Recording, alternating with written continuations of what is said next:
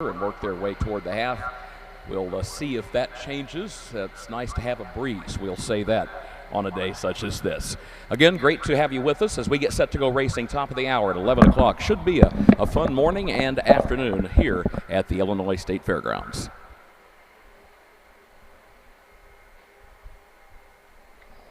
Well, I got my level set on you. They probably didn't get all that because I wasn't on the air yet. There you go. What's going on?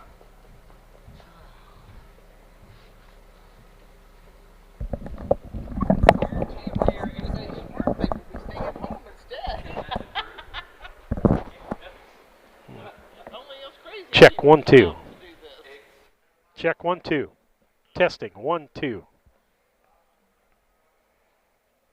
Horseman, this reminder, if you have family and friends who had wanted to be here but could not take the time, just couldn't get free to come to the races here today, be sure to remind them that Harness Tube has live coverage of today's races.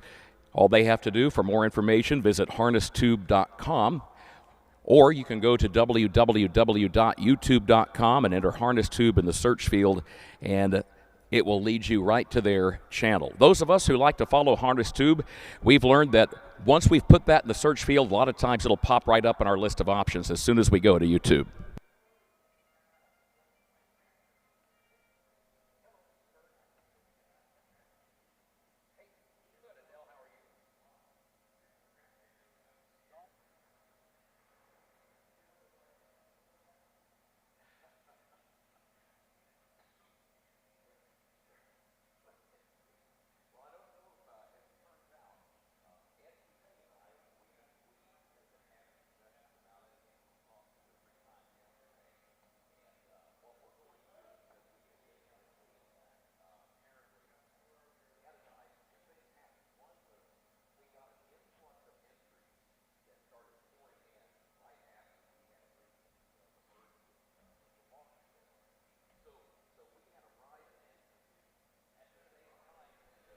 Good morning, everyone. Welcome to Harness Tube. We're glad that you're on board today and a part of the broadcast today.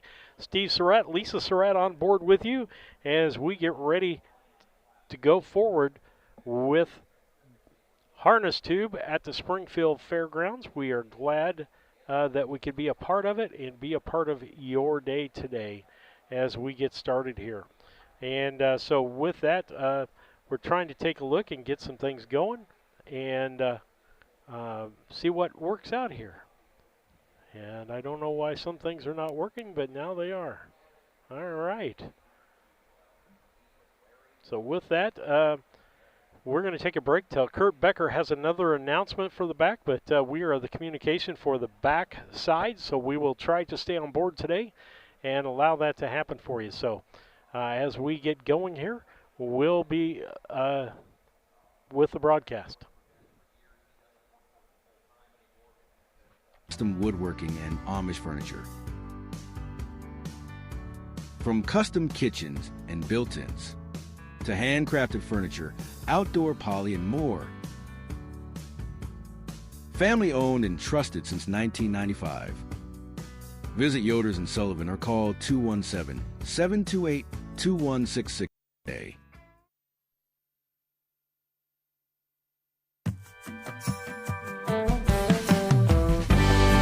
Avenatti Racing, a third-generation, family-run stable with a legacy of excellence.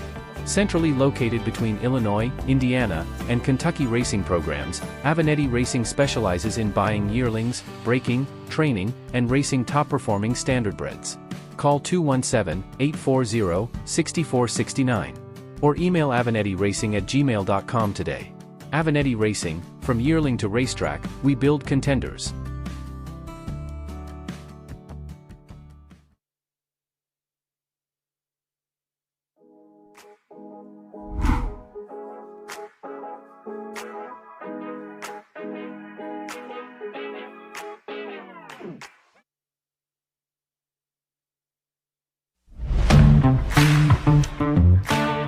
Kerr Auction is your trusted source for ag equipment, attachments, construction gear, trucks, trailers, and hard-to-find parts. With live and online auctions at kerrauction.com, you can bid from anywhere, field, job site, or front porch. From big equipment to small parts, if you need it, Kerr Auction has it. Don't miss your next deal. Check out kerrauction.com today. Kerr Auction, built for the working world. Why pay more for the same groceries? Your favorite brands at prices you'll love. Right here in Mattoon. Family owned and proud to serve our community. Proud supporters of local harness racing and the Coles County Fair. Stop in and save today. B&D Grocery in Mattoon.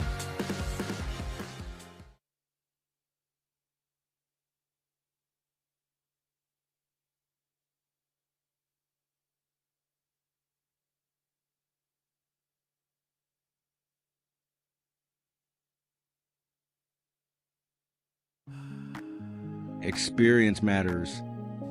At Simmons Stable, Illinois Hall of Fame trainer Tom Simmons, along with wife Benita, has built a legacy of developing and racing championship standardbreds. From yearling to winner's circle, every horse is guided with experience, expertise, and care. Simmons Stable, 217-801-4246.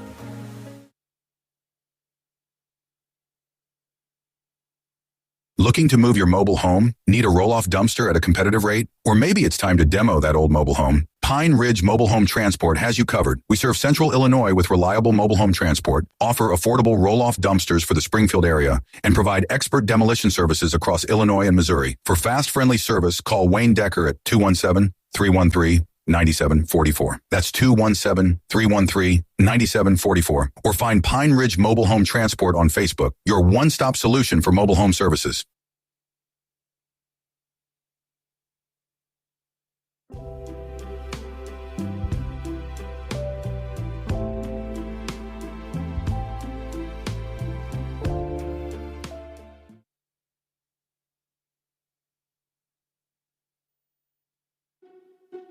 Long before the crowds arrive, the work is already underway.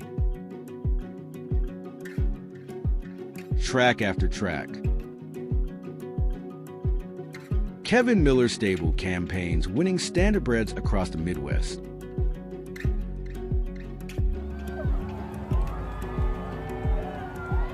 Kev Miller Stable, 217-254-0170. For over 40 years, horses have been our way of life. Built on experience, patience, and care. From sale preparation to rehabilitation, we are committed to helping horses reach their potential. Brenham and Equine, a tradition of horsemanship. Call Lamar or Ronnie today.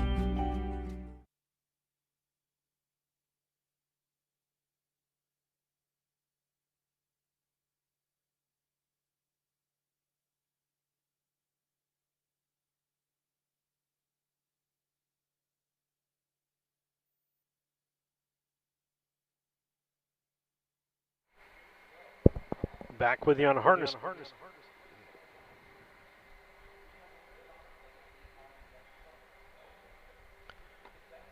Back with you on harness. I got it.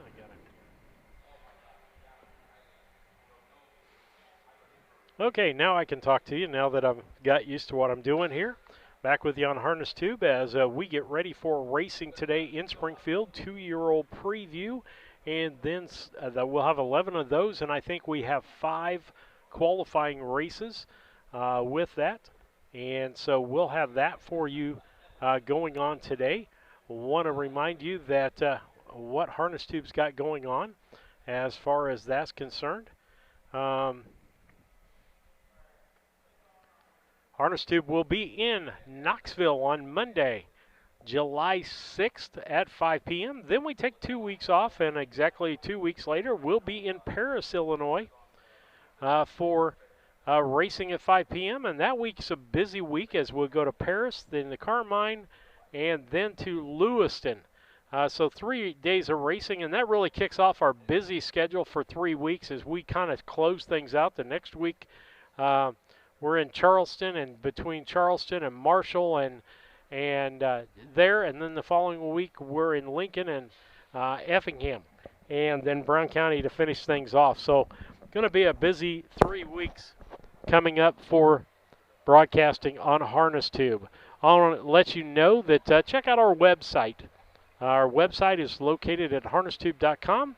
Check it out. Driver trainer statistics, race schedules, the live broadcast. You can get to the live broadcast or our channel from that web page. Race programs are out there on days like today. The schedule, any news. We're trying to collect track records and get track records on there. Horseman profiles and our analyst standings. Don't look at them because mine are terrible. So that's out there for you. Then follow us or like us on YouTube. Like us on YouTube. Subscribe to us on subscribe to us on YouTube. Follow or like us on Facebook. We'd love to have you do that. Then between the commercials that we have, the sponsors we have, and the donations that we get cover our travel expenses, buying broadcasting equipment. And I brought this up before that we've got about $1,300 just in the device to get us from the camera in the starter car back here. And, of course, that helps with our other camera also. So there is expense of doing the electronics and making it better. That comes out. We'd like to hear from you from the backstretch. You can email David at harnesstube@gmail.com. You can go to the website, harnesstube.com. Facebook, it's just under HarnessTube. Or you can text David pictures and stuff at 312-772-5122. That is out there. And then, again, you can have a 30-second ad. You can be a broadcast sponsor. You get web exposure with that. And then also our donors are out there. And we thank our donors for being out there and helping us with this broadcast. We hear from a lot of people, particularly now in the hot weather. And if a lot of people have to travel or they're at another track, as a lot of people are these days at Hoosier and Kentucky with the state of racing here in the state of Illinois, they're finding other places that they can go to. So essentially waiting for Kurt Becker to get going again. And so we're thankful for that. So taking a look here to make sure everything that we have is up and running properly.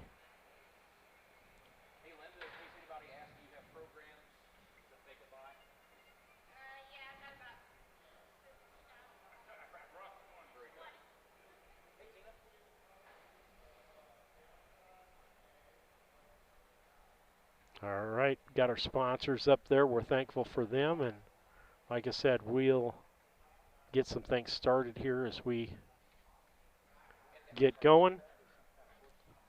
I'm waiting for the starter, Carl. I'll have to break out of here and get that taken care of as soon as Stacy DeRusse gets here. And it looks like they're coming, so I'm going to turn it back over. If Kurt talks, you'll be able to hear it. Stacy's coming around, so I'm headed down.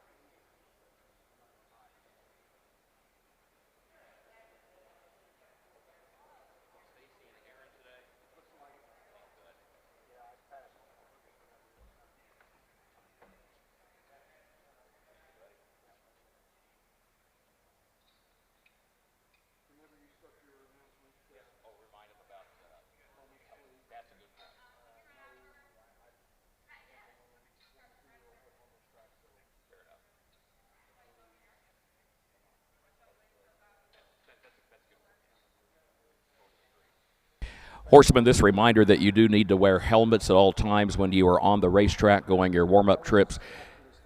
And then please also make sure that you are wearing your registered colors once the program begins today. Again, as you go those warm-up trips.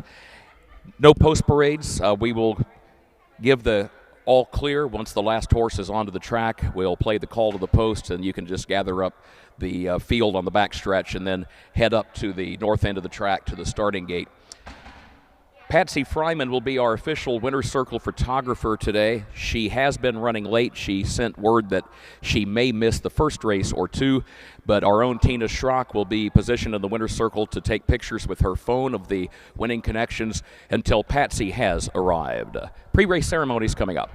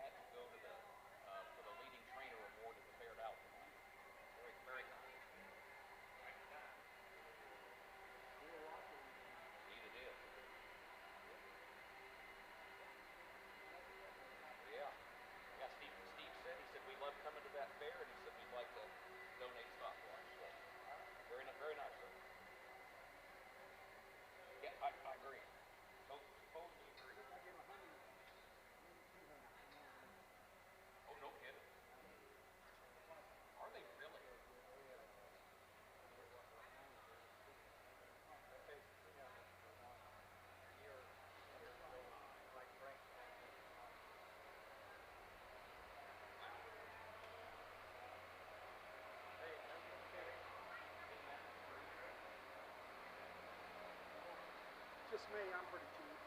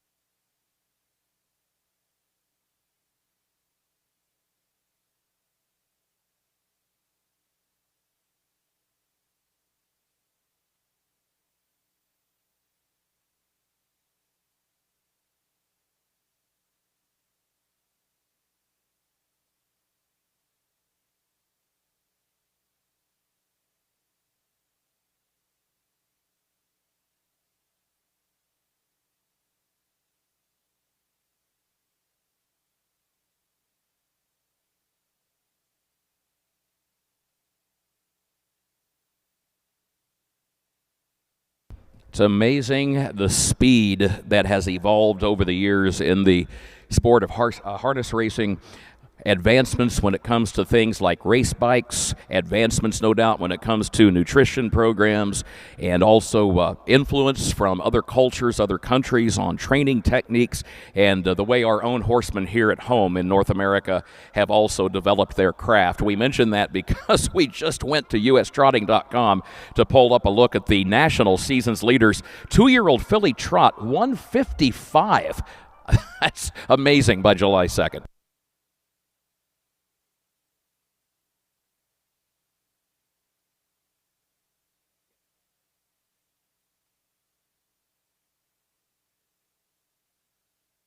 Audio check, 1, 2, 3, 4, 5. Checking for sound over on the backstretch in the stable area.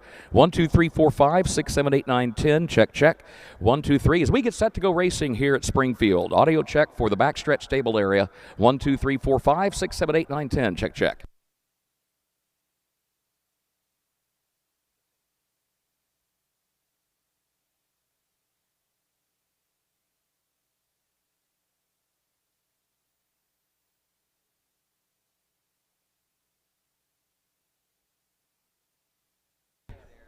And I believe we should now be good to go here with the audio on the backstretch. And our thanks to Steve and Lisa Surratt of Harness Tube for helping guide us through the process. Getting set to go racing here at Springfield. Don't forget, Harness Tube has live coverage of the card today. The folks at Harness Tube will be covering the entire summer preview card, and they tell us they will cover as many of the qualifying races at the end of the day, as many as they can. So harnesstube.com for more information, or go to youtube.com and enter Harness Tube in the search field.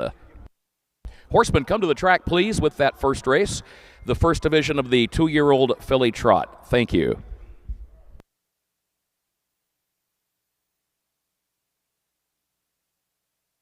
Again, horsemen, you may come to the track for our first race, first division of the 2-year-old filly trot, and there's Patsy Fryman. It has been a hectic morning for Patsy. And Patsy, thank you.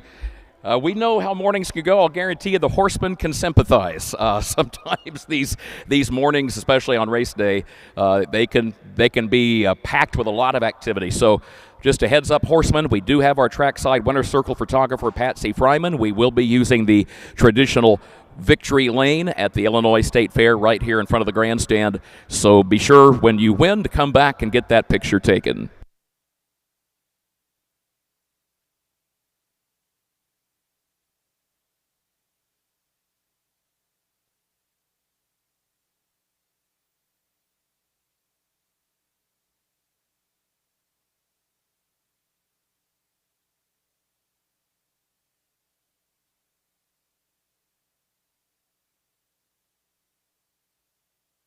Let's take a look at the program changes for the summer preview, the purse race portion of the card. And again, programs are on sale here in the grandstand. Talk to Linda Brown right near the judges' stand above the main walkway. In the first summer preview race, number 1, G Lucky Jim, make the driver Denarius Dortch. Number 1, G Lucky Jim, Denarius Dortch, D-O-R-T-C-H. No changes in race 2. Third race, driver change number 3, the final balance, Jordan Patton. Third race, number 3, the final balance, Jordan Patton. In the fourth race, the driver of the 5, Fox Valley Shiner, Mike Rogers. That's the fourth race, number 5, Fox Valley Shiner. The driver is Mike Rogers. In race 5, the driver of the 3, Milkshake, will be Jamaica Patton. Race 5, number 3, Milkshake, the driver, Jamaica Patton. Sixth race is clear. Seventh race, scratch the 1, Roses and Pearls, and scratch the 6, She Ain't Got Time. That's the 7th race, scratch the 1, Roses and Pearls, and scratch the 6, She Ain't Got Time, both scratched sick. 8th race, the driver of the 4, Homestead Vengeance, Wyatt Avenetti. That's the 8th race, number 4, Homestead Vengeance, the driver, Wyatt Avenetti. And the driver of the 6, Miss Catty Cat, will be Jordan Patton. That's the 8th race, number 6, Miss Catty Cat, Jordan Patton will be the driver. No changes in races 9, 10, or 11. Those are the program changes as they stand right now as we reach post time for the first of our 11 summer preview purse races. Again, horsemen come to the track with that first division of the 2-year-old filly trot.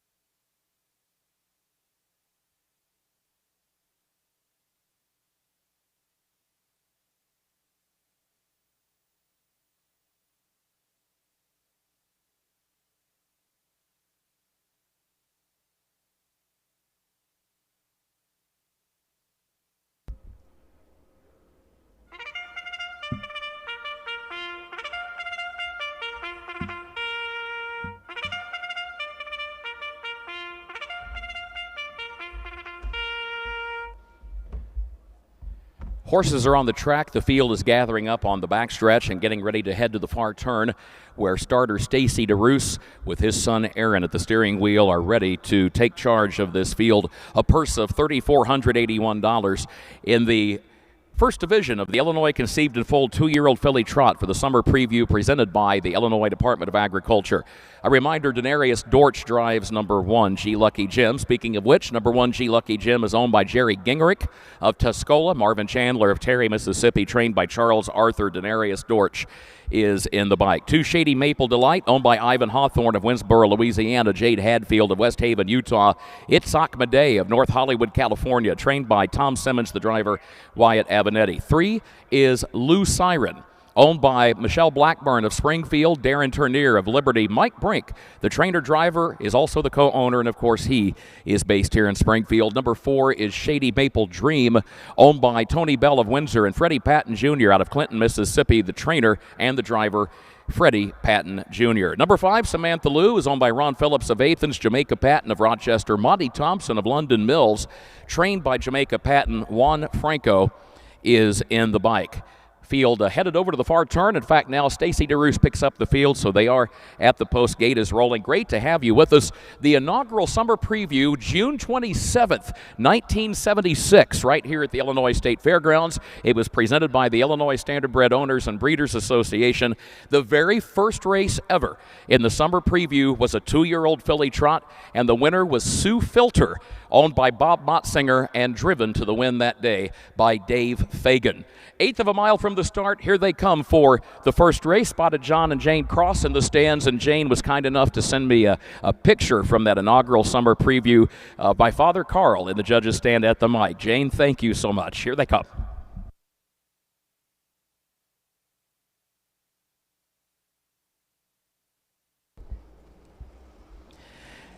Off and trotting they go, and G Lucky Jim and Shady Maple Delight come out to vie for the early lead. Lou Siren comes away in third. Shady Maple Dream is out fourth, and Samantha Lou comes away fifth. All 5 fillies stay on the trot as they work their way down into the first turn and head toward the quarter-mile mark, and there goes Shady Maple Delight. Shady Maple Delight is up for the lead, and G Lucky Jim will go second as they swing around the first turn and race toward the quarter-mile mark.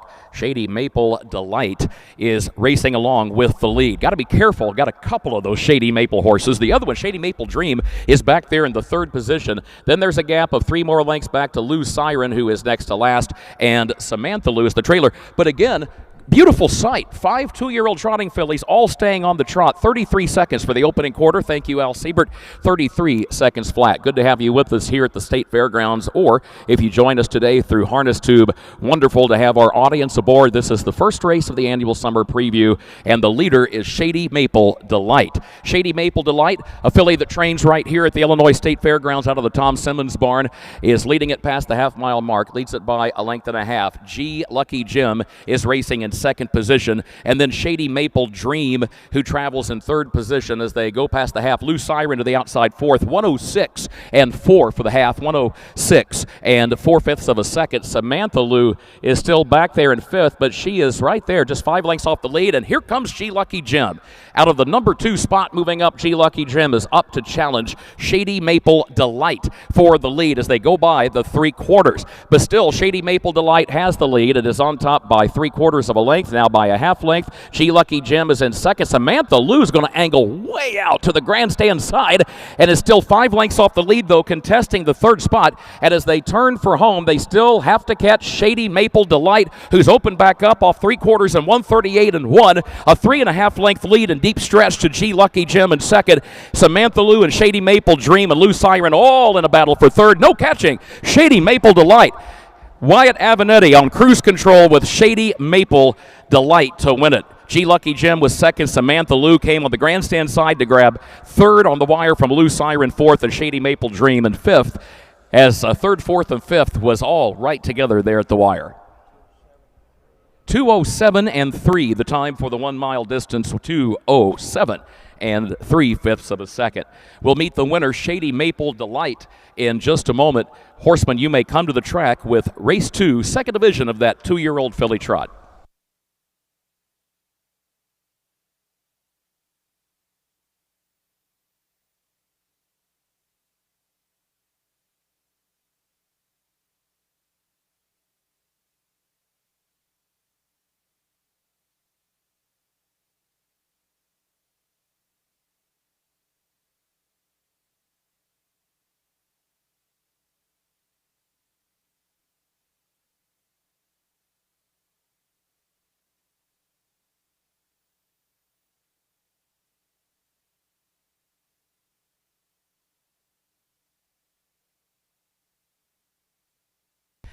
The winning filly, Shady Maple Delight, topped the Illini Classic yearling sale right here at the Illinois State Fairgrounds last Labor Day. $42,000 was the hammer price. Freeman Mast and Chester Mast, who are based in southern Illinois, are the breeders of this Southwind Chrome filly out of Charlotte Alber by Muscles Yankee, owned by Ivan Hawthorne of Winsboro, Louisiana, Jade Hadfield of West Haven, Utah, and Itzhak Madej of North Hollywood, California.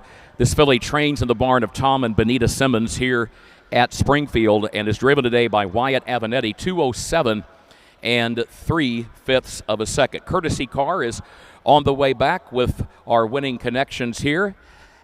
As again, horseman Patsy Fryman is positioned in the winner's circle, and over on the north turn, Wyatt Avenetti has Shady Maple Delight getting ready to come back here for the winner's circle presentation. And again, there will be a trackside photographer, our good friend Patsy Fryman, for all 11 purse races here today. Speaking of the Illini Classic, folks, it's been kind of a chaotic prep season for the annual yearling sales. There will be an Illini Classic. There had been an announcement that the Illini Classic was going to merge this year with our friends at Walker Standardbreds for the Land of Lincoln sale. One thing that we did not think through at the Illini Classic is the limited stall space in Sherman. Christy Walker-Patterson contacted Ed Teefee and myself, and she said, look, I would love to take all of the yearlings that would have gone to the Illini Classic. She said, we just don't have the space. So we worked through that, and Ed Teefee will be here today. He will be meeting with horsemen and breeders. He'll be talking to Larry Plank, a good friend of ours who's an auctioneer. We're looking at a delayed Illini Classic to be held in October in Arthur. So look for an announcement within the next couple of days or so for the Illini Classic to be held in October in Arthur, because as Ed said, we don't want to leave our good friends without a place to sell their yearlings. And besides, yearling sales are fun. As somebody said, you go to the yearling sales, it's almost like a family reunion. It's the one time of the year that you get all those folks gathered in the same place. So here's a $42,000 Illini Classic sale topper. How about a hand for Shady Maple Delight? It's always amazing to see the folks who, despite the challenges right now with the Illinois program, they will go to the sales, they'll put their hand in the air, and I don't care if it's $1,000 or $42,000. It's incredible the commitment that folks continue to make. And a big part of that is thanks to our friends at the Illinois Department of Agriculture, because despite the challenges, we have known that Director Costello, Scott Halpin, and the whole staff, they are friends of harness racing. Wyatt Avenetti, your winning driver for the Simmons stable. Here's the full field rundown for that first race. G Lucky Jim was the runner-up. Shady Maple Delight was the winner. Lou Siren finished 4th. Shady Maple Dream finished 5. And Samantha Lou 3. The quarter 33 flat, the half in 106 and 4. 3/4 138 and 1. And the time for the mile 207 and 3. It reads down 2:14.53. Second division coming up of that 2-year-old filly trot. One other note, folks. Horse lovers, you are in for a treat when the month of September gets here, because this was the other factor in the Illini Classic needing to go to Plan B and then Plan C. When Ed Teefee, who usually negotiates the contract with the Illinois State Fair and the Illinois Department of Agriculture for the Illini Classic, as we were working through things, the folks at the IDOA and with the State Fair said, look, a heads up, we're going to have not one but 2 major horse shows right around and right on top of Labor Day. And sure enough, if you look at the non-fair event schedule, and this is fantastic. We are thrilled to see folks taking advantage of this venue. There's a 4-day Morgan Horse Show from Wednesday leading into Labor Day weekend. They finish on that Saturday, September 5. Then another show starts on Labor Day and goes for a whole week. So you can imagine the management here was very straightforward. They said, you know, we're afraid you're not going to be able to have the barns and the stalls that you normally have for the Illini Classic. We looked at the logistics of it, and our first thought was, okay, this might be a good year to pair up with our friends at Walker Standardbreds. And then we kind of dumped it all in Christy Patterson's lap, and she said, look, I'm doing my best. We just don't have the stall space for all of these horses. So, again, Saturday, September 5, Land of Lincoln sale at Sherman. The Illini Classic coming up in October in Arthur.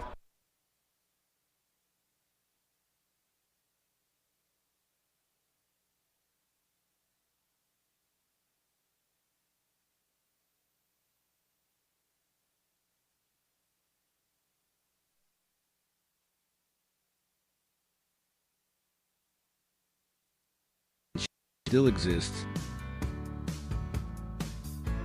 at Yoder's Custom Woodworking and Amish Furniture. From custom kitchens and built-ins to handcrafted furniture, outdoor poly, and more. Family owned and trusted since 1995. Visit Yoders and Sullivan or call 217-728-2166 today.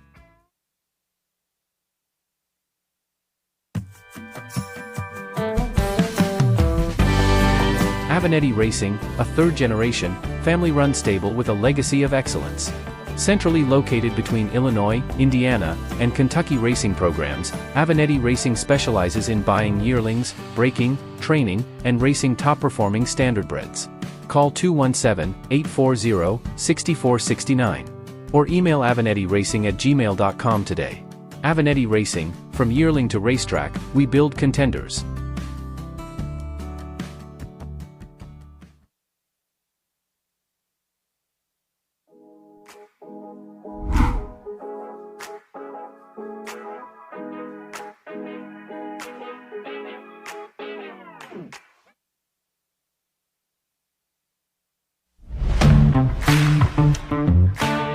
Kerr Auction is your trusted source for ag equipment, attachments, construction gear, trucks, trailers, and hard-to-find parts.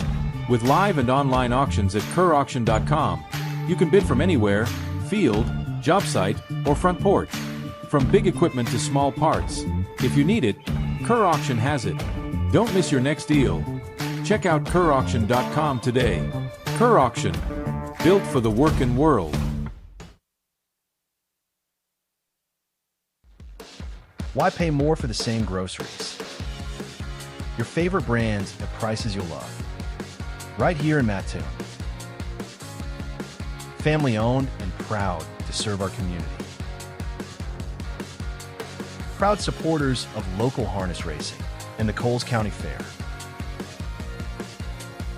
Stop in and save today. B&D Grocery in Mattoon.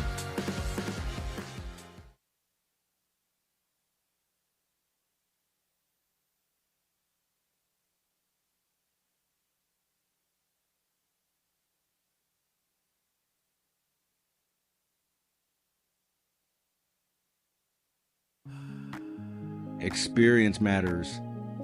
At Simmons Stable, Illinois Hall of Fame trainer Tom Simmons, along with wife Benita, has built a legacy of developing and racing championship standardbreds. From yearling to winner's circle, every horse is guided with experience, expertise, and care. Simmons Stable, 217-801-4246.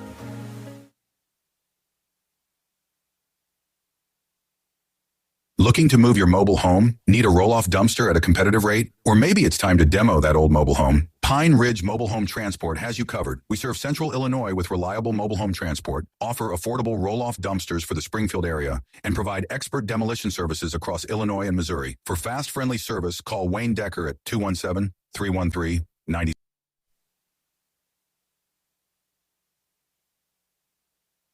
Bramble Park Training Center in Versailles, just outside of Lexington. They're going to go racing at 9 a.m. on Friday and Saturday. Early start time is because of the heat, which is in the forecast. But they're going to have food trucks, and it's going to be a festive county fair type of atmosphere. The Kentucky Racing Commission really would like to develop that into a traditional 4th of July racing weekend. No doubt there will be a few folks that you're familiar with that race here in Illinois that will be competing Friday and Saturday. Travis Stone, the voice of Churchill Downs, is going to be the race caller. We talked to Travis a few days ago, and he said, I love racing. He said, it doesn't have to be just thoroughbred. He said, I work in thoroughbred racing, love it.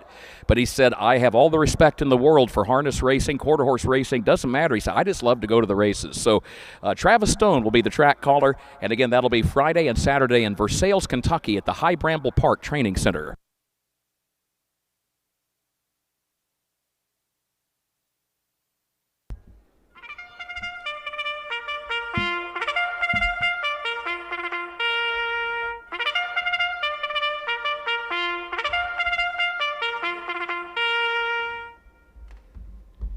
Horses are on the track. Race 2 for the Illinois Conceived and Foaled Summer Preview, 2nd division of the 2-year-old filly trot. Purse $3,481.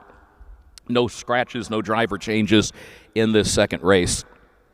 Number 1 is Fox Valley Jubilee, owned by Ivan Hawthorne. of Winsboro, Louisiana. Owned also by Benita Simmons of Springfield, Jade Hadfield of West Haven, Utah. Tom Simmons trains Wyatt Abinetti, the driver. 2, Zion's Miles Creation, owned by Cassandra Chandler of Terry, Mississippi. Owned also by John Derek Gibson of Terry, Mississippi. Freddie Patton Jr., the trainer and the driver. Number 3, seeing the starting gate for the first time today, is Starless Night. Starless Night races for the All Right Racing LLC of Morton. And also Brian Code of Bradford and James Chip Nellinger of Brimfield, trained by Steve Searle. By the way, happy birthday to Steve Searle on this July 2nd. He shares a birthday with Richard Petty. I envy you for that, Mr. Searle. Happy birthday to Richard and happy birthday to Steve Searle. Jordan Patton is in the bike. Number 4 is GJ's Grace Enough, is owned by Chuck Doring of Brownstown, David and Mindy Smith of Brownstown down in Fayette County, trained and driven by J.D. Finn. And number 5, Unhinged Adieu, is owned and trained by Ivor Hingstrom of Boca Raton, Florida, native of Northern Illinois, though, and the driver is Marcus Detweiler. Good to have Bill and Maddie Wright watching via Harness Tube here today, as they will no doubt have considerable interest in Starless Night.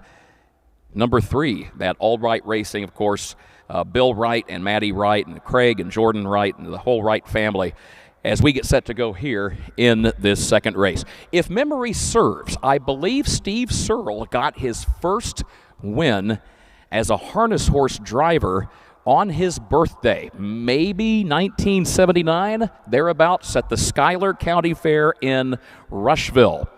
So not only a birthday for Steve, but no doubt some very fond memories in his racing career. Always fun to win a race, but on your birthday, it's even that much more special. Ready to go, race 2.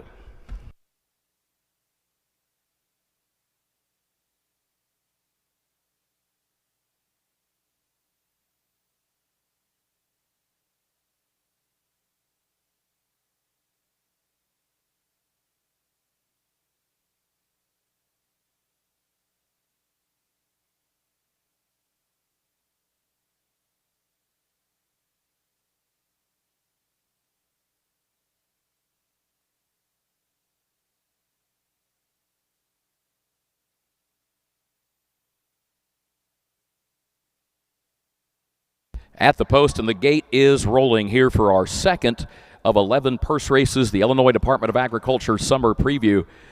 Summer Preview has taken on a slightly different context over the years. Some of us remember the days when the first harness racing fair of the season wouldn't be till 4th of July weekend. So maybe not so much a preview in the traditional sense, but definitely a preview on this 1 mile track. These 2-year-olds getting a chance to set foot on this track in race conditions for the first time, and their connections, no doubt, with an eye toward the Illinois State Fair. So in that sense, yes, very much a preview. Here they come.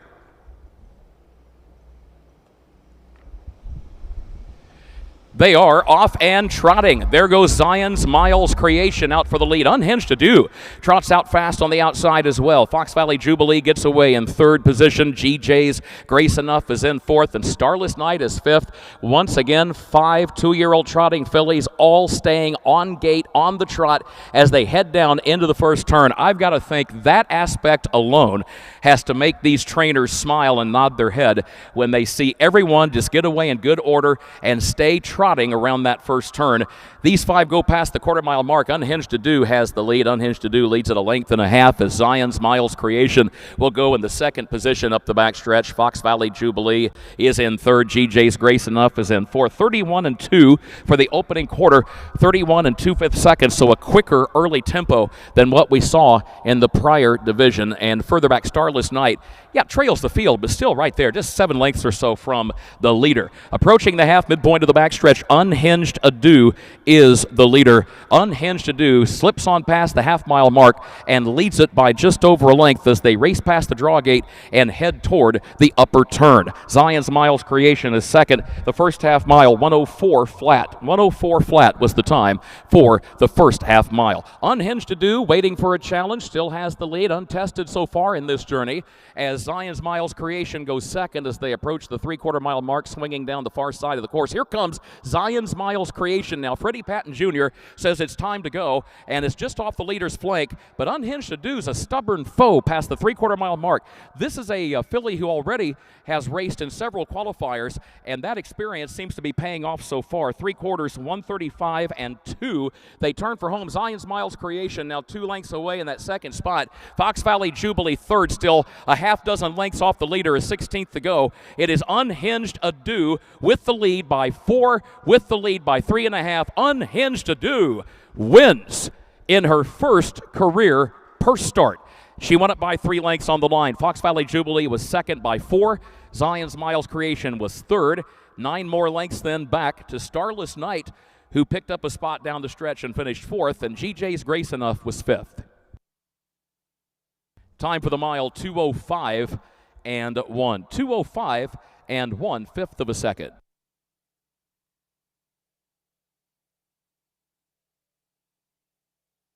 We'll meet the winner in just a moment. Horseman, you may come to the track for the third race, third division of the 2-year-old filly trot.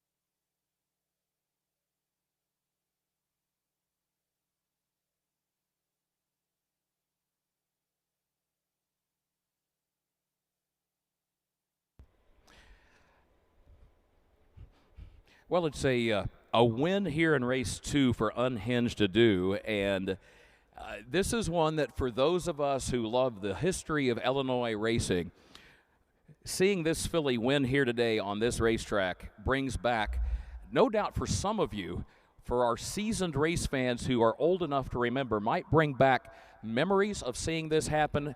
For those of us who read about it in the history books or heard our elders talk about the late, great Lady Ann Reed, the Illinois trotting filly that sold for $600 as a yearling back in the 1950s, was bred and sold by the Reed Yates Farm of Towanda, Illinois. Day Mangus, gentleman out of Missouri who owned a chain of drive-in movie theaters. He was a gentleman racer, always looked immaculate when he would show up at the racetrack. He and his wife would take their stable and come to Illinois each summer, and Day Mangus was the gentleman who raced Lady Ann Reed as a 2-year-old to a win in the 2-year-old filly trot Illinois State Fair Championship on this very track back around 1957.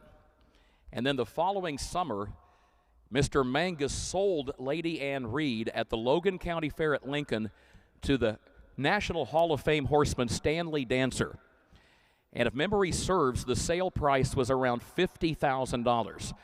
A lot of money today and a heck of a lot of money back in 1958. And then Stanley brought her as a 3-year-old to the state fair, raced her against the Colts, and she broke stride in the first heat that day. Can you imagine? You've just convinced your owner, give $50,000 for this filly, and she makes an uncharacteristic break right down in the first turn of this racetrack. But she still came back and won the second heat and then won the championship final, so it all worked out. But Lady Ann Reed would go on to be one of the greatest broodmares in the history of harness racing.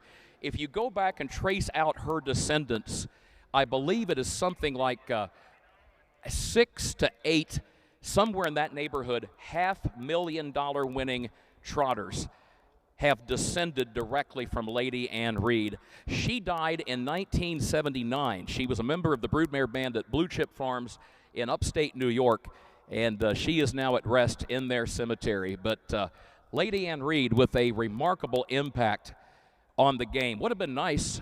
Regret the fact that she apparently is not returning to the winner's circle, because some of us just get kind of sentimental about these things. But all good. Congratulations, Ivor Hengstrom, the breeder, the owner, the trainer. Marcus Detweiler, the driver. 2:05.1 the time for the mile. The winning filly, a Southwind Chrome out of Shadow Copy by Cassis, and a full sister to Unhinged Cadeau, who's won nearly $100,000. Here's the full field rundown for that second race. Fox Valley Jubilee, the runner-up. Zion's Miles Creation was third. Starless Night finished fourth. GJ's Grace Enough, 5, and Unhinged Cadeau, the winner. 31-2 at the quarter, 104 at the half, 135-2 at the 3/4, and the time for the mile, 2:05.1. Reads down 2:34.51. Third race is on the way, the third division of the 2-year-old filly trot. Jordan Patton drives number 3, the final ballots. Jordan Patton drives number 3.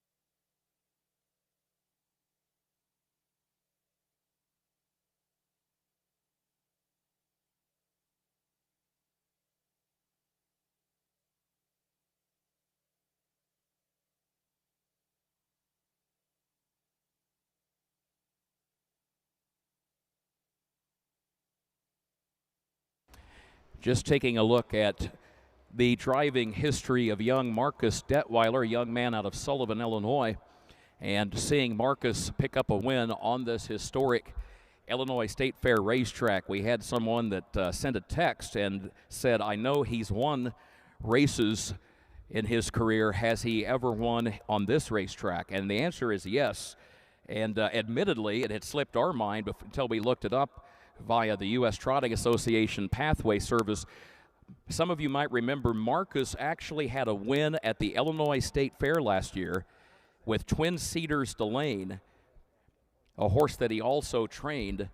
That was in the Illinois Department of Agriculture Series, and actually went off the third betting choice and paid $9 at the windows that day. That was a 3-year-old trot. So, yeah, Marcus has won here before. That was quite a win. It was a thrilling win. That horse rallied and just got up in the final stride at the State Fair last year. But so Marcus has indeed won on this racetrack before in his young career, but picks up another win at the State Fairgrounds here today. Getting ready for race 3.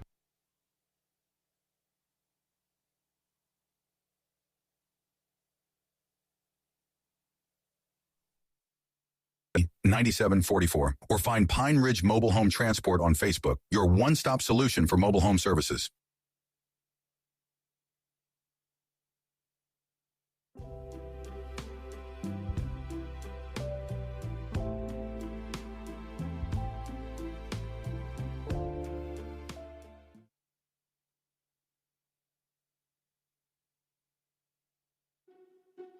long before the crowds arrive. The work is already underway. Track after track. Kevin Miller's stable campaigns winning standardbreds across the Midwest.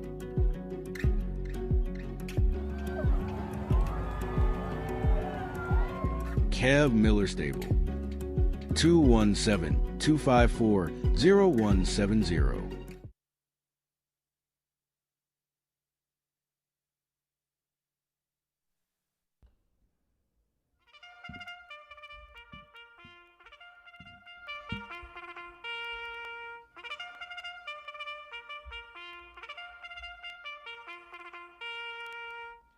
Horses are on the track for the third race, the third division of the Illinois Conceived and Foaled 2-year-old filly trot. Again, the purse $3,481. No scratches. The driver of number 3, the final balance, will be Jordan Patton. Number 1 is Fantastic Rosie, owned by Patricia Travis of Dresden, Tennessee, trained and driven by Mike Brink. 2 is Shady Maple Darla, owned by Ivan Hawthorne of Winsboro, Louisiana, Jade Hadfield of West Haven, Utah, Itzhak Bidet of North Hollywood, California. Tom Simmons is the trainer, and Wyatt Avenatti is the driver.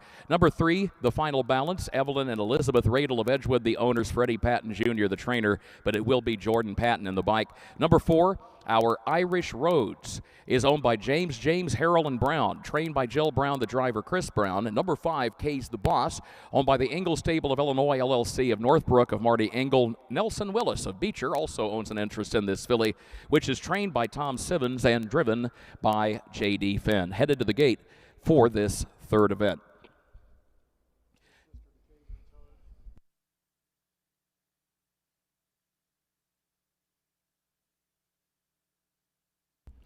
Approaching the starting gate, field includes the 5 K's the Boss, making her first career start, $30,000 yearling purchase, and a sister to K's in Charge, who raced with considerable success here in Illinois. That first dam, Armbro Bahrain, what a producer.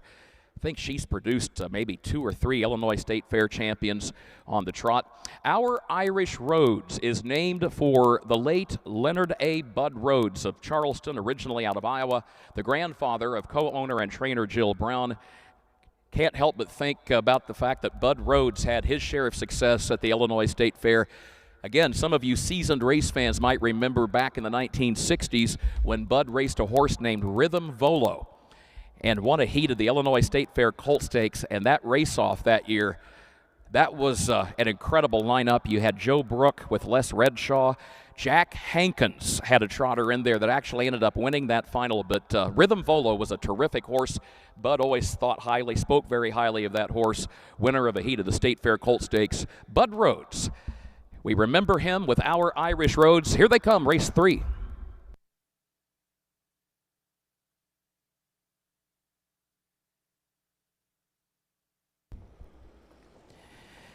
Off and trotting they go. Our Irish Roads is first away. Shady Maple Darla's right there, though, and Fantastic Rosie down toward the inside as they enter the first turn, also showing some early speed. The final balance, and K's the Boss to complete the field as they head into the first turn. Our Irish Roads clears with the lead and leads it by a length and a half, 2 lengths around the first turn. Shady Maple Darla will go second, drops over along the rail. Fantastic Rosie is racing in third position. And then the final balance is next to last, and K's the Boss trails. And one more time, 3 divisions of 2-year-old trotting fillies, and all 3 have stayed right on gate on the trot all the way around the first turn. Head onto the backstretch, opening quarter, 31-4, 31 4/5 seconds. Up the backstretch they go. Our Irish Roads is the leader. It shows the way here by a length and a half. You've got Shady Maple Darla right behind the leader in second, but then there's a gap of 3.5 to 4 more lengths back to the final balance in third position. K's the Boss is beginning to trot up on the outside now and moves up from 5th to 4th to 3rd, and Fantastic Rosie is shuffled back to 5th off an opening half mile as they head over to the far turn, all lined up and chasing Our Irish Roads. 1:04 flat, the time for the first half mile. mile. Thank you, Al. 104 flat. Our Irish Rhodes is the leader by 2 lengths around the final turn. Shady Maple Darla is second, a length and a half. Kay's the Boss is third by a length. Fantastic Rosie takes to the outside now from the back of the pack and is up to challenge for fourth, just to the outside of the final balance, but still some 6 lengths from the lead with a quarter mile to go. Our Irish Rhodes is the leader. Our Irish Rhodes has the lead by a length and a half to Shady Maple Darla, and then Kay's the Boss. 1:35.1 was the time at the 3/4. 1:35.1. Our Irish Rhodes has the lead by 2.5 lengths to Shady Maple Darla, and then comes the final balance, who's made up some ground. Here comes Shady Maple Darla, a final try at Our Irish Rhodes, who still got the lead a length and a half. One more surge from Shady Maple Darla, but the wire's coming. Our Irish Rhodes hangs on by a neck. Our Irish Rhodes wins it by a neck over Shady Maple Darla second, and then it was a gap of 7 more lengths back to the final balance third, about another dozen lengths back to Fantastic Rosie in fourth, and Kay's the Boss was fifth. 2:05 and 4 was the time for the mile. 2:05 and 4/5 of a second. We'll recap it and meet the winner in a moment. Fourth race, Horseman, you may come to the track with race 4.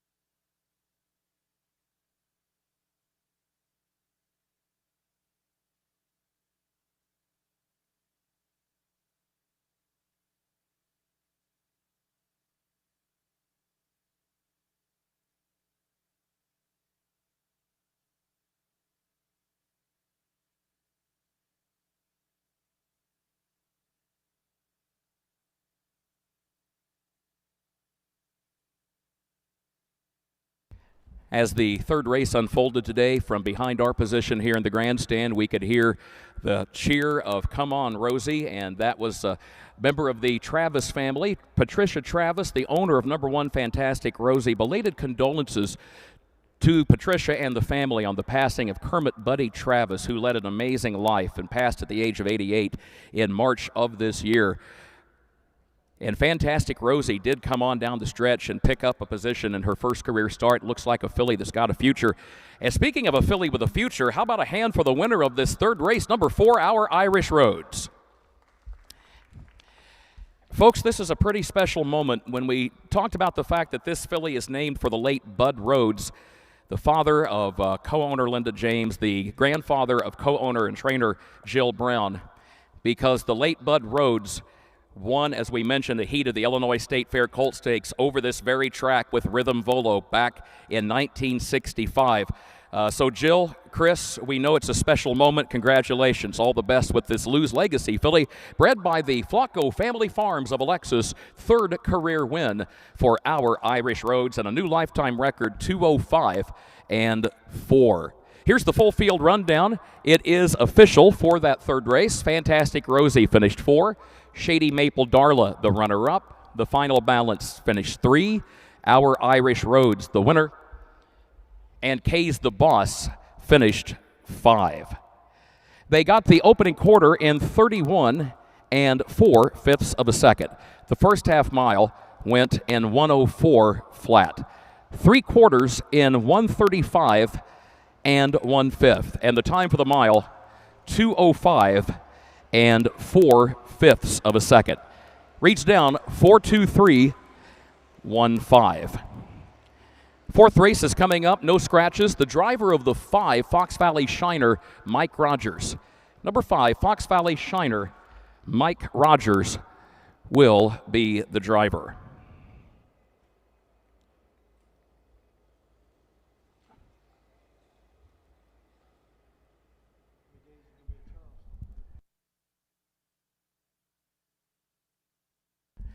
Also, one other note, when you invest in this game, you especially deserve to have your first and last name announced when you get to the winner's circle. And we understand there are space limitations, so the U.S. Trotting Association often has no choice but to abbreviate. But to be clear, the ownership group of the winning filly in Race 3, Linda James of Lehigh Acres, Florida, David James of O'Fallon, Missouri, Kathy Harrell of Casey, Illinois, Jill Brown, of course, of Charleston. Congratulations to all.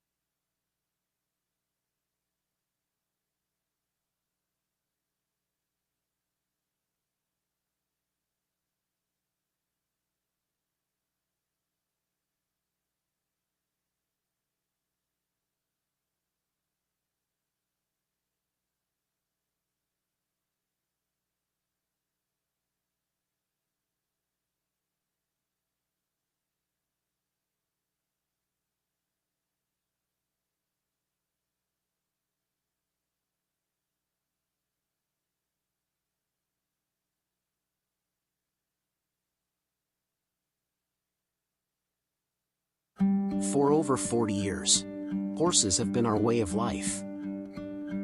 Built on experience, patience, and care.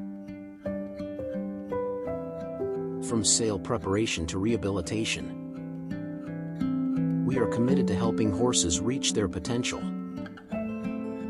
Brenneman Equine, a tradition of horsemanship. Call Lamar or Ronnie today.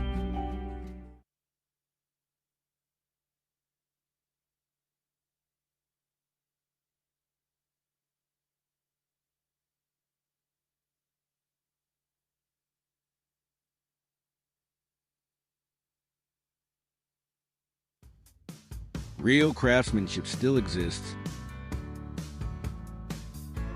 at Yoder's Custom Woodworking and Amish Furniture. From custom kitchens and built-ins to handcrafted furniture, outdoor poly, and more.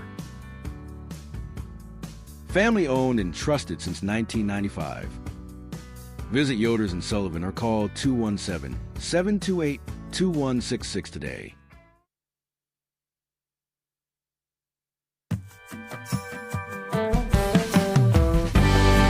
Avenatti Racing, a third-generation, family-run stable with a legacy of excellence.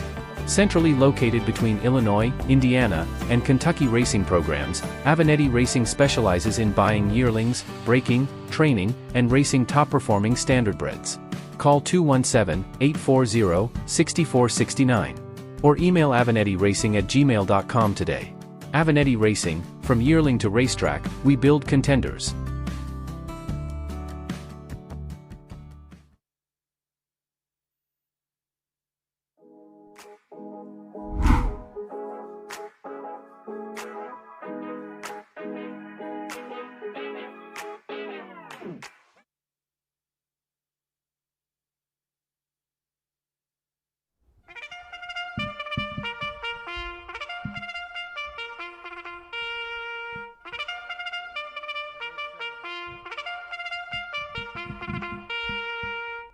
Horses are on the track, headed to the starting gate, race 4 for the Illinois Department of Agriculture annual summer preview. Purse $3,481. Once again, 2-year-old Colton Gelding trot, first division for these Illinois-bred freshman trotters. Mike Rogers drives the 5, Fox Valley Shiner. Number 1, Rolex Complex, owned by Molly Baldus of Hannah City. Cole and Connor Prather from right here in Springfield, trained by Cole, driven by Connor Prather. Number 2 is Lou's Recruit, owned by Olivia Thaley of Charleston, trained by Jill Brown, Chris Brown on the bike. 3, Voomster, owned and trained by Dennis Gardner of West Salem, the driver, J.D. Finn. 4, Cali Thump, owned by Don Longfellow of Chrisman, trained by Jim Eaton. The driver is Michael Brown. Number 5 is Fox Valley Shiner, owned by the Fox Valley Standardbreds of Sherman, trained by Tom Simmons, driver Mike Rogers. 6, Argo's Envy, owned by Dark Iron Racing of Coconut Creek, Florida. The trainer is Tom Simmons, the driver Wyatt Avenatti. And 7, Alloy's Superstar, owned by Jerry Graham of Salem and Kurt Grumble of Carrollton. Kurt Grumble, trainer and driver. Gates rolling, top of the stretch. For this rescheduled summer preview, we got rained out here on the original date, June 11th, rained out again on June 26th, but a good day for racing here on July 2nd. Great to have you with us. Here they come.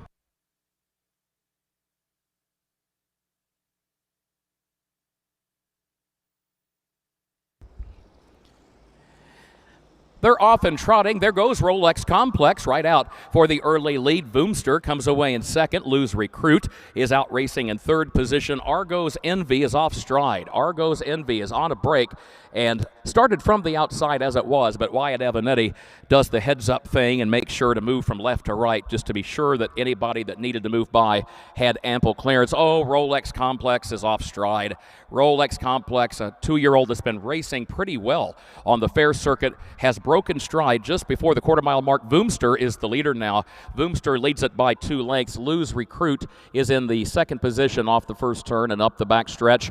Alloy Superstar is racing in the third spot and is followed by Cali Thump in fourth. 32 seconds for the opening quarter, 32 seconds flat. Up the backstretch they go. There goes Argo's Envy after that break in stride. Has moved up a few spots, was last, but now is up into the 5th position as they approach the half-mile mark. Fox Valley Shiner is 6th, racing about a half dozen lengths off the lead, but then a gap of over 15 more lengths back to Rolex Complex, who trails after breaking stride just before the quarter. 104 for the first half mile. 104 flat. Voomster is the leader. Voomster leads it by just over 2 lengths. Cali Thump is moving up on the outside now for Mike Brown and goes to second, and now Cali Thump moves forward again on the far turn, just off the leader's flank. Voomster still has the lead. Give credit to Argo's Envy. That trotter's made up a lot of ground. Looked hopelessly out of it shortly after the start. Has moved up to 3rd, still 6-7 lengths or so from the lead, but has made up a lot of ground just to be in that spot. 3/4 in 1:35. They turn for home. Voomster is the leader. It is Voomster who's got the lead and is on top here by some 5 lengths to Cali Thump in second a length, followed by Argo's Envy, who may grab second before this is all said and done, but there will be no catching Voomster.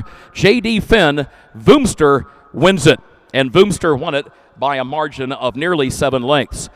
Argo's Envy came from absolute last to be second by nearly a length on the line over Cali Thump in 3rd. Rolex Complex picked up a few spots from the back of the pack to finish in 4th. Fox Valley Shiner 5th, Lose Recruit 6th, and Alloy Superstar 7th. 2:04 and 3 the time for the mile. 2:04 and 3/5 of a second. We'll meet the winner in just a moment. Again, number 3, Voomster, is your winner in race 4. And horsemen, you may come to the track with race 5.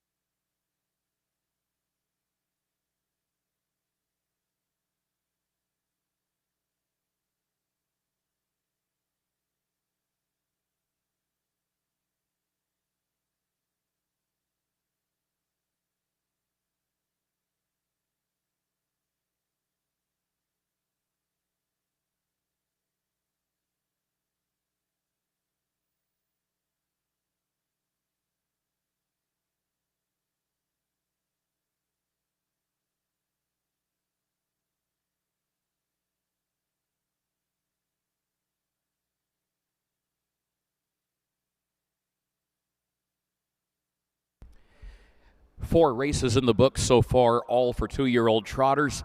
3 Southwind Chromes and also a Lose Legacy having won thus far. Couple of graduates of the Illini Classic Sale Company.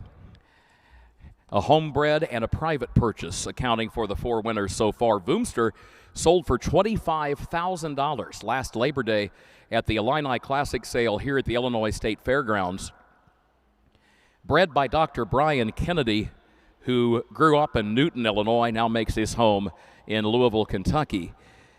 Dennis Gardner is the gentleman who signed the check for $25,000 to buy this 2-year-old gelded son of Southwind Chrome out of Run the World by Ken Workington. 2:04 and 3, new lifetime record. J.D. Finn is in the race bike. Voomster comes in off a 22.5 length victory at the Schuyler County Fair at Rushville.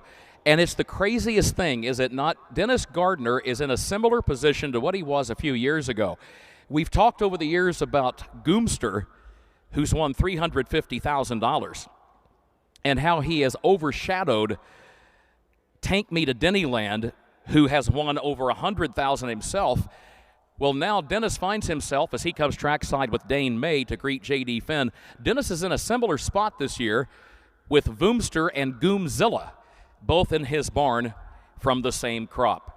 Coming into the winner's circle, that's Dane May walking at the head of this horse. His late father, Don, won his share of races here at the Illinois State Fairgrounds over the years. There's Dennis Gardner, the owner-trainer, and the men in the red, black, and gold colors. That is Mr. J.D. Finn out of Newton, Illinois. How about a hand for Voomster?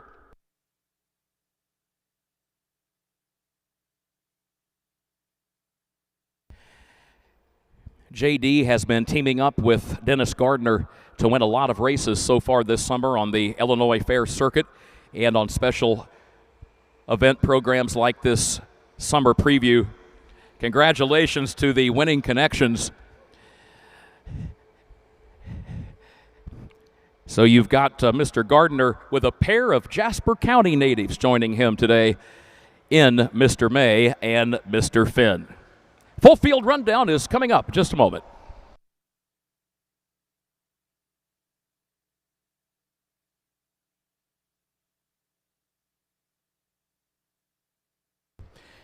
As we await that rundown, we talked recently with Dane May, who has a chat right now trackside with J.D. Finn. And Dane shared some of his memories of us recently of racing at places like the Illinois State Fair, being a caretaker, a groom for his father's stable when he was growing up. And one of his favorite horses was a trotting-bred pacing filly named J.C.'s First, who took her lifetime record over this racetrack at the Illinois State Fair in 1968. Full field rundown coming up.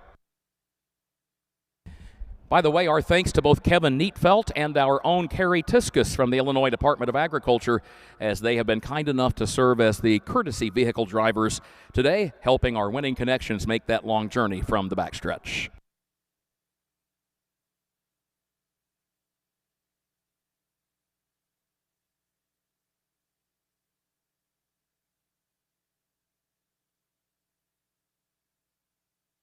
And here's the full field rundown. It is official for the fourth race. Rolex Complex finished 4. Lose Recruit was 6. Voomster was the winner. Cali Thump was 3rd.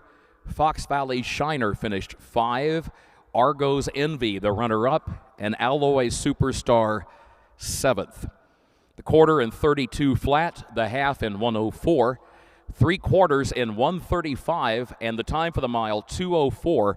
And 3/5 of a second. It reads down 4:61, 3:52.7. Race 5 is on the way. No scratches. Jamaica Patton drives number 3, Milkshake. Jamaica Patton drives number 3, Milkshake. We asked Jamaica when we saw that horse's name a few weeks ago, what is your favorite flavor of Milkshake? And if I remember correctly, he said he's a fan of the chocolate and vanilla side-by-side or swirl. You know, ever since he told us that, we tried. I personally had never had one of those swirl milkshakes. I think Jamaica's onto something. They are pretty darn good, especially on these hot summer days. Race 5 coming up.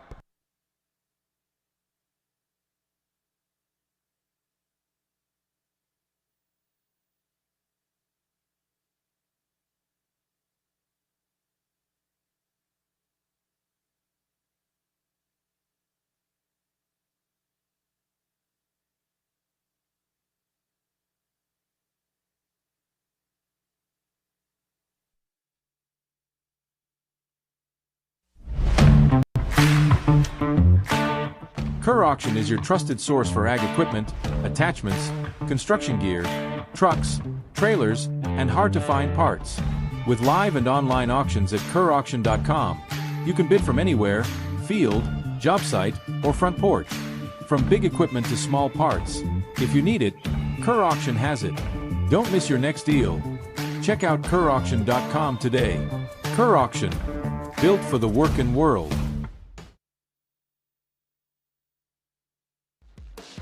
Why pay more for the same groceries? Your favorite brands at prices you'll love. Right here in Mattoon. Family owned and proud to serve our community. Proud supporters of local harness racing and the Coles County Fair. Stop in and save today. B&D Grocery in Mattoon.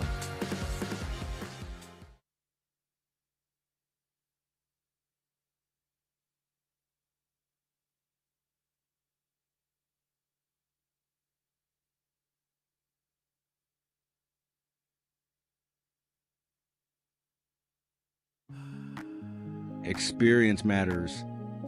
At Simmons Stable, Illinois Hall of Fame trainer Tom Simmons, along with wife Benita, has built a legacy of developing and racing championship standardbreds. From yearling to winner's circle, every horse is guided with experience, expertise, and care. Simmons Stable, 217-801-4246.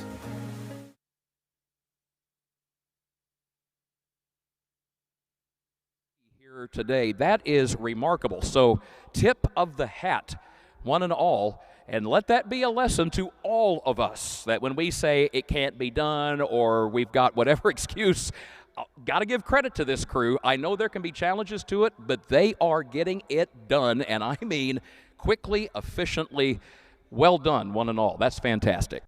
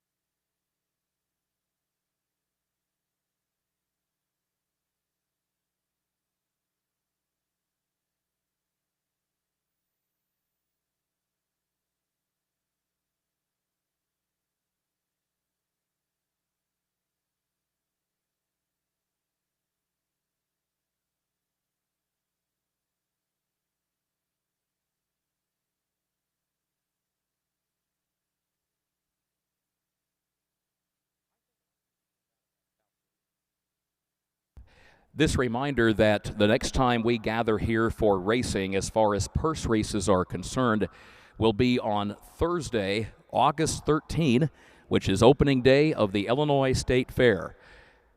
We always appreciate all of our partners through the years who have helped us manage the parimutuel aspect of the meetings at both Springfield and DuQuoin for our two state fairs. And this year we will welcome aboard FanDuel Fairmount Park, as they will be managing the mutuals. We mention that because we know some of you have posted questions online with some of the changes taking place. Will there be parimutuel wagering at Springfield and DuQuoin for the state fairs? The answer is yes. FanDuel Fairmount Park. If you haven't been down there lately, folks, for the thoroughbred races, take time and do it this summer. Their meet is going on currently, and it will continue through July and August, and if memory serves, on into September. But They have done a magnificent job. The folks at FanDuel, they have really made an effort to promote thoroughbred racing there, and they have been kind enough to come on board and assist the harness community with the parimutuel betting for both the Illinois State Fair at Springfield and the DuQuoin State Fair. They've got a fantastic management team. They've got a management team that has a background in both Illinois and Kentucky, in racing and in governmental relations. I know one of the members of their management staff worked hard during his time in his native Kentucky to help get the legislation passed for the historic racing machines, which now are funding the purses that you see to a large degree that are just fantastic in Kentucky. So thank you to FanDuel Fairmount Park, and again, we appreciate all of our partners through the years.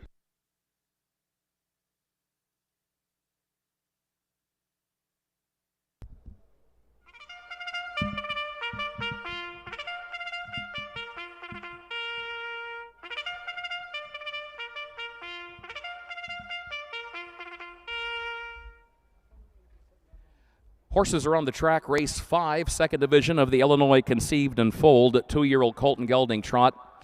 And as we will see throughout the course of the day, the purse $3,481. No scratches. Jamaica Patton drives number 3, Milkshake. Number 1 is Wild on Waldorf. Doug Graham of Springfield, the owner, trainer, driver. 2, Shady Maple Dandy, owned by Ivan Hawthorne of Winsboro, Louisiana. Benita Simmons of Springfield, Illinois. Jade Hadfield, West Haven, Utah. Ann Schneider of Petersburg, Illinois. Tom Simmons trains J.D. Finn in the bike. 3, Milkshake, owned by Ron Phillips of Athens, Sherry Boldovich of Platteville, Colorado, and owned also by the trainer and driver today. That is Jamaica Patton of Rochester. Number 4, GD Money, owned by George Ramonis of Burr Ridge, trained by Mike Rogers. Juan Franco with the bike. 5, Better Call Bob, is owned by Molly Baldus of Hannah City, Steve Searle of Grant Park, Mike Buzzard of Altamont, Mike Paloma of Mundelein, trained by Steve Searle, and the driver is Wyatt Avenatti. 6, Mr. Capone, is owned by Mike Brink of Springfield, owned also by Jeffrey Clausen of Macomb, by David Brigham of Litchfield, Michigan, by Mark Brown of Chatham, Illinois, trained and driven by Mike Brink. And number 7, EL Perfect Credit, owned and trained by Kevin Miller of Arthur. The driver is Marcus Detweiler.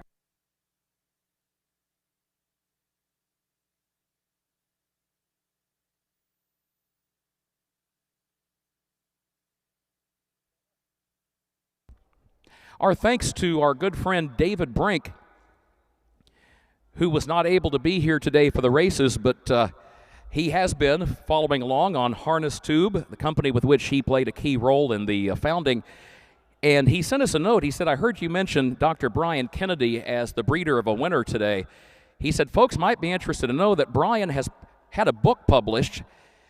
It is called Wally, the Brave Little Frenchie. Got a picture of a dog on the cover, and it says, the subtitle is A Story About Being Brave in Your Own Way. And that book is available on Amazon. If you go to Amazon, look for Wally, the Brave Little Frenchie, written by our good friend, Dr. Brian Kennedy. David Brink, thanks for the heads up. Here they come. Race 5.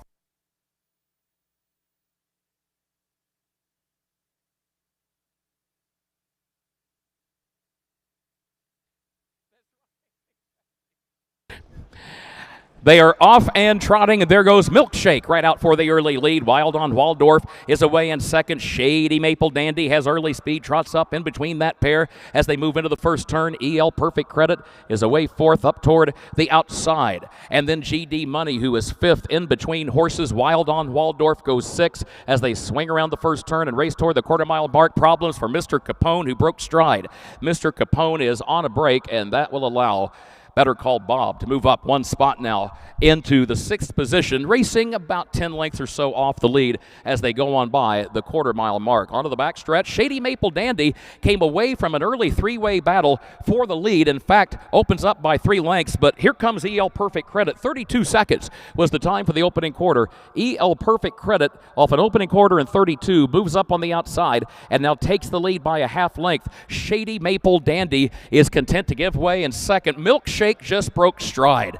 Milkshake was racing in third and was in good position, but now has broken stride as they go on by the half-mile mark. That means GD Money has moved up to third, racing 5 lengths from the front, then a gap of 3 more lengths back of that one to Better Call Bob off a half and 102 and 2. 102 and 2/5 of a second. Better Call Bob is now racing in fourth. Wild on Waldorf is in fifth. Mr. Capone is sixth, and Milkshake is last of the 7 as they go to the three-quarter. EL Perfect Credit is on the lead, has the lead here by some 4 lengths to the top of the stretch, and is followed by Shady Maple Dandy, who has struggled to keep up with the leader ever since that challenge and change on the backstretch. Here comes Better Call Bob. That horse is trotting well, 5 lengths off the lead, three-quarters in 132 and 2. So a good solid tempo. EL Perfect Credit leads. Better Call Bob is still moving on the outside to challenge for second. Shady Maple Dandy's there, and here comes Wild on Waldorf. Incredible! Wild on Waldorf mows them down for Doug Graham. Wild on Waldorf came on the grandstand side and won it by almost a length on the line. But I think the takeaway from that race, that was not only a competitive race, lots of 2-year-old trotters in that stretch drive. We called it a preview for a reason, folks, and there were about 4 horses slugging it out for the lead, and they were racing like veteran racehorses despite the fact they're just 2 years of age. 2:04 and 3, the time for the mile, 2:04 and 3. This 2-year-old Colt Gelding Trot division, that has added some new names to the picture as we call it a preview because this is a sneak peek into the summer racing programs that are about to unfold around the state and the upcoming Illinois State Fair in August. Very entertaining race. We'll recap it in a moment. We'll meet the winner shortly. Wild on Waldorf.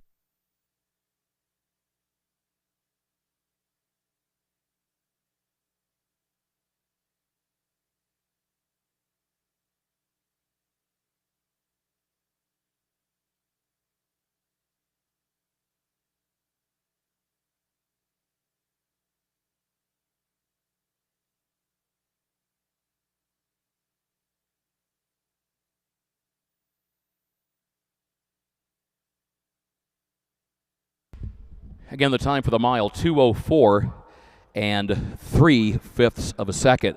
First career win for Wild on Waldorf. Third winner of the day out of the Illini Classic sale, which again, there will be an Illini Classic. It will be held in October. The specific date will be announced in just a few days. Hope to have that announced here very soon. And it will be held in Arthur. Look for an October date. And we mention that because these Illini Classic graduates have won 3 of the first 5 races. Folks, Doug Graham, he has just motioned for Patsy Fryman to come out and take this picture.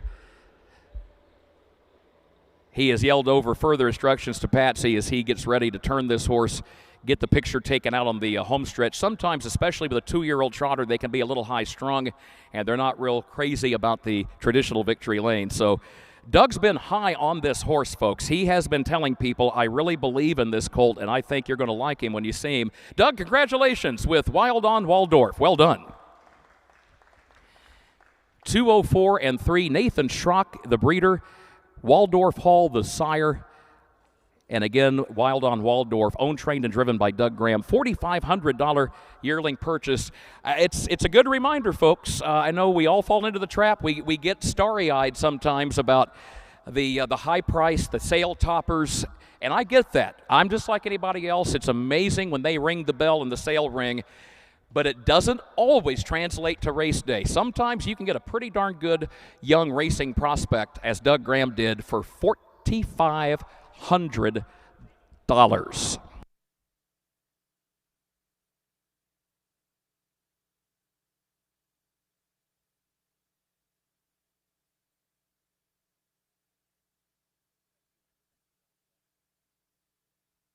Here's the full field rundown for that 5th race. From the top, Wild on Waldorf, the winner. Shady Maple Dandy, the runner-up. Milkshake was 7. GD Money finished 4. Better Call Bob 3. Mr. Capone 6. EL Perfect Credit 5. The quarter in 32 seconds. The half 1:02 and 2. 3 quarters 1:32 and 2.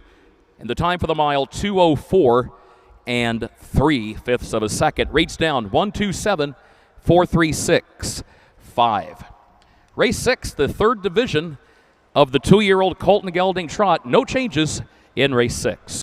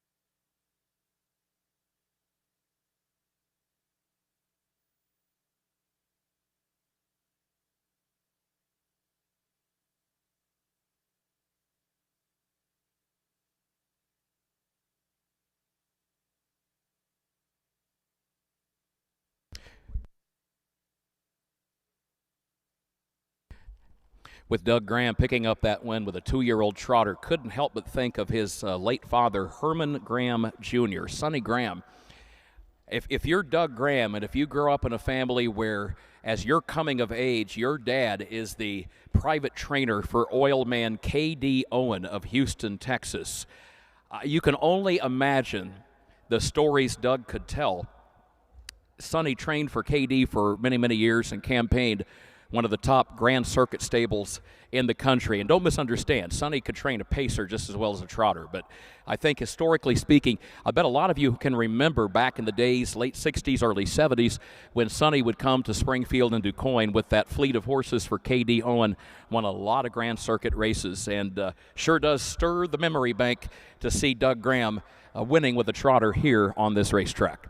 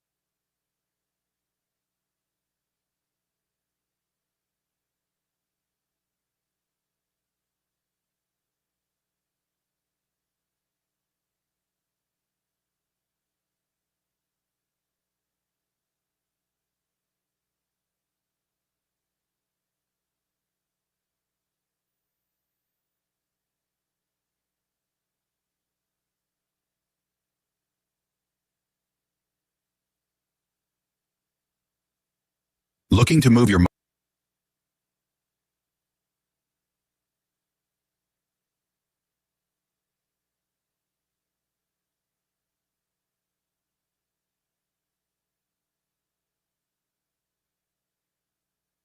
We always appreciate the questions that the horsemen will ask us, and we got a good one just now from trainer-driver Chris Brown. He said, just to be clear, he said, I'm glad to hear there's going to be an Illini Classic in October. He said, will that include all of the horses that were originally consigned to your sale or no? And the answer to that question is that part is to be determined, because in the interim, since we had suspended the sale, there were a number of consigners who had contacted the staff at Lant of Lincoln Sale, and I do believe that a number of those, again, limited stall space there. So there were a limited number that originally had been consigned to the Illini Classic, which had been accepted to the Land of Lincoln sale. And of course, those decisions all need to be worked out between the sale companies and the given consigners. Point being, there will be an Illini Classic, and Chris raises a good question. He said, well, can you give me an idea, how many head are you expecting? I would say probably 60 to 70 head, most likely for the Illini Classic, and probably a similar number for the Land of Lincoln sale. In fact, by the time you factor in the outside consigners, I know that Walker Standardbreds has about 50 head of their own that they have bred and raised, so you probably could add another 25 or 30 there. So by the time it all shakes out, both sales should have most likely somewhere in that 75 to 80 range as far as the total numbers. Chris apologized. He said, I'm sorry to call you while you're working. That wasn't the problem. Chris called while I was trying to eat a sandwich. And that's the part that's unforgivable. So just kidding, Chris, all good. And we do, horsemen, don't ever hesitate to ask. We appreciate the questions, because if one horseman has the question, chances are a lot of you have the same question. So thank you.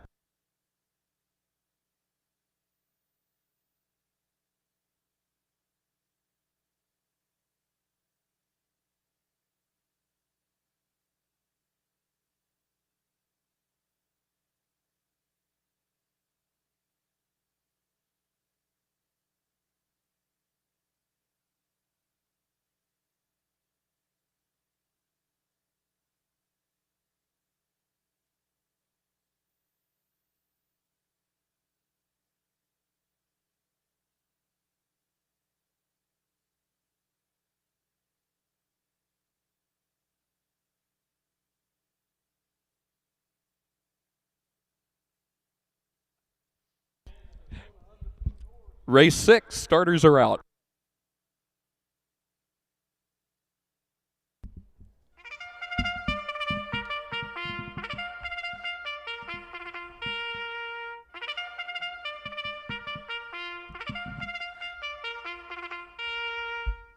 Horses are on the track for the 6th race here on the annual Illinois Department of Agriculture Summer Preview card for Illinois-bred 2-year-olds. This 6th race, 3rd division of the Illinois Conceived and Foaled 2-year-old colt and gelding trot. No changes, and again, the purse just under $3,500. Number 1, Johnny Hawkinsville, owned by Craig Kurt and Leo Grummel of Carrollton, trained and driven by Kurt Grummel. 2 is Goomzilla, owned and trained by Dennis Gardner of West Salem, and the driver is J.D. Finn. Number 3, Go Big or Go Chrome, is racing for Steve Searle of Grant Park.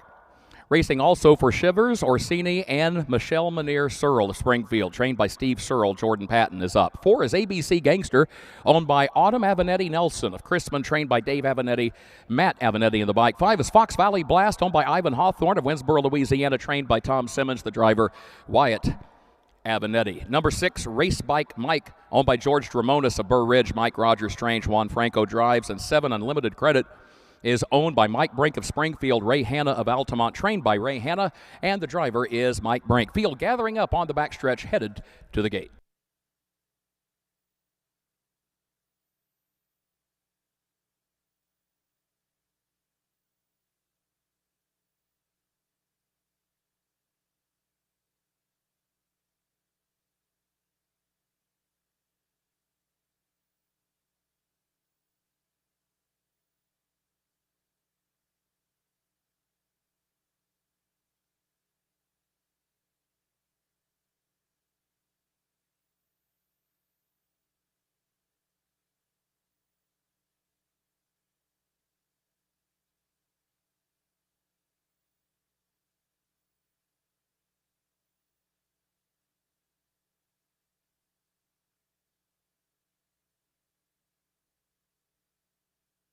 By the way, that ownership group for Go Big or Go Chrome, number 3, Steve Searle of Grant Park, Michael Shivers of Piatone, Jory Orsini of Piatone, and Michelle Manier Searle of Sparland. Headed to the gate, getting ready to go here in race number 6.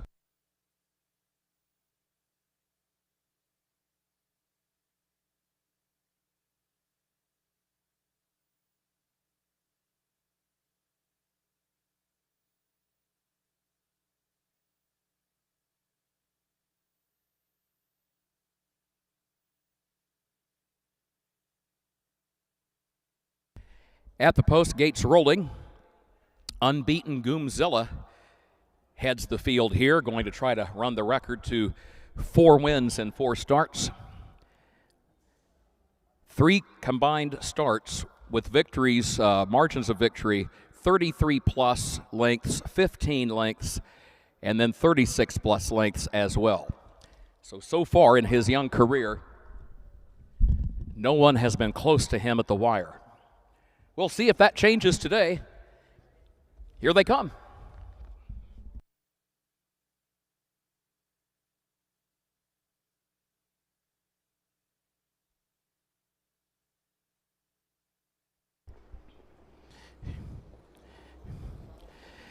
They are off and trotting. There goes Goomzilla out for the lead. ACC Gangster comes away in second. Fox Valley Blast is out third. Race Bike Mike is away fourth. Unlimited Credit comes away in fifth. Johnny Hawkinsville is sixth. Go Big or Go Chrome last of the 7, but right there with the rest as they sweep into the first turn. Goomzilla, the leader.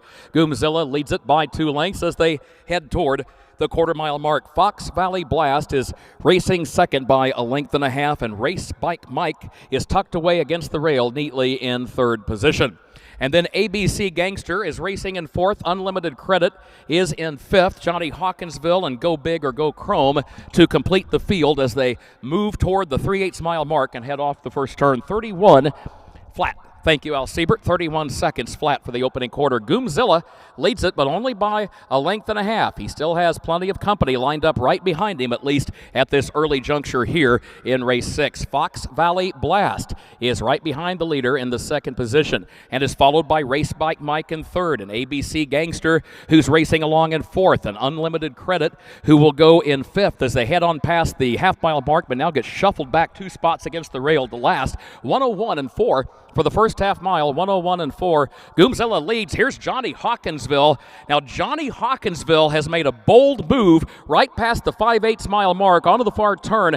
Goomzilla going to be put to the test here, folks. Let's see how he responds. He leads at 3/4 of a length. Johnny Hawkinsville goes second by just a length. Fox Valley Blast is racing third as they turn for home. Go Big or Go Chrome has moved into contention in the 4th position on the outside, about 4 lengths off the lead. Goomzilla, though, is still the leader. Johnny Hawkinsville has lost ground off the turn. Fox Valley Blast moves up second, but the lead is 4 lengths in deep stretch for Goomzilla. 1:33 and 2 at the time of the 3/4. So Goomzilla got tested at the 3/4. He responded well to it, and he wins by a diminishing 1.5 lengths, but J.D. Finn never touched him with the whip coming down the stretch. Good effort, though, by Fox Valley Blast, who was a closing second here in race 6. We'll check the time in just a moment. Time for the mile, 2:02 and 3. 2:02 and 3/5 of a second. New lifetime record for Goomzilla. We'll meet the winner next. Horseman, you may come to the track with race 7. Scratch the 1, Roses and Pearls. Scratch the 6, She Ain't Got Time. Upcoming 7th race, scratch the 1, Roses and Pearls. Scratch the 6, She Ain't Got Time.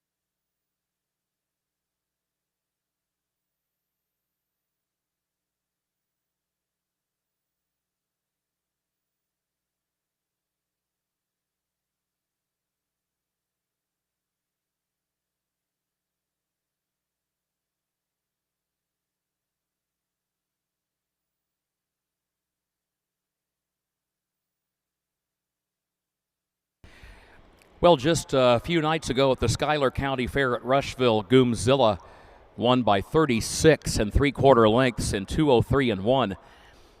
And Dennis Gardner was interviewed trackside that night after the race by John Teefee.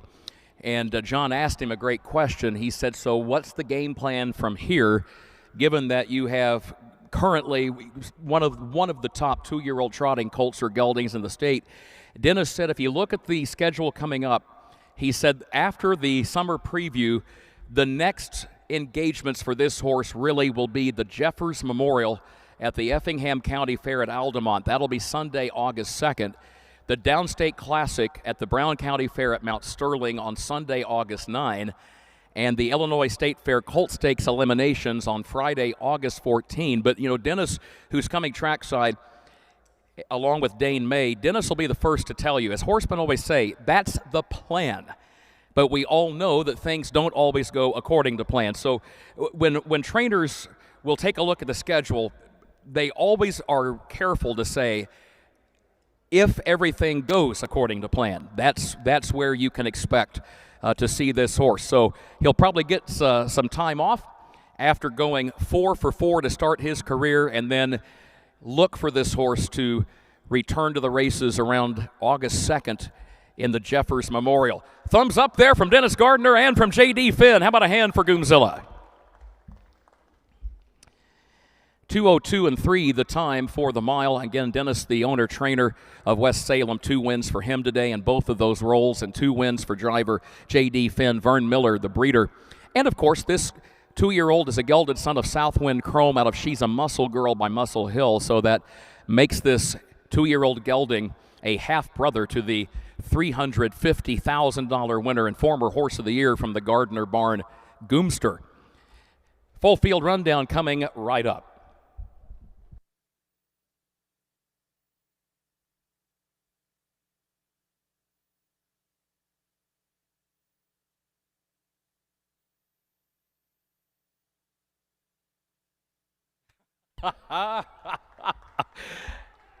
Dennis Gardner, he called up to the fans in the stands. He said, we're going to make Finn famous one more time. One more time. You know, before that rundown, one quick note. Some of us were looking over the list recently of the members of the Illinois Harness Horsemen's Association Hall of Fame, and we did not see the name J.D. Finn. So we contacted J.D., said, look, before we bring this up, are we missing something? He said, no. He said, I'm not in the Hall of Fame. Wow. That's a man who, as trainer, has trained not 1, not 2, but 3 horses that were named Illinois Horse of the Year.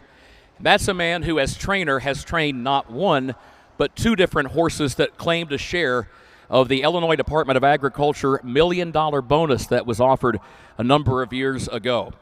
So rest assured that when the Hall of Fame committee meets again, and they usually meet in January, there will be several folks that when the floor opens for nominations, that name, John David Finn, will be uttered by many on that conference call because, as I said the other day, I said at Rushville, we talked about it, it would almost be like going to the NASCAR Hall of Fame in Charlotte and not seeing Richard Petty's name. I mean, J.D. has had an incredible career, still does, as we've seen here today as a driver and as a trainer as well. But J.D. Finn, no doubt, will be among the nominees for the next round of the Illinois Harness Horsemen's Association Hall of Fame, and we trust that that nomination will be met with approval. Here's the full field rundown for race 6. Johnny Hawkinsville was 3rd. Goomzilla, the winner. Go Big or Go Chrome was 6. ABC Gangster finished 4. Fox Valley Blast was the runner-up. Race Bike Mike finished 5. Unlimited Credit was 7. The quarter 31 flat. The half 101 and 4. 3/4 133 and 2. And the time for the mile 2:02 and 3. Reads down 3:16 4:25 7. 7th race is on the way. Scratch the 1, Roses and Pearls. Scratch Sick. Also scratch the 6, She Ain't Got Time. Scratched Sick. Keep in mind, folks, JD's absence from that Hall of Fame roster There is an understandable reason why that name has not yet been inducted into the Hall of Fame. And having served on that nominating committee, I think for the last several years, keep in mind, we went several years without a Hall of Fame induction. So there's the first point. And if memory serves, the Hall of Fame inductions ceased about the time JD was racing his third Horse of the Year.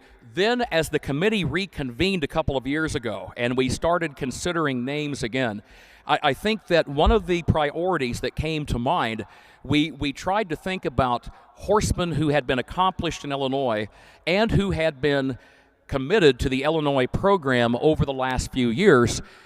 JD, of course, sometimes there's the old saying, out of sight, out of mind. And he's been racing with a lot of success in Indiana, and we don't fault anyone for that. You've got to go where you can make a living as a horseman. But now that the smoke has cleared, so to speak, I think now all of us on that committee, we're just now, through all of that process, starting to go back and re-examine that list. And certainly a number of us have conversed off the microphone. But you've got a guy that's trained 3 horses that were named Horse of the Year. That's a slam dunk set of credentials for sure. Race 7 is coming up.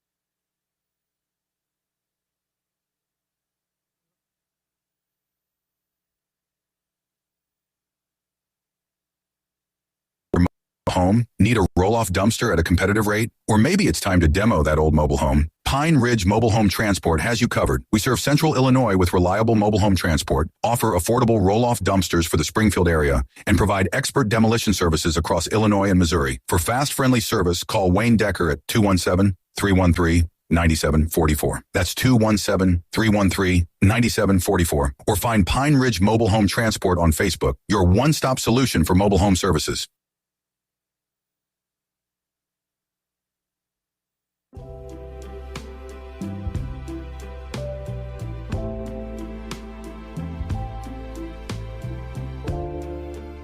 Waiting for one more pacer to come to the track, then we'll be set to go here with race number 7.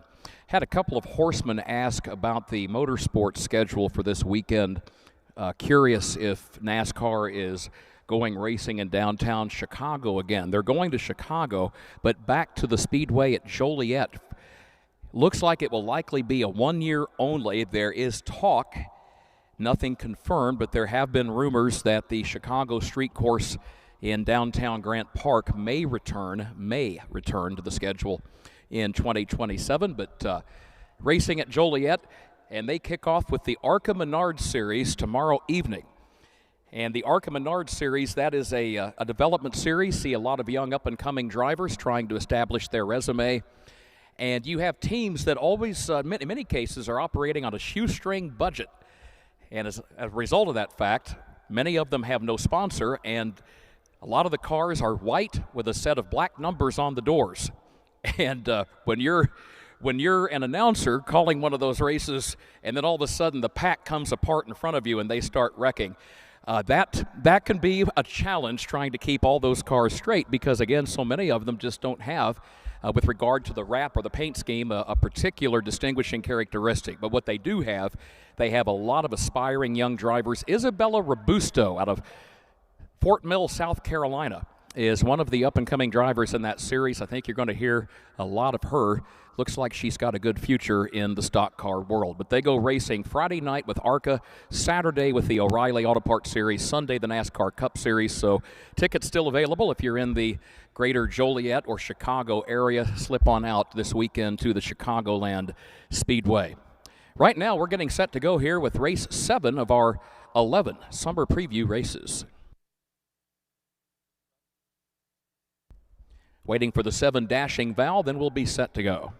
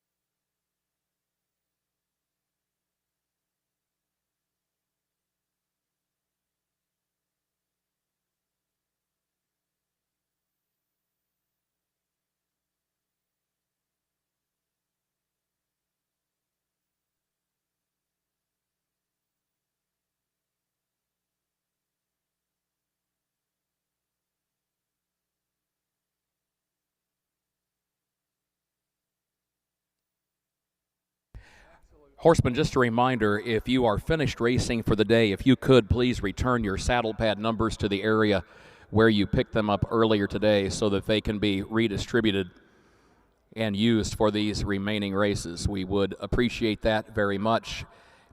And we mention that fact because we sympathize with Freddie Patton Jr.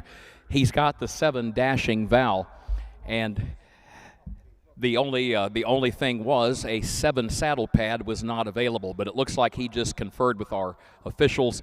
They're going to help him get a number 7 saddle pad just to keep things consistent as programmed, and as soon as that saddle pad has been switched out, we'll be ready to go. But again, Horseman, we do appreciate your cooperation. If you're done for the day, if you could return your saddle pad numbers to the area where you got them earlier. I know there will be a few horsemen at least in these remaining races, and of course you got the qualifiers as well, so we appreciate your help.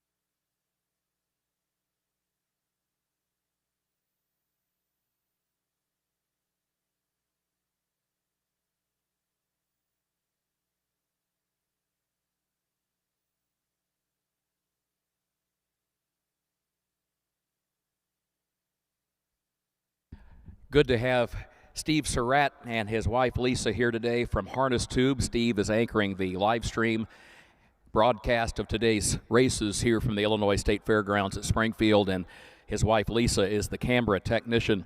And they just reported they were checking some of the statistics as far as the racing fans who join us online today. Lisa just looked up and said we have one viewer checking in from St. Catherine, Ontario. So it's good to welcome our Canadian friends on board. Talk about a country with an amazing racing history, standardbred and thoroughbred. When you're the country that has given us the Armstrong Brothers operation, all those great Armbro horses, just one historical example that comes to mind. Canada's been a tremendous host for the Breeders' Cups, Breeders' Crown and Breeders' Cup. They did host one edition of the Thoroughbred Breeders' Cup at Woodbine, and of course Canada's also been host to the Breeders' Crown for harness racing. It's the country that gave us Northern Dancer, one of the greatest thoroughbred sires of all time. The Mighty Mouse, Northern Dancer. Somebody once said he was about the size of a Shetland pony, but he had a heart the size of the outdoors, and he passed that on to his offspring. Didn't matter the fact that they weren't the biggest racehorses, just like he wasn't, but they loved to race, and they loved a battle. And I think horsemen, whether it's standardbred or thoroughbred racing, they will tell you they love and respect a horse that's willing to buckle down and get into a throwdown and give it their all. And Northern Dancer, incredible legacy. So to our Canadian friends who join us today, welcome aboard. I think, didn't Cadabra go to stud in Canada, if memory serves, up in Ontario? Great Illinois-bred trotter that won nearly $1.5 million. So fun to bring in our Canadian audience here today. At the post, gates rolling, race 7.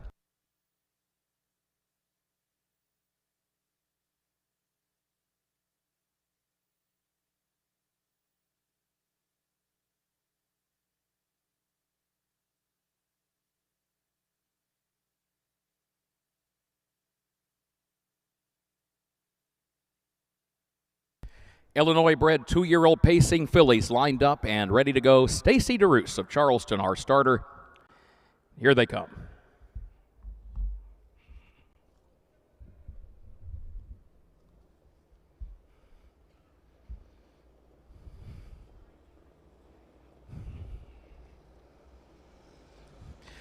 They're off and pacing, and there goes Angie Did It right out for the lead. Unhandy Amby comes away with some early speed as well. Dashing Val is there up on the far outside as they head into the first turn. Dashing Val going to move forward and challenge Angie Did It for the top spot. Unhandy Amby now will duck over to the rail in that third position, and is followed by Natural 97, who's fourth up on the outside. It's My Life will be last of the 5, racing 6 lengths off the early lead as they go to the quarter-mile mark. Dashing Val cleared with the lead, but here comes Unhandy Amby. Freddie Patton Jr. led briefly. Now here comes son Jordan up on the outside. Jordan takes over with Unhandy Amby past the quarter-mile mark. Dashing Val second. 32 flat for the opening quarter. 32 seconds flat. Angie Did It goes third up the backstretch to Natural 97, who's in fourth and racing a half dozen lengths off the lead. Then a gap of another 8 lengths back to It's My Life, who is the trailer trying to catch up with the rest of the field. Now starts to close that gap as they scoot on by the half-mile mark. Unhandy Amby leading it by just over a length. Dashing Val second, a length and a half. Angie Did It is racing in third by 2.5 lengths, followed by Natural 97, and a gap of 2.5 to 3 more lengths back of that one. It's My Life is last. 1:02.1 was the time for the first half mile. 1:02 and 1/5 of a second. Unhandy Amby is the leader by a length through the far turn, approaching the 3/4. Dashing Val second, a length and a half. Angie Did It is still there third, 3 lengths off the lead. Gap of 3 more. Natural 97. Gap of 5, It's My Life. Quarter mile to go. Top of the stretch, Unhandy Amby. Here comes Dashing Val, though, from second. Unhandy Amby has the lead by a length. Dashing Val goes second by a length and a half. Angie Did It is in third as they race off the final turn to the top of the stretch. 3/4, 1:32 and 3/5 of a second. Unhandy Amby leads a length and a half. Dashing Val is coming on. Angie Did It is unleashing a rally. Angie Did It coming, and a late charge. Natural 97 way out on the grandstand side at the wire. Oh, that's close. It will either be Angie Did It or Natural 97. We have seen some amazing finishes here today on the summer preview card. And maybe horsemen are just wanting to take advantage. There are limited racing opportunities before the state fair as far as racing here in Illinois. This has been a great teaching and learning day for these 2-year-olds, and they are learning how to get into a throwdown. What a finish. Thought Angie Did It may have hung on there by about a head, but we're going to defer to our photo finish technician, Linda Brown. It'll either be that one or Natural 97, who made a heck of a rally. 2:04 and 2 was the time. 2:04 and 2/5 of a second.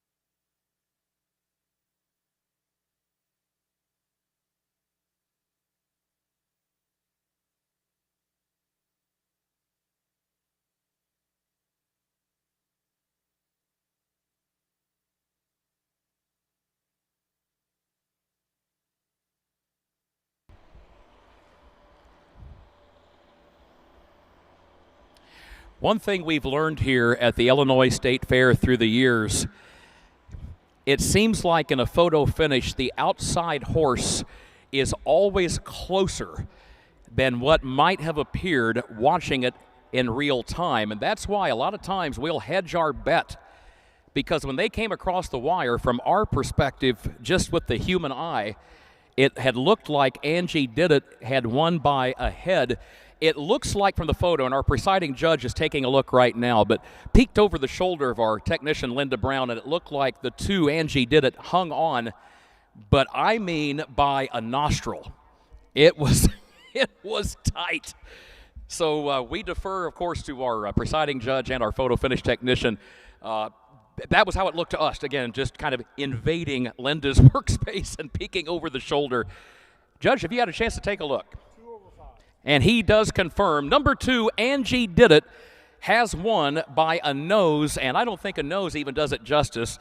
Illinois native Tom Durkin used to say a flared nostril, and we think that that would apply here. So Angie Did It by a flared nostril prevails over a very impressive late rally by Natural 97. We'll recap things in just a moment. I believe that last chance, I think that Connor Prather had been waiting patiently over on the backstretch.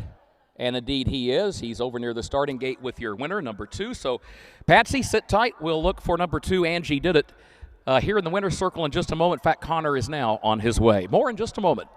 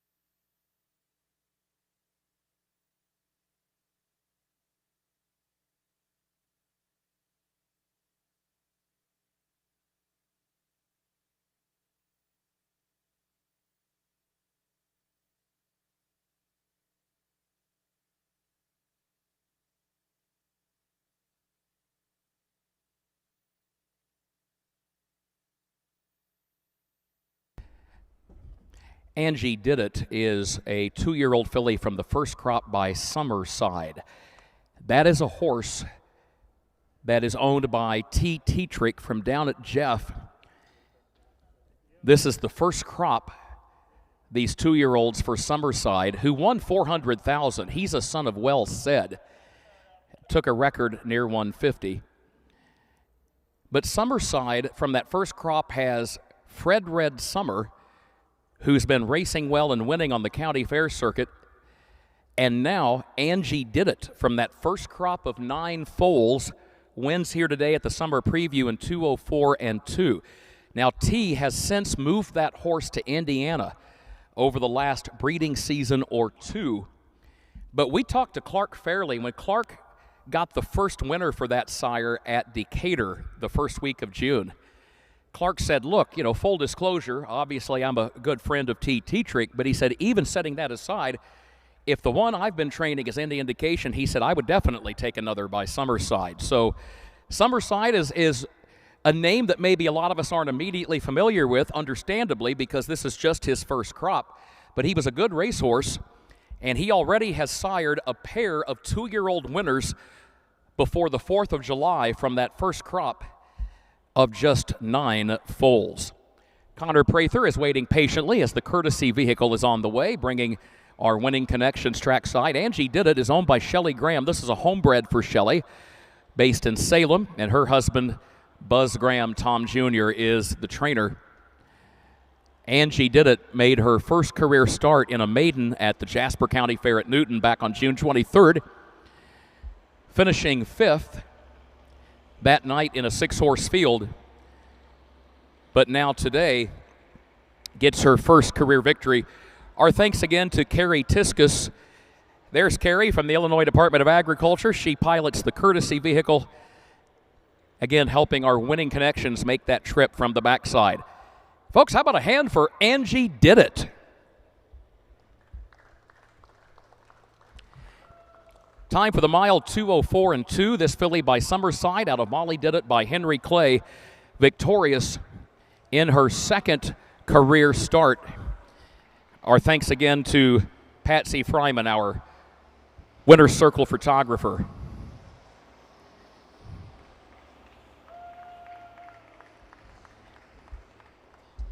Well done, one and all. Here's the full field rundown for that 7th race. It is official. Roses and Pearls was scratched. Angie Did It, the winner. Unhandy Ambi finished 4. It's My Life was 5.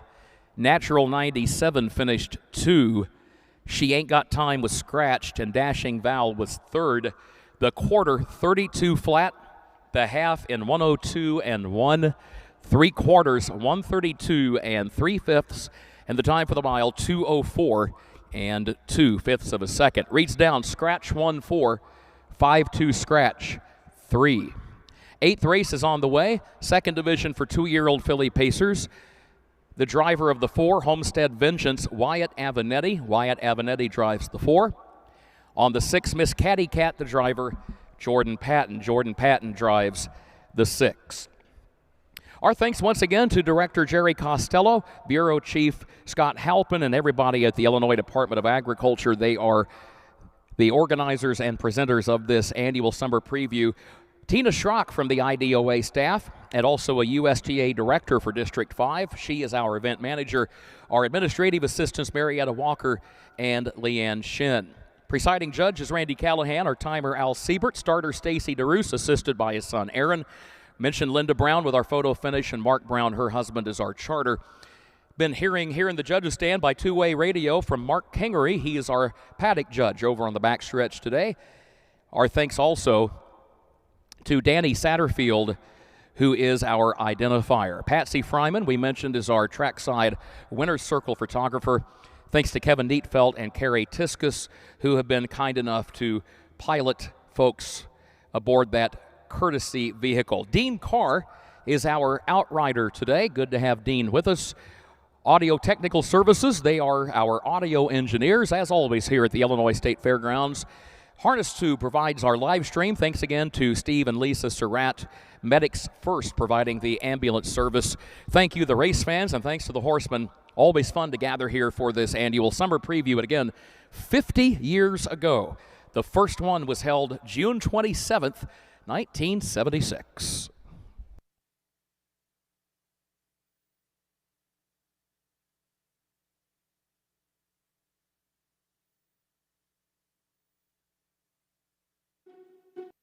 Long before the crowds arrive, the work is already underway. Our good friend Barry Bell Track of after Windsor, track. a member of the Horsemen's community. Kevin Miller Stable campaigns winning standardbreds across the Midwest.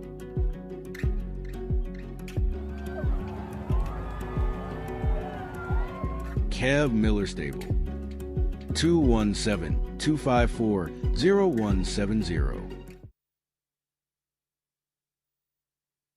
For over 40 years, horses have been our way of life. Built on experience, patience, and care. From sale preparation to rehabilitation, we are committed to helping horses reach their potential. Brenneman Equine, a tradition of horsemanship. Call Lamar or Ronnie today.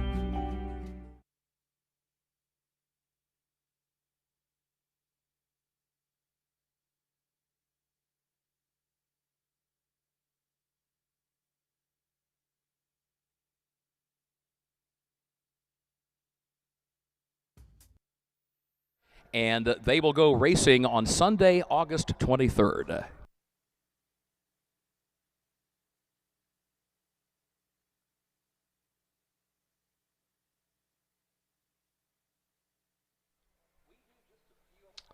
Want to let you know, folks, if you get an opportunity, we'd love to have you as an advertiser. Getting ready for our big 3 weeks. We'll do Knoxville, then we'll take about 2 weeks off. Then we start a 3-week run that's got about 15 races. We're going to do about half of our 15 cards. We're going to do about half of our schedule in that 3 weeks. So still plenty of time to come on board with some of that. Also want to thank our donors that keep us on the air, as long as our advertisers that do that. We thank you for that. Next date, Knoxville, the 6th. That'll be Monday of next week, 5 p.m. post time on that. Then we'll take a couple of weeks off. Then we'll be at Paris exactly 2 weeks from Monday. 5 o'clock start there. Then over to Carmi. The next night, skip a day. We go to Lewistown for a 1 o'clock card there. Then we'll skip a few days, and then to Charleston, about 3 days, and then I think Marshall in between there. And then we go to the Effingham County Fair after that. Check all that out on harnesstube.com. Then introducing the new Harness Tube website, you can find out not only our schedule, where we're going to be, but also you can find out news, race programs, live broadcasts, race results, driver trainer stats, horseman profiles, which is kind of cool, our standing as far as us picking races, and track records. We're trying to gather up those and put those into play. Then you can like or subscribe us on YouTube. We'd love for you to do that. Subscribe to YouTube, and you can ask for the notifications. You'll get notified when we go on the air. And if you're like me, you don't have to look for the URL code to find out where it's at. You can click on a link there. And with that, we're going to go back to Kurt for post.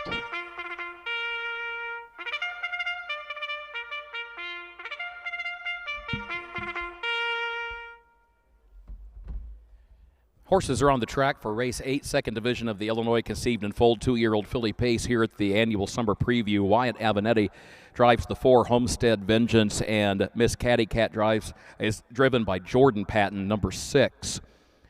Let's meet the starters. Number 1, Dee's Lucky Star, owned by Ron and Dee Phillips of Athens, Dietrich Kelly of Canton, Mississippi, owned also by trainer Jamaica Patton of Rochester, Juan Franco in the bike. 2, D Should Do, 4 for 4, that filly. 4 starts, 4 wins on the county fair circuit. Owned by Kelly Avenatti of Windsor, Matt Avenatti, her husband, and trained and driven by Matt Avenatti. 3, Heart's Revenge, owned by Donna Krebs of Cantrell, trained and driven by Mike Brink. 4, Homestead Vengeance, owned and trained by Wayne Brown of Mason, Tennessee, Wyatt Avenatti in the bike. 5 is One More BB, owned by Brian Brown of DuQuoin, trained by Charles Arthur. Denarius Dortch is the driver. They're at the post gates rolling. 6, Miss Catty Cat, owned by Cassandra Chandler of Terry, Mississippi, John Derek Gibson of Terry, Mississippi, trained by Freddie Patton Jr. Jordan Patton will drive. 7 is Taco Graham, owned by Shelley Graham of Salem, trained by Buzz Graham, the driver. Connor Prather, as those connections try to go back-to-back on the card. Here they come, race 8. Good to have you with us.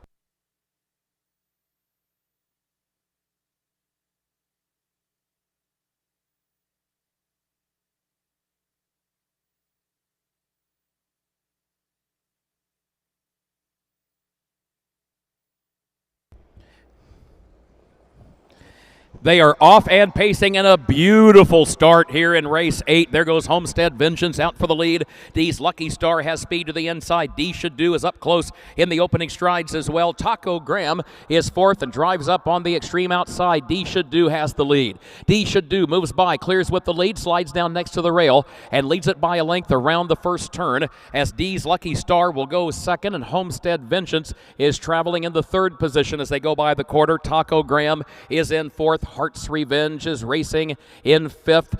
And then they race by the quarter with one more BB tucked away near the back of the pack and is joined there by Miss Catty Cat, who is last of the 7. Up the backstretch they go. D Should Do is the leader. 31 flat for the opening quarter, 31 seconds flat. D Should Do is on top by just a length. You've got D's Lucky Star right behind her in the second position, followed by Homestead Vengeance in third. Taco Graham right toward the center of the pack in fourth. Heart's Revenge is in fifth. One more BB is sixth. And there goes Miss Catty Cat moving up on the outside seventh from the back of the pack. Heart's Revenge takes to the outside from the center of the pack. Heart's Revenge going to be first up in the outer flow of traffic, moves up third, still 2 lengths off the lead. They got the half in 1:03 and 2/5 of a second. On to the final turn, D Should Do leads it by just 1 length. It is Heart's Revenge who's inching forward on the outside, a length off the lead, second by a half length, followed by D's Lucky Star, who's back toward the inside third. She's been there since the start.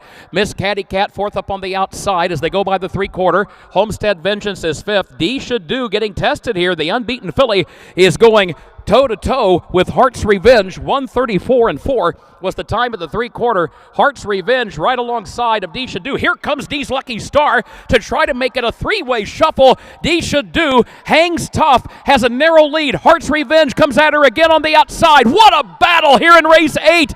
Heart's Revenge gets up. Heart's Revenge by a half length on the line. What a race. D Should Do was a very game second. D's Lucky Star was across the wire third. Taco Graham was fourth. Homestead Vengeance was fifth. Miss Catty Cat was sixth. And one more BB was seventh. 2:02 and 4, the time for the mile. 2:02 and 4/5 of a second. And I mean, for the last quarter mile, Heart's Revenge and D Should Do, they were trading haymakers all the way down the lane. What a battle. What an entertaining day of racing this has been thus far. And again, given that it is a preview, if this is any indication of what's to come this summer and possibly even at the Illinois State Fair, folks, should be an entertaining summer of racing. Illinois has its challenges. Good racing is not one of them. We still have that by the bunches.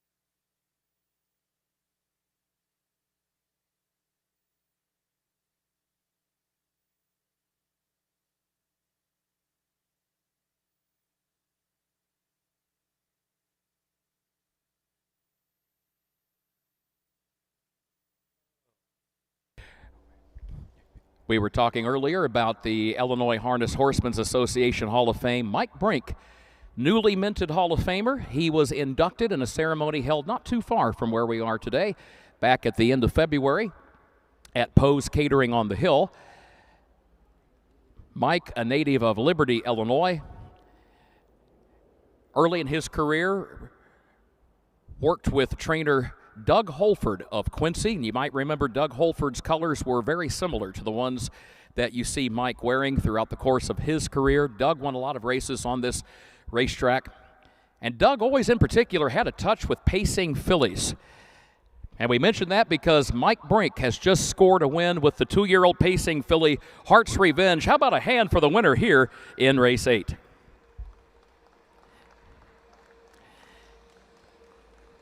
Congratulations to Donna Krebs of Cantrell, who is trackside. She's the owner and co-breeder, along with her sister Judy Conzo, of Heart's Revenge, a 2-year-old revenge shark filly out of Heart's Heart by Major Bombay, 2:02.4 the time. And this filly is a direct descendant of Fox Valley Red Hot, the Illinois champion 2-year-old pacing filly of 1989. And we have talked to Donna Krebs about her memories of Fox Valley Red Hot, and Donna has told us, she said, my late husband Jim said he really believed that she not only was a great race mare, but she had the makings of a tremendous foundation broodmare. Jim was spot on. Donna, Ed, good to see everybody. Congratulations. Heart's Revenge, 2:02.4. Yeah, we spotted Ed Teefee down trackside, and I don't know how many folks are aware that you saw Ed. He walked right up just like a pro and right alongside the horse, took care of the overcheck heading into the winner's circle and so on. Well, Ed trained and drove for many years just as a hobby. He said at one time when he was a kid, he thought about pursuing a full-time career as a trainer or driver, and he said Les Redshaw, rest his soul, from Rushville, Illinois, pulled him aside when Ed was a teenager and told him it's a great sport, but it's tough to make a living going full-time as a horseman. He strongly encouraged Ed to finish his education.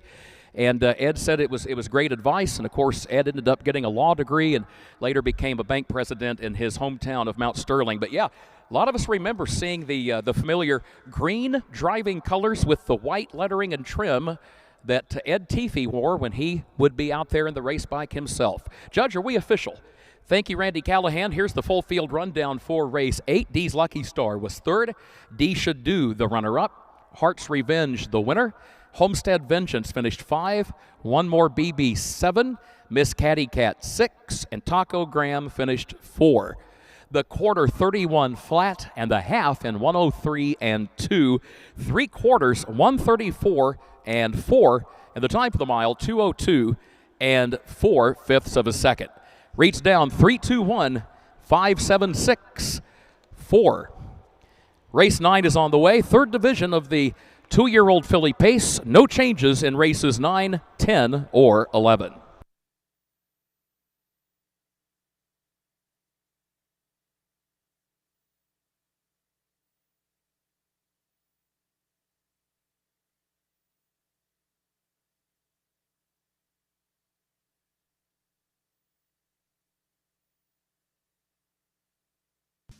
Real craftsmanship still exists.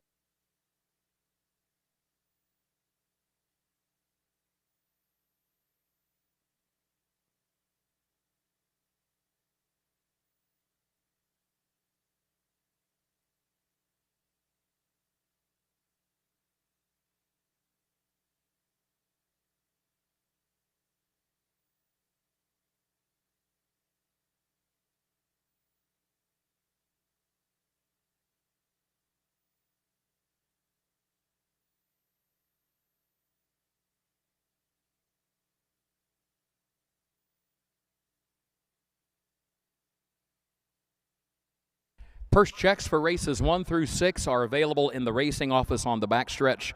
Horsemen, purse checks races 1 through 6 available at the racing office.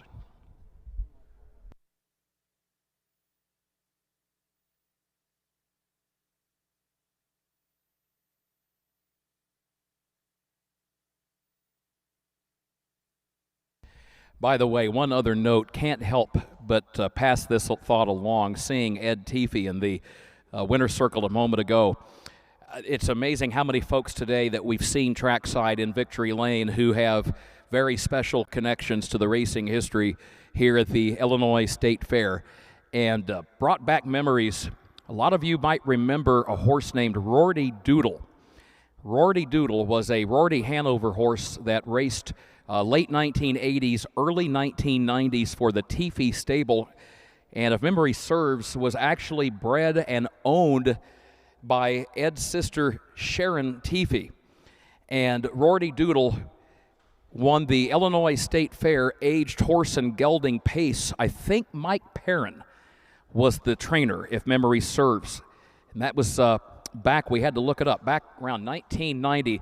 That was a great battle that year. Tempted to say that the late Tom Tetrick won the second heat, and horsemen talked the rest of the summer about that battle. It was tremendous. But Rorty Doodle, bred and owned by Sharon Teefy, and racing really for the Teefy family, Illinois State Fair champion, aged horse and gelding pacer. Horseman, you've given us a lot of fond memories to look back on through the years, and thanks for being here today to make more memories as we continue to move forward. Race 9 coming up.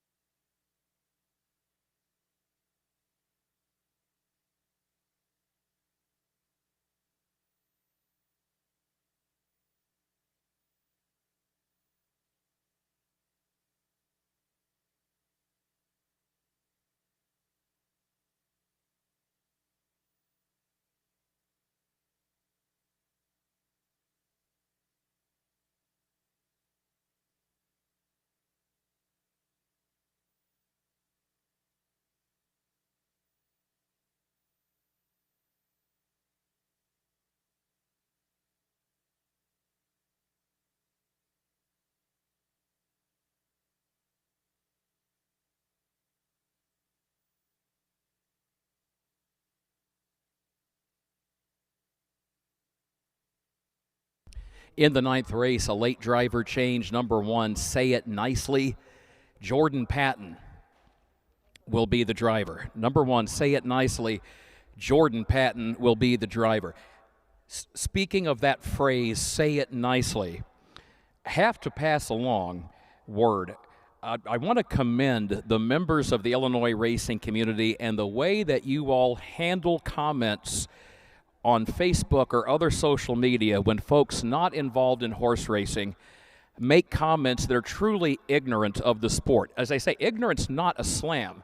It just simply means a lack of familiarity or a lack of firsthand knowledge.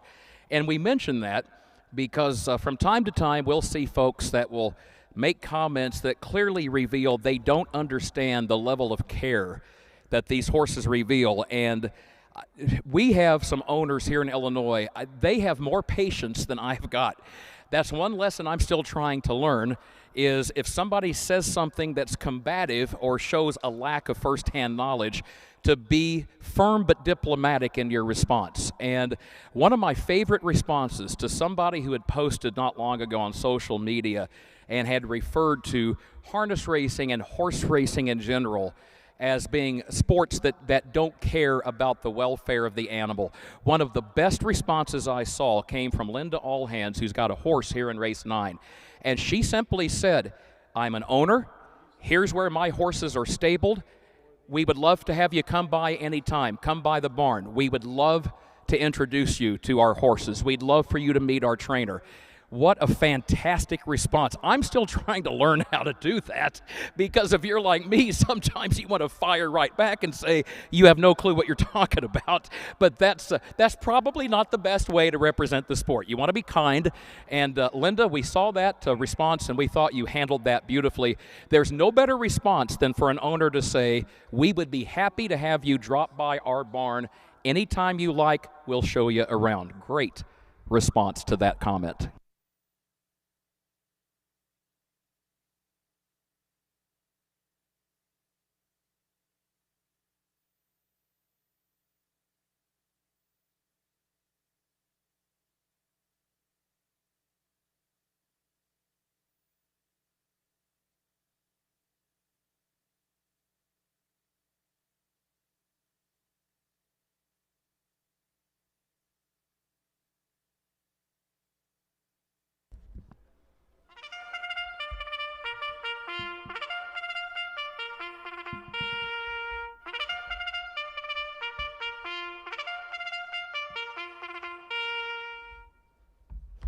Horses are on the track for race 9, the third and final division of the Illinois Conceived and Foaled 2-year-old filly pace on this summer preview card, which again was originally scheduled for Thursday, June 11, got rained out, was then rescheduled for June 26, and got rained out, and now here we are today. So it took a lot of extra paperwork, and we want to thank everybody at the Department of Ag, because July 1 starts the new fiscal year for the state of Illinois. So when you had funding that had been appropriated for the prior fiscal year, and now because of the weather situation, you want to carry those races just a few days over the border into the new fiscal year, you've got to make sure that's done through the proper channels with the state of Illinois. And I know that the staff at the Illinois Department of Agriculture, they worked diligently on that to make sure that this day of racing could happen. So, folks, we thank you one and all.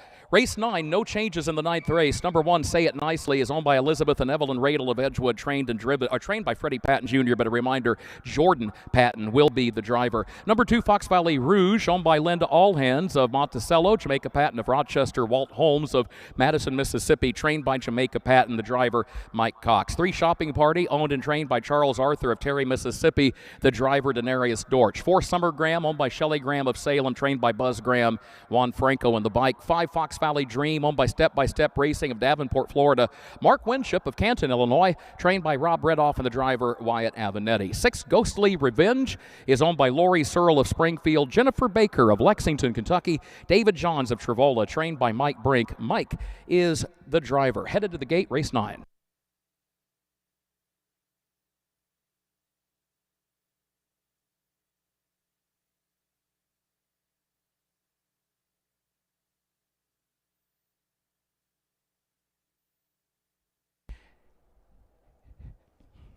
Starter Stacy DeRoos calls for the field over on the north end of the track. Mike Cox driving the 2-horse Fox Valley Rouge, fresh off a win in the preferred pace on Tuesday afternoon at the Schuyler County Fair in Rushville. Mike got the win with Doc Starr for trainer Dave Brooks. Dave's second win in that popular event and the first for Mike. Here they come. Race 9.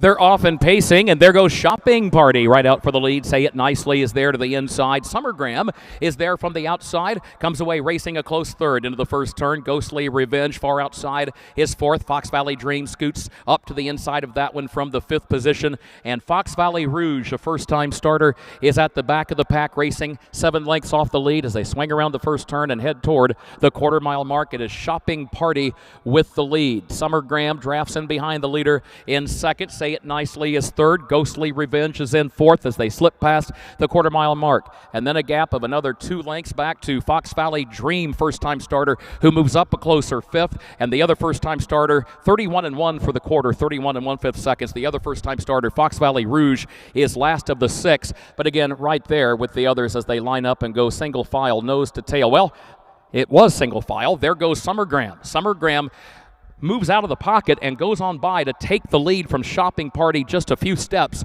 before the half-mile mark. So Summer Graham leads it now by 1.5 lengths. Shopping Party will go second by nearly 3 lengths. Say It Nicely has lost some ground, but is still third, has lost some ground to those top 2. 1:03 was the time for the first half-mile. Thank you, Al Siebert. Onto the far turn they go, and here's Shopping Party now. Shopping Party closes right up behind the leader, Summer Graham.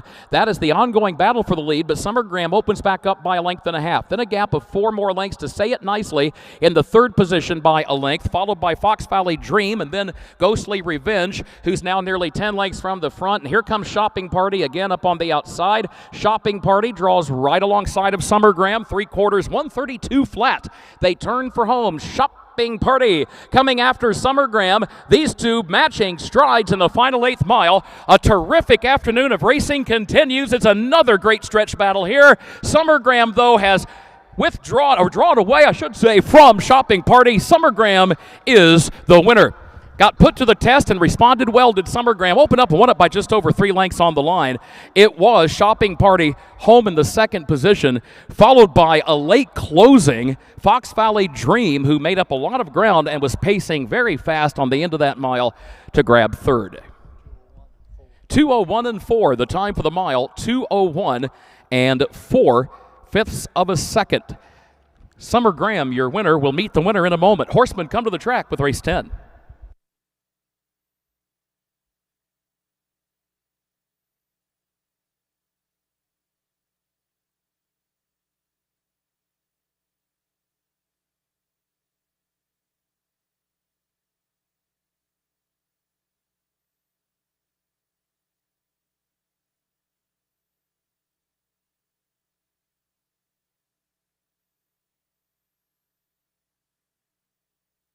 Time for the mile, 2:01 and 4/5 of a second. 2:01 and 4. Summer Graham, number 4, your winner.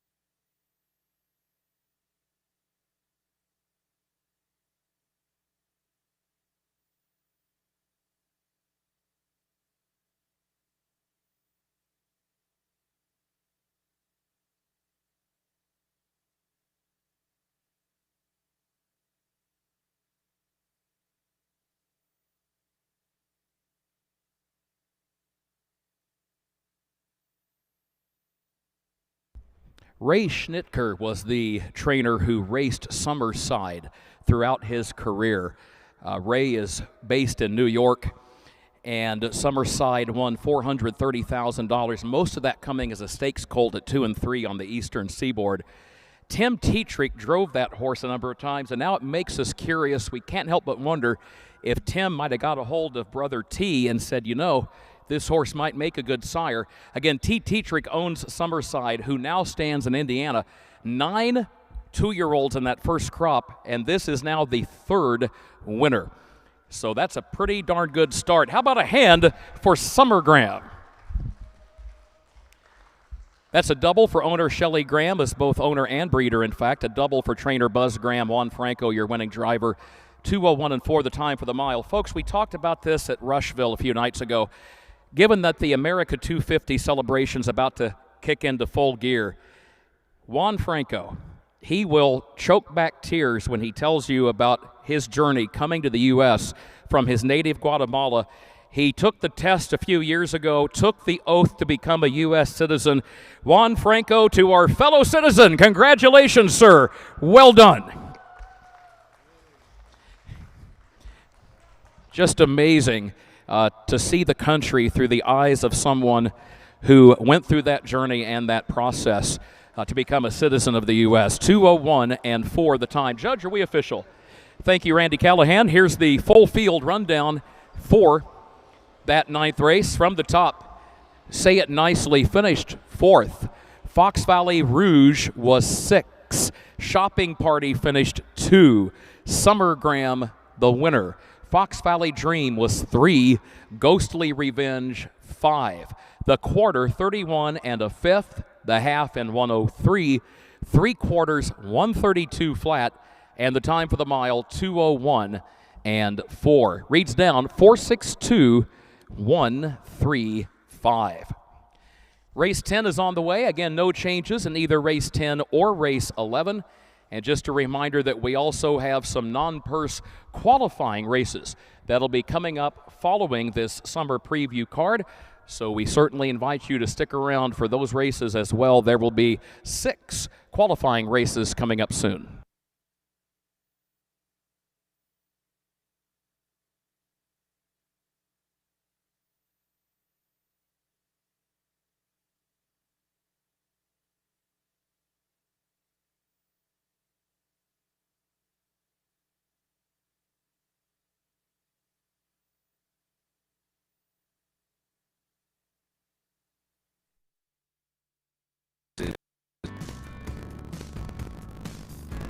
At Yoder's Custom Woodworking and Amish Furniture. From custom kitchens and built-ins to handcrafted furniture, outdoor poly, and more.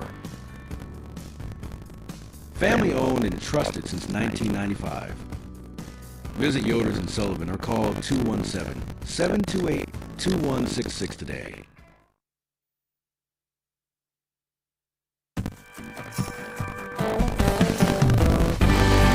Avenatti Racing, a third-generation, family-run stable with a legacy of excellence.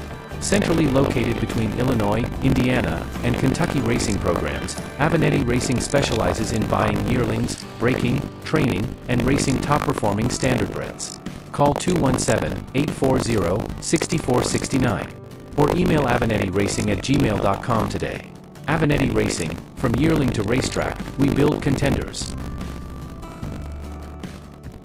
And they do a great job with the racing program every single year, and that'll be on Monday at the Knox County Fair in Knoxville. In fact, we go racing Wednesday of next week at the Wayne County Fair at Fairfield. So racing in the northern part of the state on Monday and in the southern part of the state on Wednesday. Post time 5 o'clock, 5 p.m. at each of those locations.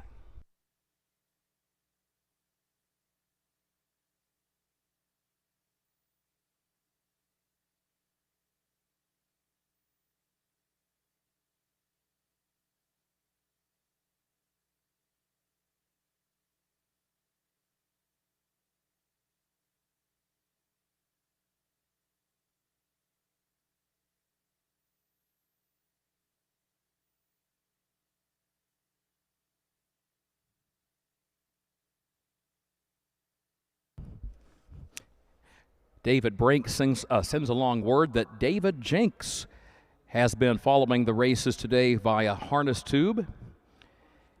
And he is one of the owners of number 4, Still Rock and Roll to Me, in this upcoming 10th race. David Brink reminds us, he says, you know, David Jenks was part of the ownership group of Star Slinger, that giant Triumph filly of a number of years ago, who was one of the true standouts of her crop here in Illinois. And no doubt that filly, highly accomplished, and won her share of stakes races here in the land of Lincoln. She ended up winning $450,000 and won 9 of her 10 starts as a juvenile. And her list of victories included the Illinois State Fair 2-year-old filly trot championship of 1999. Star Slinger.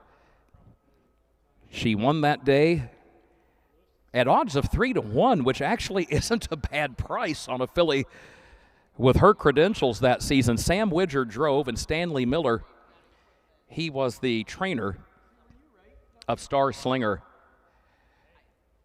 Dr. Richard Flacco, the breeder. And when that filly raced in that 2-year-old campaign, she raced under the ownership of trainer Stanley Miller and David Jenks, whom we mentioned.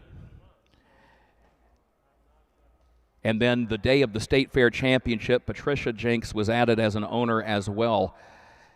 And that filly just went on to have an incredible season, $450,000 as part of that juvenile campaign. tempted to say that they were still offering the $1 million bonus, and perhaps she claimed a chunk of that as well. But always good to see the name of David Jenks, and great to see his name in the program as co-owner of number 4, Still Rock and Roll to Me. David, welcome back.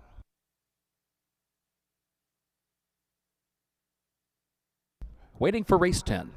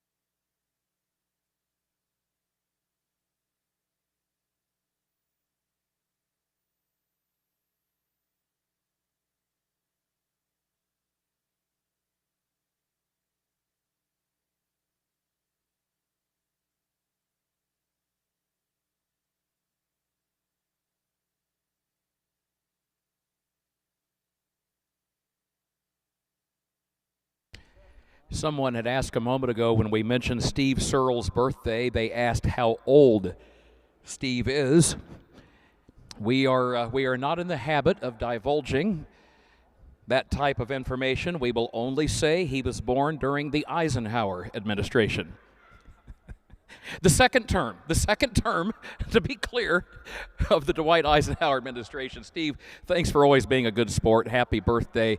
And our thanks to Steve Searle and everyone at Team Searle, by the way. They sent over a beautiful stopwatch a moment ago that Team Searle is sponsoring for the Leading Trainer Award this year at the Effingham County Fair the first week of August. So, Steve, I know the trainers will appreciate that very, very much. Starters are out. Race 10.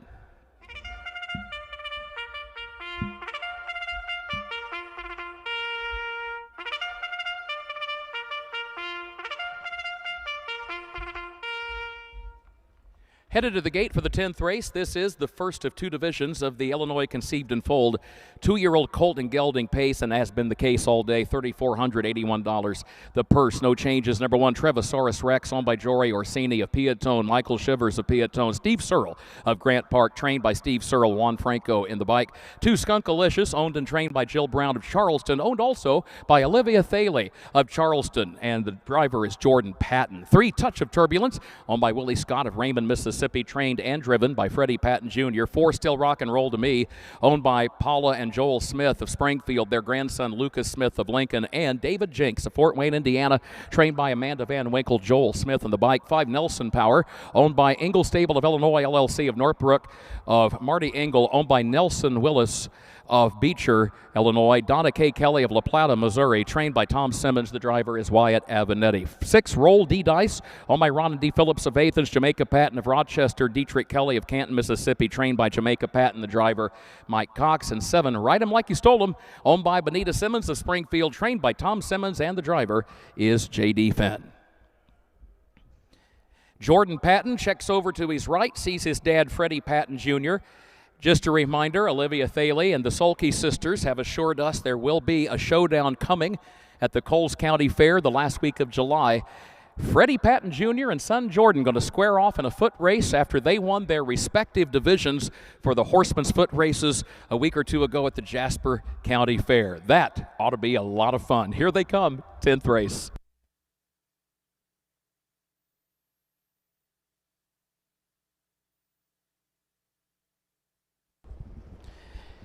Off and pacing they go. Skunkalicious goes right out for the early lead. Still Rock and Roll to Me has early speed. Trevisaurus Rex is there to the inside from third as they sweep into the first turn. Nelson Power is fourth. Roll D Dice is fifth. Ride 'em Like You Stole 'em way wide out in the center of the racetrack from sixth, trying to clear some of that inside traffic into the first turn. And Touch of Turbulence is last of the seven as they race toward the quarter-mile mark. And there goes Nelson Power for the lead. Nelson Power makes the top, and Nelson Power leads at a half length, but here comes Trevisaurus Rex. So third different leader with just better than a quarter mile complete here in race 10. Trevisaurus Rex moves up for the lead. Here comes Ride 'em Like You Stole 'em, still moving up on the outside. 29 and 3 for the opening quarter. 29 and 3/5 seconds. Ride 'em Like You Stole 'em has taken over the lead, and here comes Nelson Power out and driving from third. Now second, a length off the new leader. Ride 'em Like You Stole 'em. That means Trevisaurus Rex is shuffled to third. Nelson Power is moving up quickly on the outside, and Nelson Power is up to take the lead just before the draw gate clears with the lead by a length and a half to the far turn. And you've still got Ride 'em Like You Stole 'em there, but now second off the half in 57 and 3/5 seconds. 57 and 3. And here comes Trevisaurus Rex. This has been an active race, folks. It seems like somebody is constantly out and challenging for the lead. The latest is Trevisaurus Rex. He's got company. Still Rock and Roll to Me is beginning to gear up on the outside. Moves up into the third position now to challenge for second. You've still got Nelson Power there to the inside, and you still have Ride 'em Like You Stole 'em right behind that front trio. 3/4, 127. They turn for home. Here comes Still Rock and Roll to Me, swinging out to the center of the racetrack. The new leader, Trevisaurus Rex. Rock and Roll to Me, still moving on the outside. Still Rock and Roll to Me is going to win this race. Got the lead with a 16th to go, and Still Rock and Roll to Me wins it as the Captain Trevors go 1-2 here in race 10. Still Rock and Roll to Me with a sweeping move off the final turn. Ended up winning it by about 3 lengths over Trevisaurus Rex. Time for the mile, 1 minute 57 and 3/5 seconds. 1:57 and 3.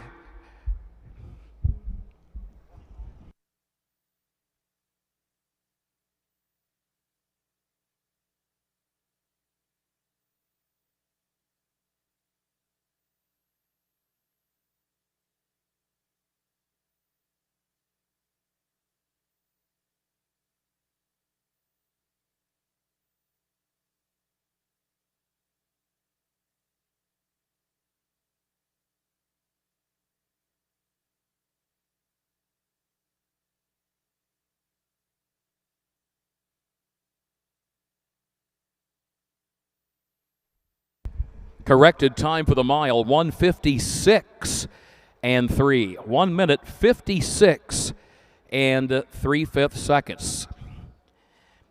We've seen some fast miles in the summer preview over the years, and this year the event coming a couple of weeks later than usual. 1:56 and 3 is not a stakes record, but that's certainly one of the faster 2-year-old miles that we've ever seen in the summer preview. Memory serves that there's been a mile maybe around 55 and 4, 1:56 in the past by a 2-year-old pacer. One Park Place comes to mind, I believe, as a 2-year-old. He won around 1:56. Seems like maybe Fox Valley Barsgar as a juvenile went a pretty big mile at DuQuoin in the summer preview series, but nonetheless, 1:56 and 3, quite a performance. As the 1-2 finishers come from the Illini Classic sale. $7,500 and $13,000 respectively for the top 2 finishers here. That was those were the sale prices for our winner and runner-up respectively here in race 10. The winner on the way back.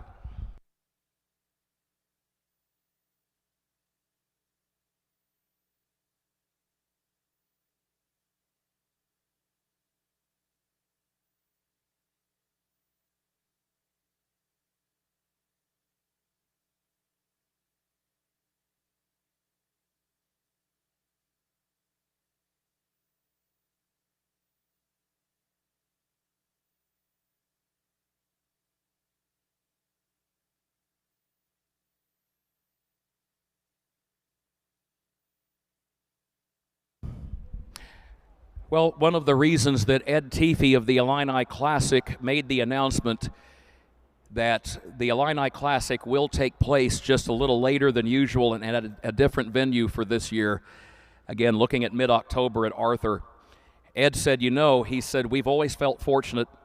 We have folks that have sold horses with us that have been faithful to the sale, and so many horses have come out of that sale over the years and have gone on to do quite well on the racetrack. And we've seen it today. 4 Illini Classic graduates here today. Captain Trevor, the Illini Classic is usually the Captain Trevor market, and the Captain Trevor's won 2 today. And if you're Joel and Paula Smith, how about having your grandson as co-owner leading this horse into the winner's circle? There's Lucas. Congratulations. Well done.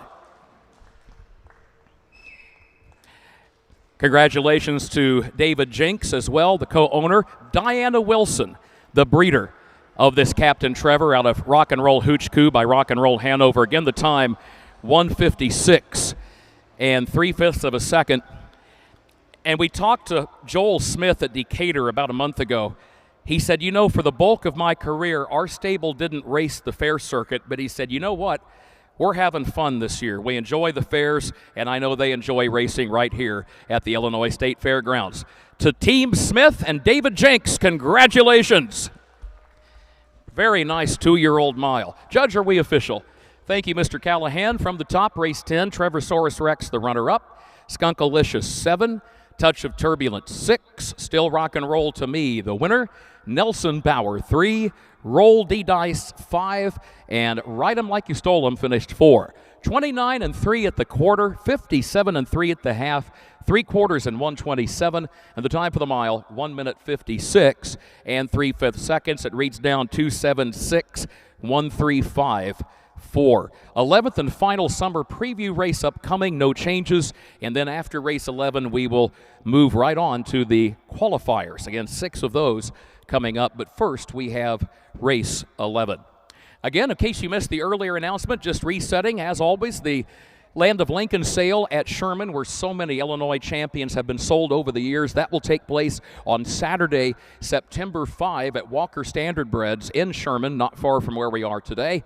And then the Illini Classic is currently in the process of making arrangements to have their sale in mid-October in Arthur. And again, one of the challenges for the Illini Classic this year, the fact that you've got a 4-day Morgan show leading into Labor Day weekend and then a week-long horse show beginning on Labor Day. And again, glad to see the state of Illinois doing well because people know this is a fantastic facility. So that's a good problem to have, so to speak. But as a result, the Illini Classic has been looking at plans A, B, and C and have landed on an October date, and again, we'll specify the date here soon, hopefully by next week, with the sale scheduled to take place most likely in Arthur, Illinois. And we appreciate everyone's patience, and I know the folks at Walker Standardbreds look forward to seeing you Labor Day weekend on Saturday, September 5.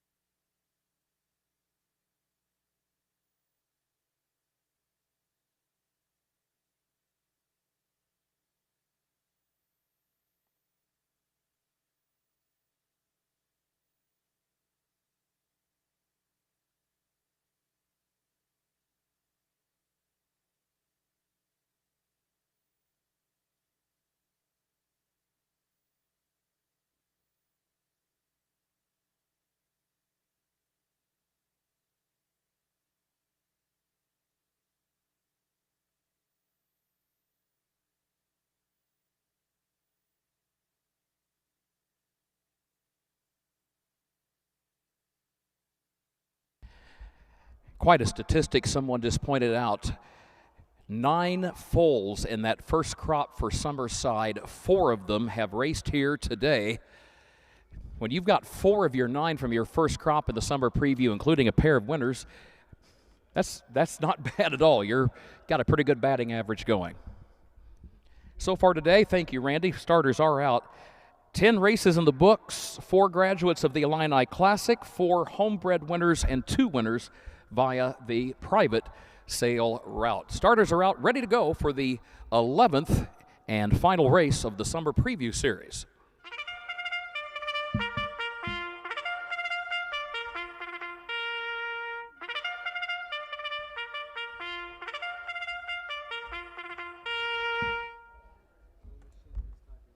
Horses are on the track for race 11, second division of the Illinois Conceived and Foaled 2-year-old Colton Gelding Pace. Again, the summer preview presented by the Illinois Department of Agriculture. This year, the 50th anniversary of the inaugural back in June of 1976. No changes. Number 1, Fox Valley Whisper, owned by Carlos Santos of Springfield, trained and driven by Alexander Conte. 2, Dazzle Me Now, owned by Dan Miller of Arcola. Bonita Simmons of Springfield, trained by Tom Simmons, the driver, J.D. Finn. 3, Fox Valley Kravitz, owned by Kevin and Keith Miller of Arthur. Andy Miller of Sydney. Bart Seals of Mason, trained by Kevin Miller. Wyatt Avenetti is up. 4, Brant Abram, owned by Shelley Graham of Salem, trained by Buzz Graham. Juan Franco, the driver. Number 5 is 1R Reynolds, owned by the 1R Standardbred Farm of Team Bunch from Rushville. Cole Prather trains and Connor Prather drives. They head for the gate. 6, Cowboy Carter, owned by Step by Step Racing of Davenport, Florida. Mark Winship of Canton, Illinois. Scott Lester of Knoxville, trained by Rob Redoff, the driver, Matt Avenetti.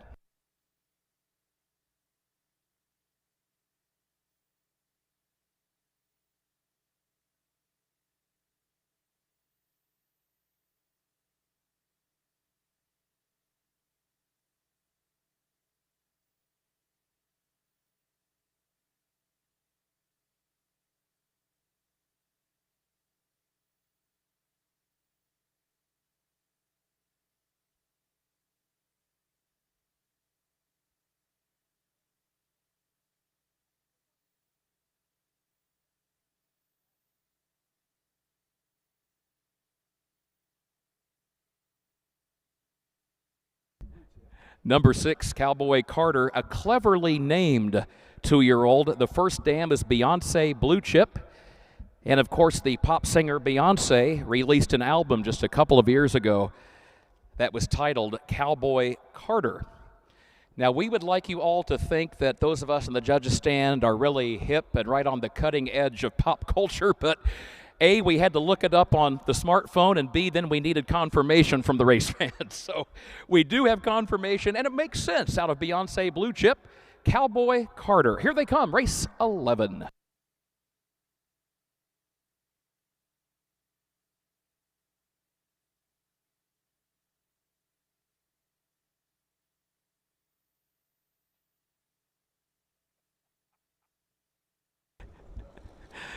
Off and pacing they go. There goes Fox Valley Whisper from the inside. Dazzle Me Now has early speed. Brant Abram comes out to vie for the early lead as they head for the first turn. 1R Reynolds drifts out toward the center of the racetrack, clears some inside traffic in the 4th position as they swing into the first turn. Challenge and change for the lead. Brant Abram moves by, and Brant Abram leads it now by a length and a half. Dazzle Me Now will race second, a length and a half. 1R Reynolds gets over to the rail, cleared a lot of traffic, found a spot to the inside just before the quarter. In 3rd position, Fox Valley Whisper is in 4th. Fox Valley Kravitz is racing 5th, and Cowboy Carter is last of the 6. Opening quarter, 29 flat. 29 seconds flat, the fastest opening quarter of the card. Up the backstretch, Brant Abram is the leader. Brant Abram is on top by just over 2 lengths, followed by Dazzle Me Now, who races in 2nd. 1R Reynolds is 3rd, and then a gap of 3.5 more lengths. Fox Valley Kravitz beginning to move up closer now, clears some traffic, and now goes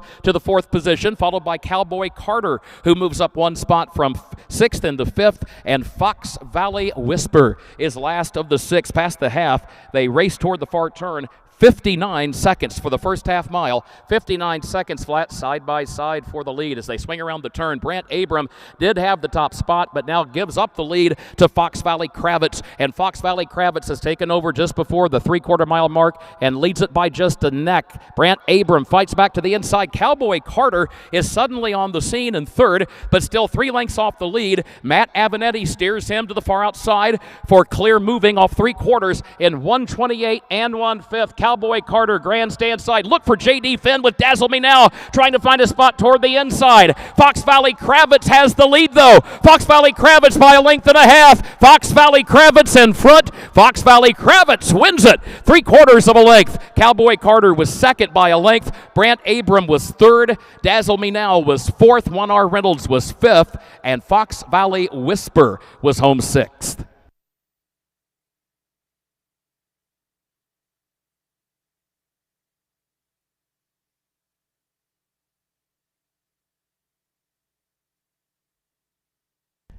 Time for the mile, 1:56 and 3. 1 minute 56 and 3/5 seconds. Fox Valley Kravitz. We'll recap it and meet the winners shortly. Horsemen, you may come to the track with the first qualifying race.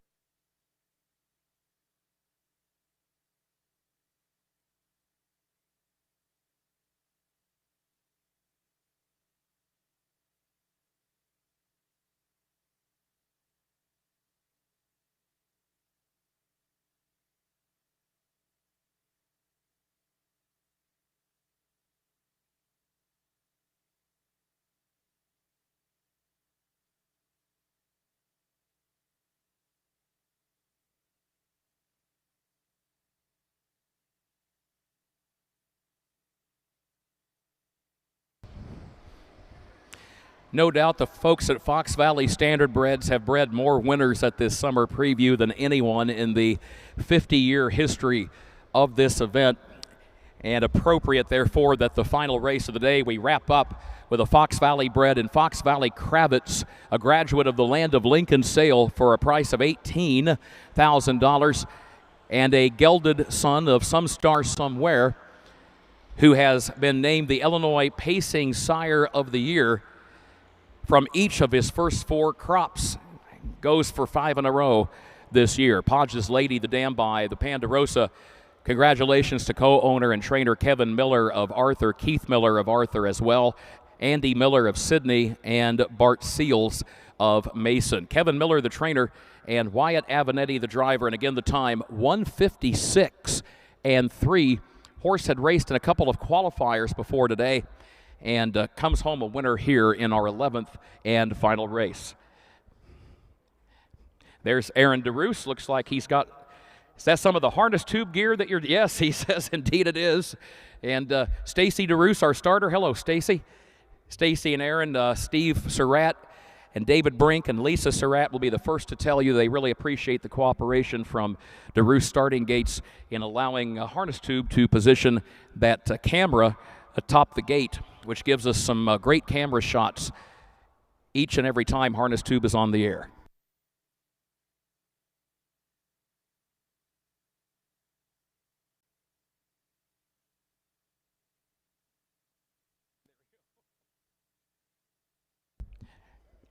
So thank you, Aaron DeRoos. He and Stacy kind enough to dismantle the Harness Tube gear and get that returned safely to the Harness Tube gang.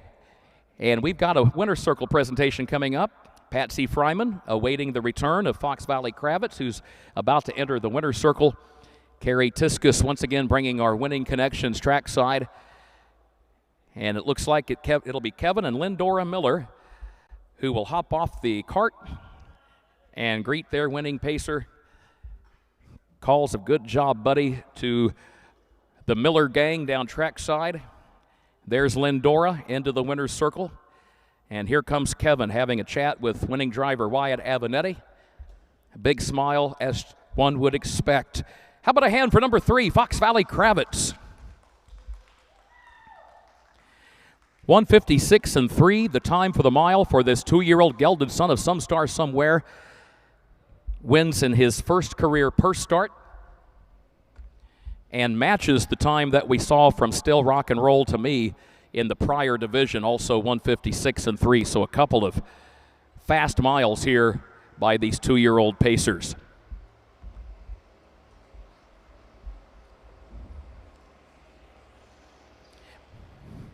Full field rundown coming up, and in fact, it's available, it's official, and here it is for race 11. Fox Valley Whisper 6, Dazzle Me Now 4, Fox Valley Kravitz the winner, Brant Abram finished 3, 1R Reynolds 5, and Cowboy Carter the runner-up. The quarter in 29, the half in 59, 3 quarters 128 and 1, and the time for the mile 156 and 3/5. And it reads down 6:41.352. That is a driving double on the day for Wyatt Avenatti. Now we move to the non-purse portion of the card, the first of our 6 qualifying races coming up in just a moment. For those of you out there in program land, we are going to keep this stream up for just 5 races. We're not going to move it. We will change our information on the screen. We'll get that changed for you, but that's what we're going to do with that as we get the qualifiers loaded here and take care of that. And just to let you know, we are going to try to bring you all of these. We do have some time restraints on our end, but we're tearing down as much as we can right now to make a quick exit. As you see the information up here, I'm going to take a break myself. Lisa's taking a break, so we will be back here shortly.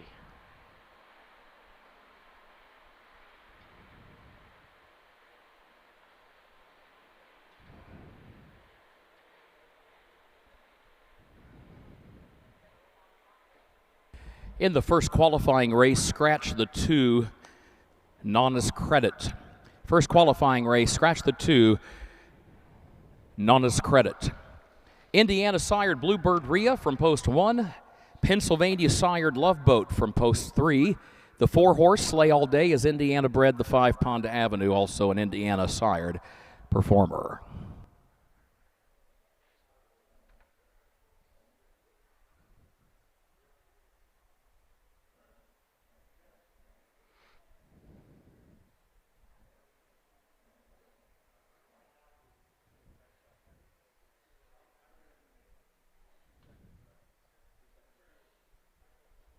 By the way, horsemen and race fans, the track condition officially listed as good.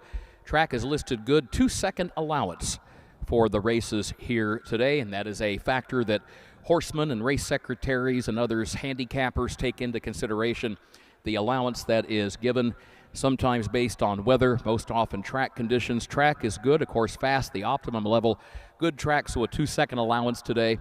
Which is, again, just really a factor that race secretaries, handicappers, and so on take into consideration, especially when it comes time for these horses to go to the pari-mutuel meets. But thank you to the track crew. We had a lot of rain during the month of June here, and they continue to condition the track, and we do appreciate it. Purse checks for races 1 through 10 available at the Backstretch Racing Office, horsemen. Purse checks 1 through 10 available at the Backstretch Racing Office. Must have colors on for qualifiers. Drivers, you must have your registered colors on for these qualifiers.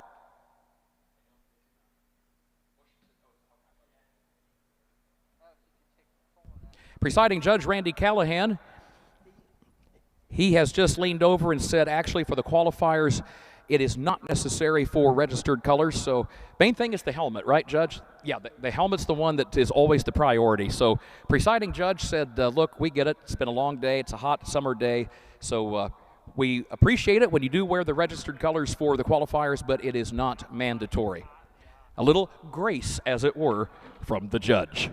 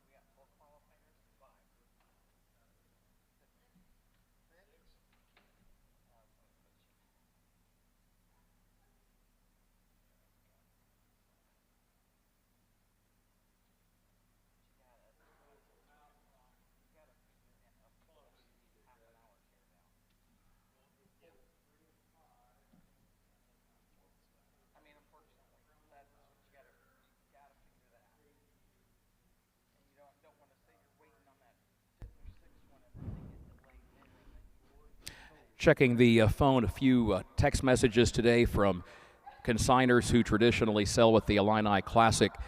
And the Illini Classic team will be reaching out to contact consigners as soon as the date for the sale is chosen.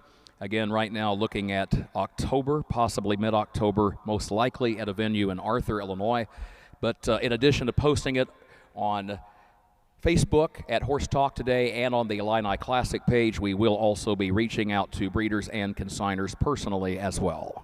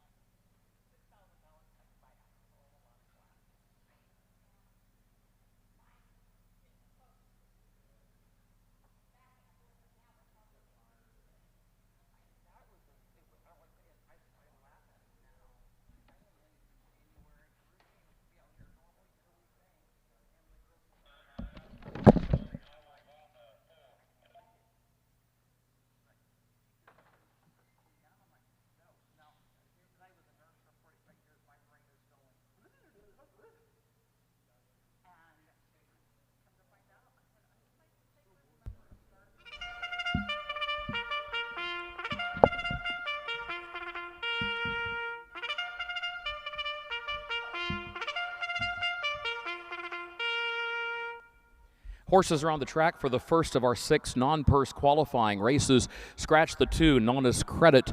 Let's meet the starters for this trotting qualifier. Number 1, Bluebird Rhea.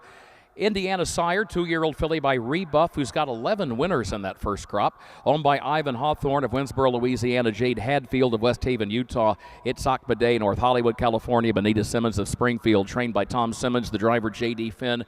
2 is Scratch. 3, Pennsylvania Sired Love Boat, owned, trained, and driven by Mike Brink from here in Springfield. Number 4, Slay All Day. Indiana Sired gelding by Temporal Hanover, who's got 16 winners already in his first crop. Owned by Craig Leo and Kurt Gremmel of Carrollton, trained and driven by Kurt Gremmel. 5, Ponda Avenue is owned by Ann Schneider of Petersburg, Casey Williams of Biloxi, Mississippi, and Bonita Simmons of Springfield, trained by Tom Simmons and the driver Wyatt Avenetti. So Indiana breds all, with the exception of Pennsylvania Sired Love Boat number 3 at the post. Gates rolling. Horsemen, be ready at the barns, please, with qualifier number 2. Racetrack is hot. The first qualifier coming down for a start.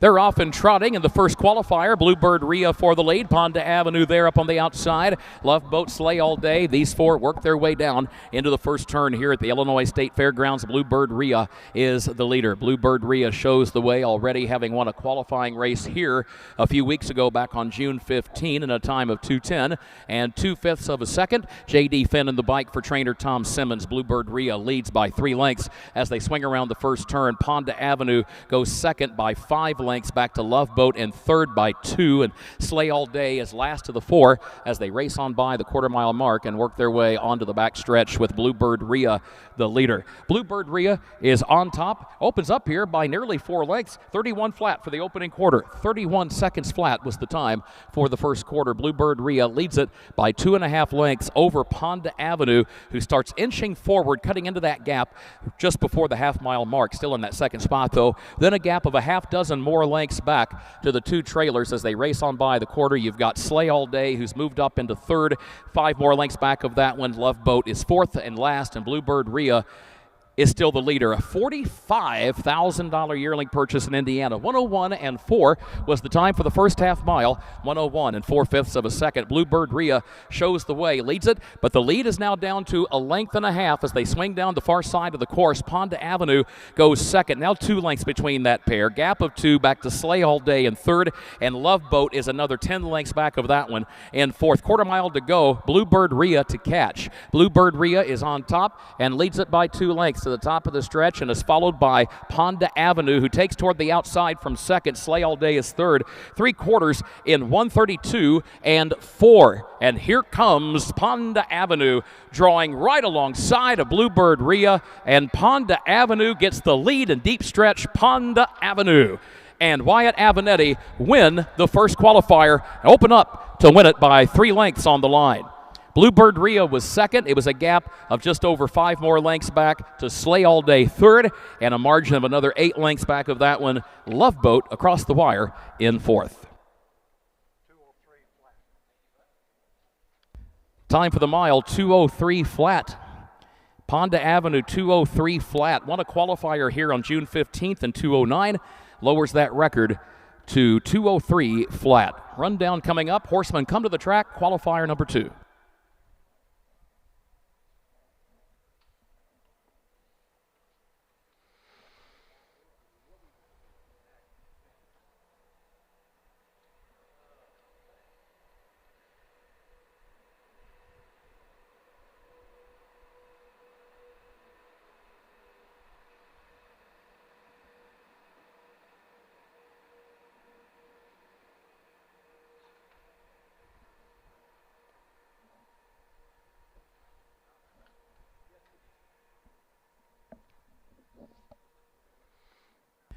Congratulations to owners Ann Schneider of Petersburg, Casey Williams of Biloxi, Mississippi, Benita Simmons of Springfield, as Ponda Avenue, 2-year-old gelded son of Temporal Hanover from his first crop out of Chelsea's Chance by Illinois-bred Cadabra. Got a little Illinois influence there on the mother's side of the pedigree.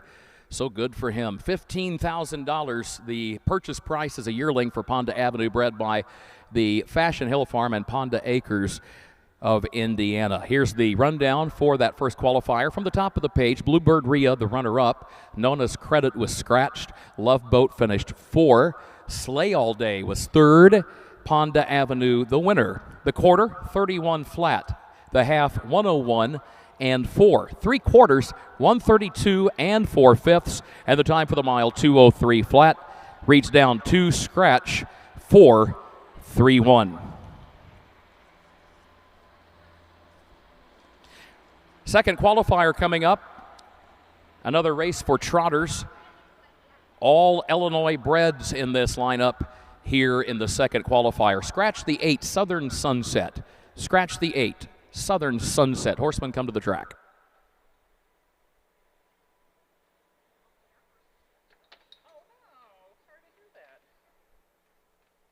How do you do what?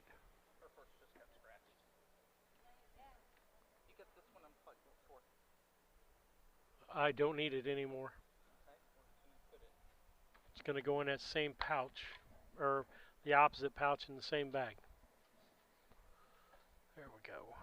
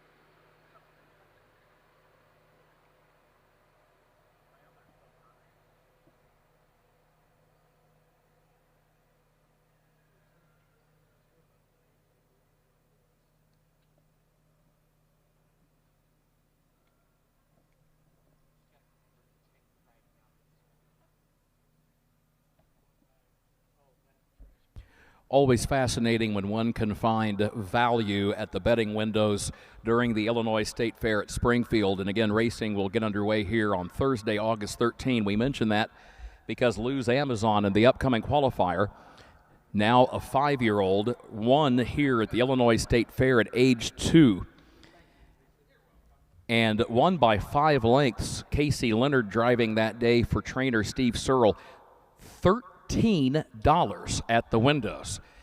I think if you told a handicapper or horse player you're going to get a $13 payoff if you wager the Steve Searle Casey Leonard combo, I think 9 times out of 10 the given horse player is going to say, yep, that's definite value, especially for those connections. But Luz Amazon, a $13 payout as a 2-year-old. That was in the Illinois Department of Agriculture IDOA series.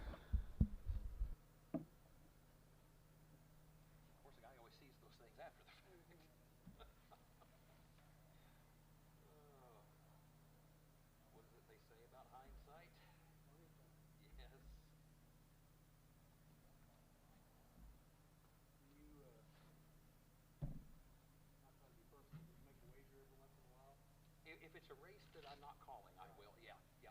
I kind of enjoy just a couple of bucks for fun.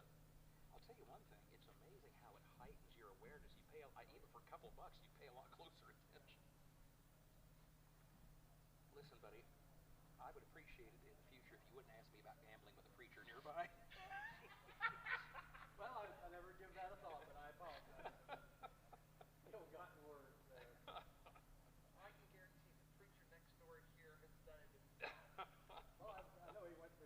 But all the money would have went back to the church. For sure, of course. When we went to Indiana last year, 2 years ago, you got just because you win, they gave you some purse money there. Nice. So first you had to spend it. Okay, yes, absolutely. But unfortunately, we asked David, and what he said was not good choices. Oh, man. That's awesome. Yeah, that was pretty funny that night. We have one scratch. What do we got?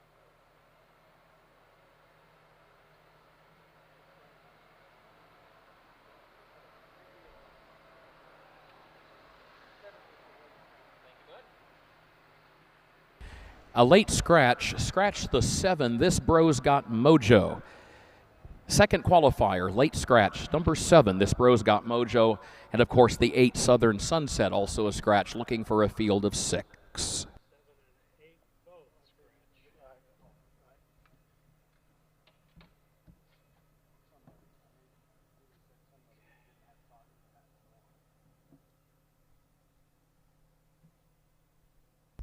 Maybe the most awkward situation I've ever encountered in my career in a judge's stand when the presiding judge hears the discussion about payoffs at the windows and says, so do you ever bet?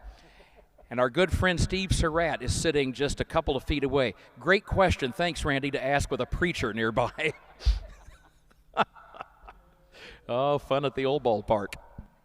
It's your entertainment money. It's your entertainment money. That's fair, absolutely. As long as you're not taking your gas money, your electric money, and your house payment. Tithing money to start with. Yes, there you go. That's an excellent point. Your deal is going to harness racing and betting on harness racing as opposed to paying big ticket price for a movie. That's or going out to eat. That's your deal. Good way to look at it. It really becomes bad when you are not taking care of your family. I'm sure there's some people who would disagree with me, but wouldn't be the first time. I know that feeling too.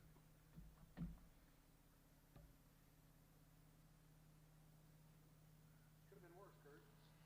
Your preacher at Altamont, I could have said something to him about that. Well, he might be listening today. You never know.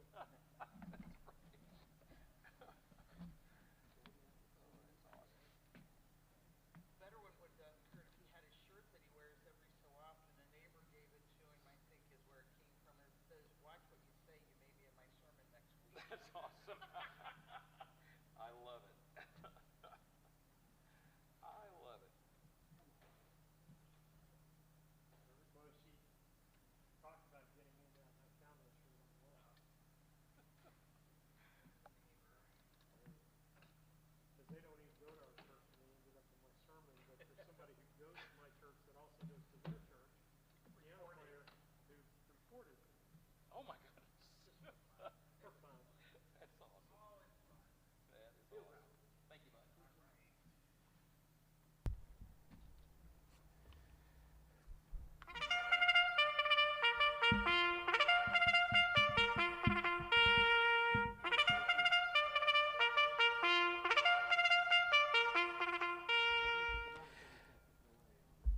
Horses are on the track for qualifier number 2. Trotters scratch the 7. This Bro's Got Mojo. Scratch the 8. Southern Sunset. Number 1, Felicia of Sullivan, is owned by Paula Smith and Joel Smith of Springfield, Linwood Romano of Millsboro, Delaware, Bart Seals of Mason, Illinois.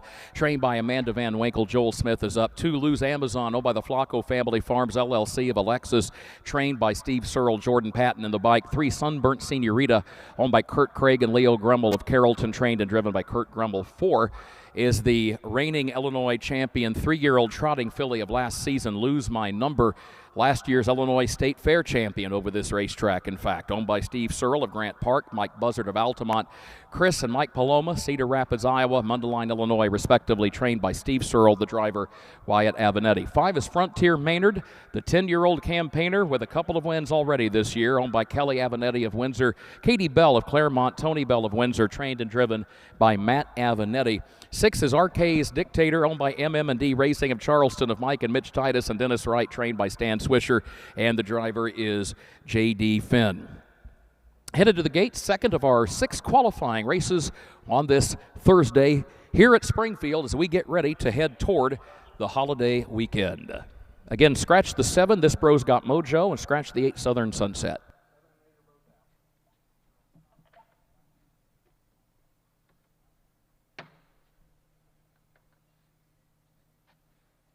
Folks, this reminder as the America 250 celebration kicks into high gear this weekend, be sure to jump on Facebook or your favorite social media page and take a look around, because a lot of Illinois communities will be offering special parades and celebrations in honor of America's 250th birthday. I know when we were racing Memorial Weekend at the Martinsville Agricultural Fair, just one example, the Martinsville Chamber of Commerce sponsored a blanket that day, and they were already excited about the America 250 celebration, which takes place this evening.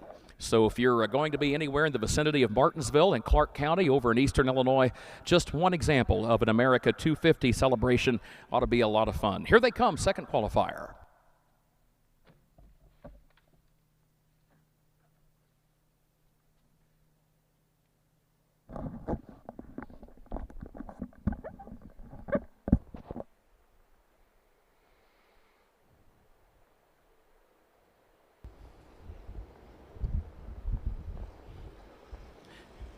They are off and trotting. There goes RK's Dictator for the lead. Lose Amazon has early speed. Felicia of Sullivan is there toward the inside. And Sunburnt Senorita comes away in 4th. Lose My Number is 5th. Frontier Maynard 6th as they head into the first turn. RK's Dictator clears with the lead. Opens up by 3 lengths as they swing around the turn and race toward the quarter-mile station. Lose Amazon will go second, a length and a half. Sunburnt Senorita is 3rd, a gap of 2.5 more lengths. Felicia of Sullivan is in 4th. Lose My Number is 5th, and Frontier Maynard is last of the 6. Everybody single file formation as they head off the first turn and up the backstretch. RK's Dictator shows the way. Opening quarter, 29 and 3/5 seconds. RK's Dictator is on top. Shows the way here by just 1 length. You've got Lose Amazon in that second position by a length. Sunburnt Senorita goes 3rd, and then Felicia of Sullivan is in 4th. Here comes Lose My Number. Lose My Number, the 2025 Illinois Divisional Champion 3-year-old trotting filly,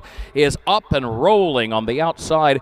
First time we've seen her on the racetrack since a March 17 appearance in Ohio. 59 flat for the first half mile, 59 seconds flat. Lose My Number up to take the lead, and here comes Frontier Maynard moving up on the outside in 2nd. RK's Dictator is now shuffled to 3rd. Lose Amazon is 4th. Felicia of Sullivan is in 5th, and Sunburnt Senorita last of the 6. RK's Dictator off stride, drops out to the back of the pack as they turn for home.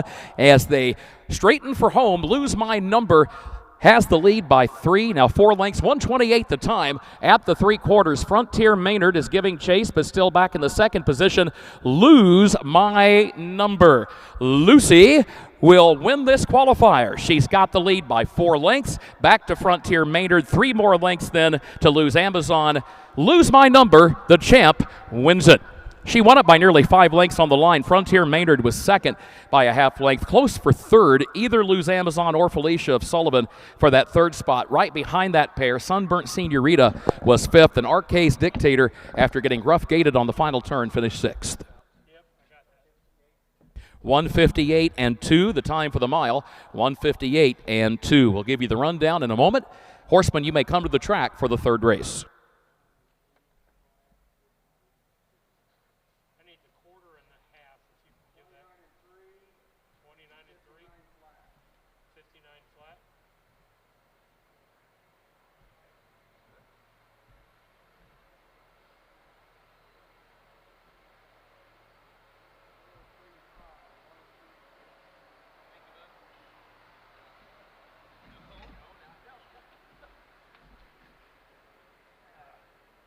Lose My Number is owned by Steve Searle of Grant Park, Mike Buzzard of Altamont, Chris Paloma of Cedar Rapids, Iowa, Mike Paloma, Mundelein, Illinois, bred by Steve Searle and Thomas Wisniewski. This trotting mare, a 4-year-old by Lou's Legacy out of Anson Her Pants, which raced with a lot of success out of the Searle barn by Band's Gold Chip. Winner of over $250,000, Lose My Number, divisional champion at both age 2 and again at age 3, makes her first appearance on the racetrack since March when she had been racing at the Pari-Mutuals in Ohio. And this Illinois-bred mare wins today in this qualifier in 1:58 and 2 and takes the first step back with no doubt an eye toward the Illinois State Fair aged mare trot. She won on this racetrack last year at the State Fair, as we mentioned, took home the 3-year-old filly trot championship in a memorable battle with the very talented K's in Charge. The Illinois State Fair aged mare trot, no doubt on the calendar, at least as things stand as of July 2nd, for Lose My Number. And I would have to think that trainer Steve Searle and the ownership group have got to be pleased with what they saw here today. The Illinois State Fair Colt Stakes Age Mare Trot will take place Saturday, August 15, post time for the first race, 11 a.m. Here's the rundown for that second qualifier. Felicia of Sullivan, 4. Lose Amazon, 3.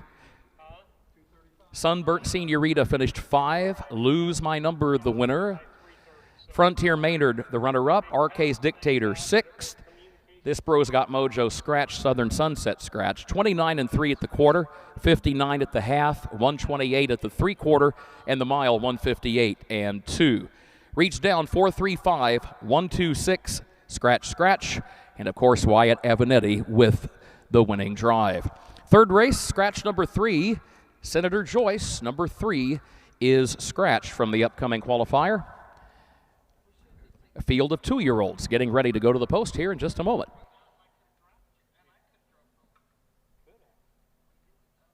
We didn't see the scratch is 3. Yes. And we got no driver change. No driver change as of now. As of right at this moment.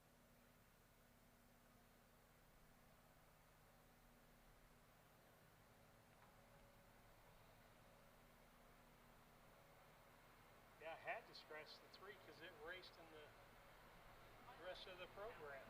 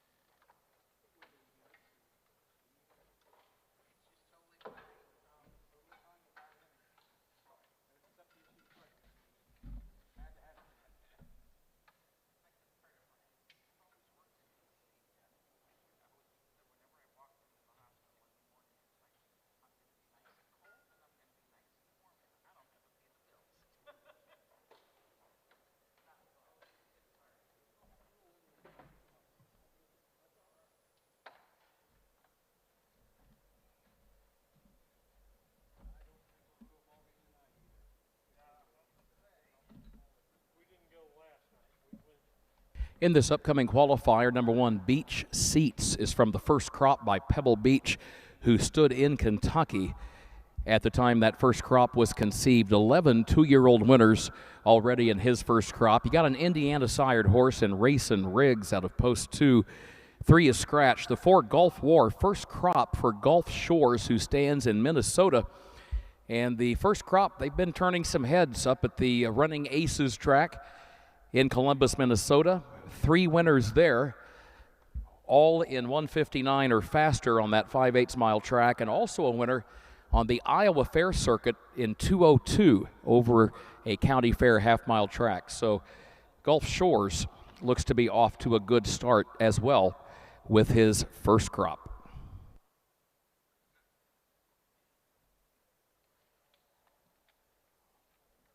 Again, horsemen, come to the track, please. Third qualifier, Beach Beats, Racing Riggs, Gulf War. Come to the track.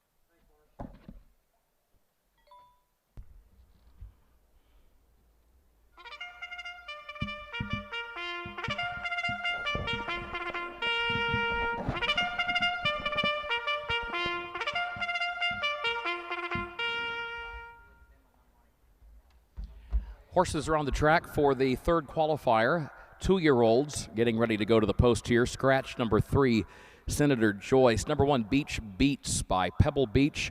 Again, a Kentucky sire, 2-year-old, owned by Wyatt Avanetti of Chrisman. Brian Loman of Champaign, trained by Dave Avanetti. Wyatt is up. 2, Racing Riggs, Indiana sired by Captain Midnight out of owned by Ivan Hawthorne of Winsboro, Louisiana. Keone Anders out of West Monroe, Louisiana. Tom Simmons trains. Jordan Patton drives. 3 is Scratch. 4 is Gulf War, owned by Benita Simmons of Springfield. Jim Cravens of Buffalo, trained by Tom Simmons, and the driver is Mike Rogers. Headed to the gate for qualifier number 3 of our 6 qualifying events.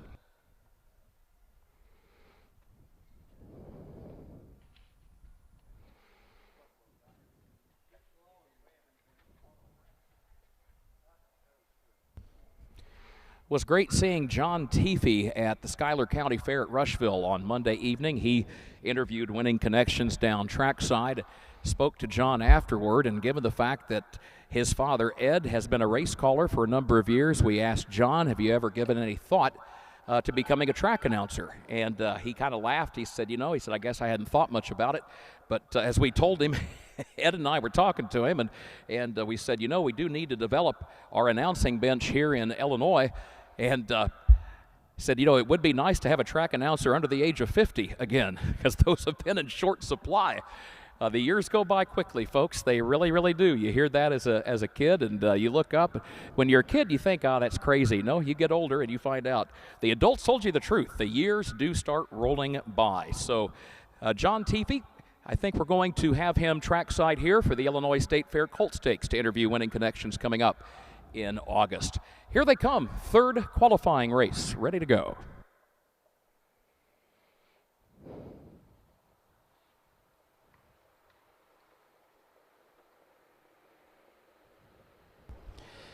Off and pacing they go. There goes Beach Beats right out for the early lead. Racing Riggs comes away second. Gulf War is out third. These three go toward the first turn. Still side by side for the lead. Beach Beats and Racing Riggs. Beach Beats to the inside. Racing Riggs to the outside. And these two continue to slug it out after the opening eighth of a mile as Gulf War is racing in third as they swing into that first turn and race toward the quarter-mile mark. Finally, that lead battle is over. Racing Riggs comes away with the lead for Jordan Patton by just a length. Beach Beats goes second by a length, and Gulf War is racing third past the quarter. They head up the backstretch as they line up these three and go nose to tail. Opening quarter was 29-3. Thank you, Al Siebert. 29 3/5 of a second. Racing Riggs, the Indiana-sired performer, shows the way by a length over the Kentucky-sired Beach Beats. And then finally, Gulf War, the Minnesota-sired horse, third, but right there with the other two as these three remain against the rail, nose to tail past the half-mile mark with Racing Riggs the leader. Racing Riggs on top continues to show the way out to a three-length margin now back to Beach Beats, who's second a length and a half. Gulf War is third. 59-3 for the first half mile. 59 3/5 seconds. Racing Riggs beginning to open up on the far turn. Comes out of the barn of trainer Tom Simmons. A 5-length lead midway down the far side of the course, approaching the three-quarter. Challenge and change for second. That's where Gulf War has moved up around Beach Beats as they go toward the three-quarter. Now pass it with Racing Riggs on top. Racing Riggs and Jordan Patton turning for home, but chased here by Gulf War. This race isn't over yet. You got a couple of Tom Simmons-trained horses about to go at it. 128-1. And they're side by side for the lead. Three-quarters, 128-1. It is Gulf War who gets right alongside of Racing Riggs, and Gulf War is about to become winner number 5 from the first crop by Gulf Shores. Gulf War wins it by 4 lengths on the line. Racing Riggs was across the wire in second. Beach Beats was third. Horsemen, you may come to the track with qualifier number 4.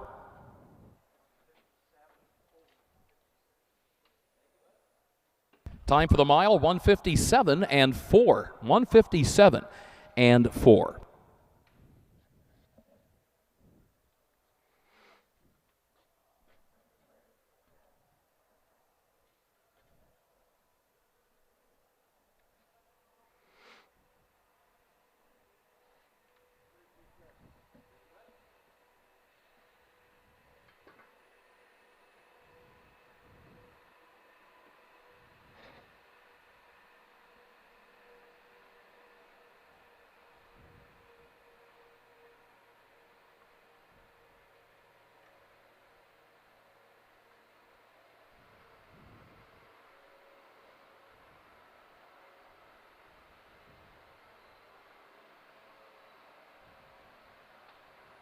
Gulf War has just become the 5th winner and the 4th faster than 159 from that first crop by sire Gulf Shores.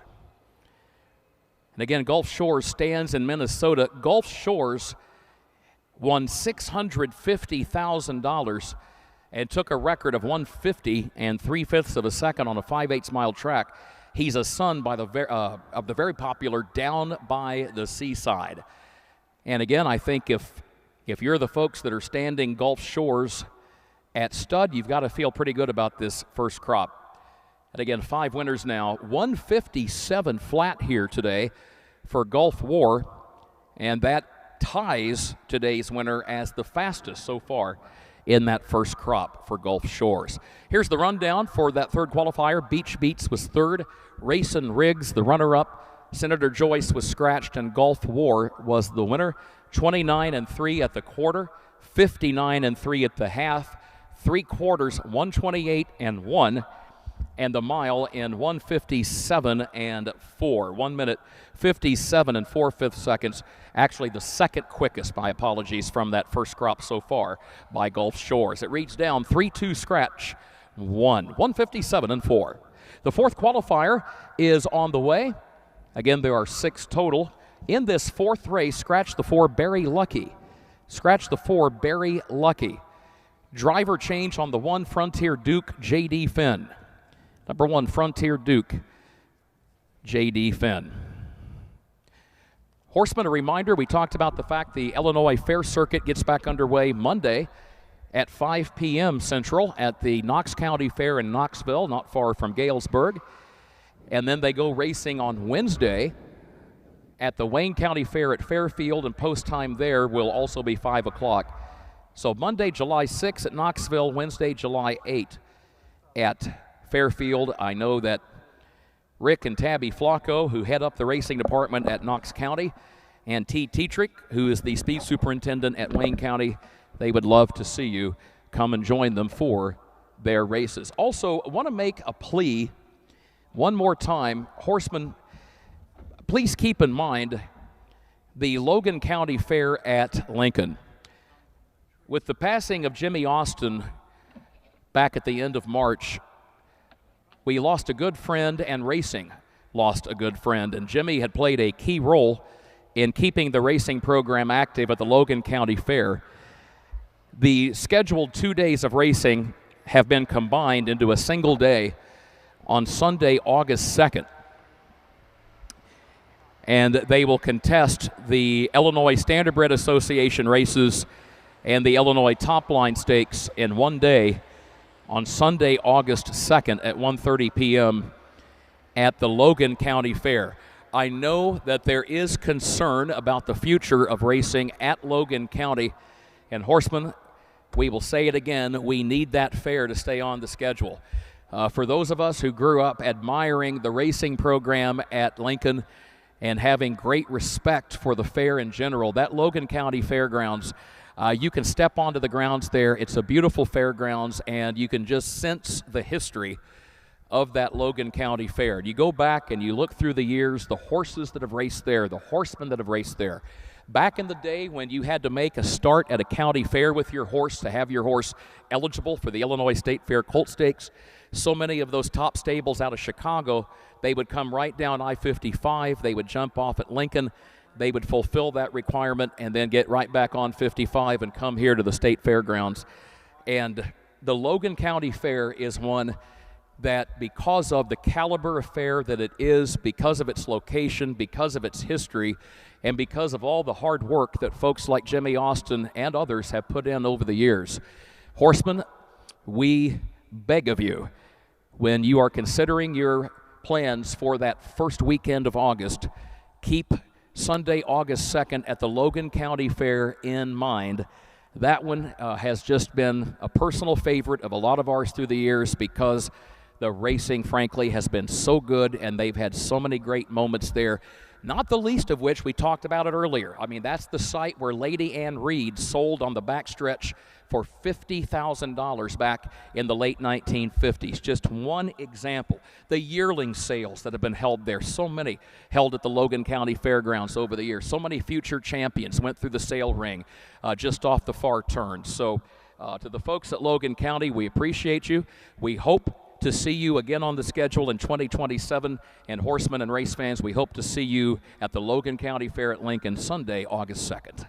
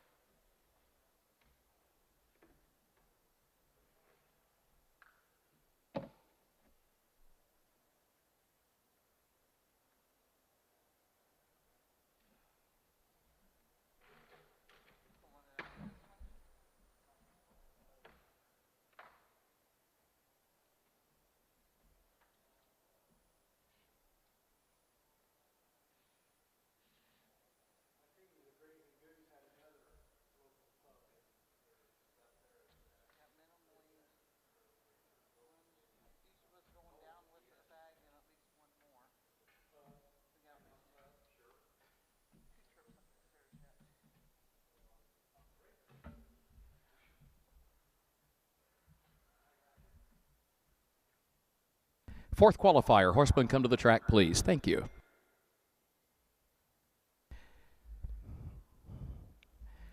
"35 minutes until they drop the green flag on the Illinois Products Farmers Market just off the first turn of the racetrack over at the building that they call the Shed. As we say in the motorsports industry, at 3:30, they're going to hold it high and let it fly. Drop the rag at 3:30 for the Illinois Products Farmers Market. Folks, you can't go wrong. It's the biggest problem you'll have is trying to narrow down your list of favorites as you go through there and look at the wonderful produce grown and sold by Illinois farmers.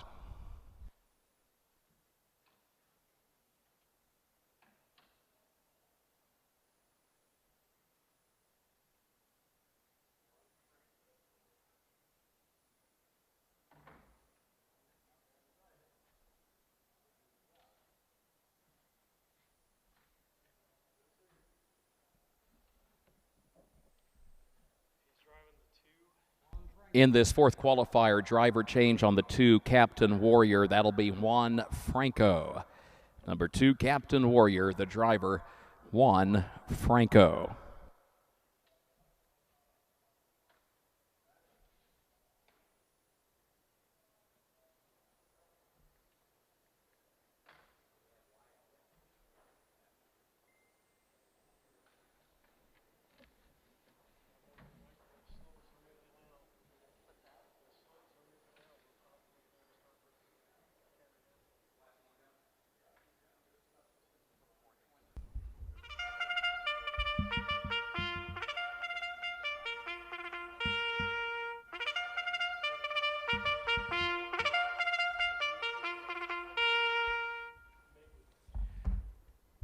Horses are on the track for the fourth qualifier, and a qualifier at both gates here because you've got 3 pacers and a trotter, the trotter being number 1 Frontier Duke, owned by Jackson Loy of Beecher City, trained by Tyler Stevens Clemens. J.D. Finn is in the bike.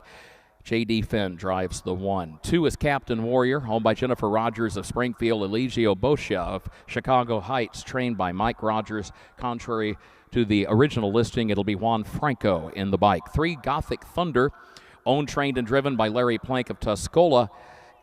4 is Scratched. 5 is Fire Will Rain, owned by the Megan Rogers Racing Stables Incorporated of Chicago. Tom Simmons trains. Wyatt Avenetti is in the bike. Illinois-bred trotter Frontier Duke is joined by 3 pacers, Pennsylvania-sired Captain Warrior, Illinois-bred Gothic Thunder, and New Jersey-sired Fire Will Rain.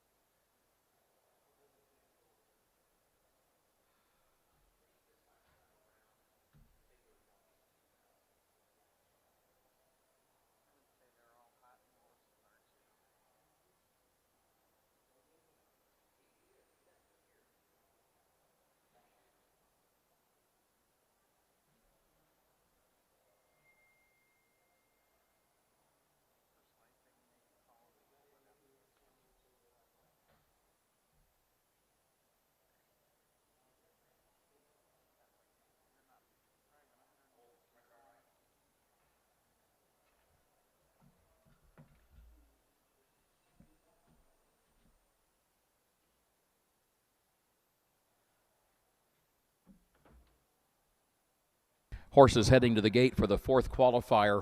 One of my favorite memories of the Logan County Fair was 1989, and got the call to come up and announce the Demolition Derby. And the promoter was a fella out of St. Louis, a guy by the name of George Sims, who promoted demo derbies under the banner of Auto Race Promotions Incorporated. George was a tough, hard-nosed, blue-collar guy, blunt, honest, straightforward, and George did not hand out compliments. He believed in sincerity, and he would only say things he truly meant. And George, his background, he was a Vietnam veteran. He had worked on the assembly line at the GM plant in St. Louis for a number of years. And George had seldom commented to me about harness racing. He would occasionally just ask, where have you been? What fairs have you been doing? But when he had the contract to do the Demolition Derby at the Logan County Fair, they had harness races that afternoon. And when I got to the fairgrounds, all George wanted to talk about was the great harness racing that he saw that day. He had a smile from ear to ear, and he said, man, the racing here was absolutely terrific.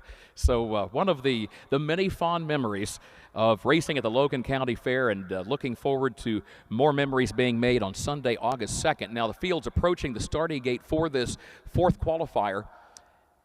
A couple of horses taking a turn here and getting ready to line back up behind the gate. Field of four had to wait for just a moment. The outrider, and we do appreciate Dean Carr, our outrider today, lending a helping hand to help get Frontier Duke up to the gate. Horseman alertly pulled up, did a quick turn, and now all four horses are lined up, ready to go. Stacy DeRoos has picked up the field just shy of the quarter pole here to the top of the stretch. Gates rolling, trot and pace.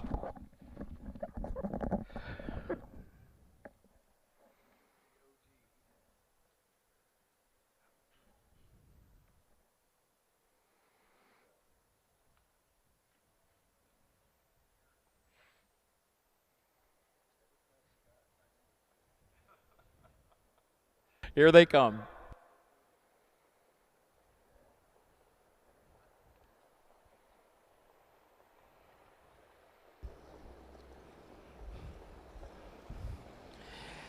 They are often trotting and pacing. There goes Gothic Thunder out for the early lead. Frontier Duke is away in the second position, then Captain Warrior. And there goes Fire Will Rain firing up on the outside. Third to second now to challenge Gothic Thunder for the lead. Fire Will Rain has taken the lead. The New Jersey sired performer by Lazarus has taken over well before the quarter-mile mark. Clears with the lead, gets over to the rail, leads it by a length. Gothic Thunder second, a length and a half to Frontier Duke, who's racing in third past the quarter.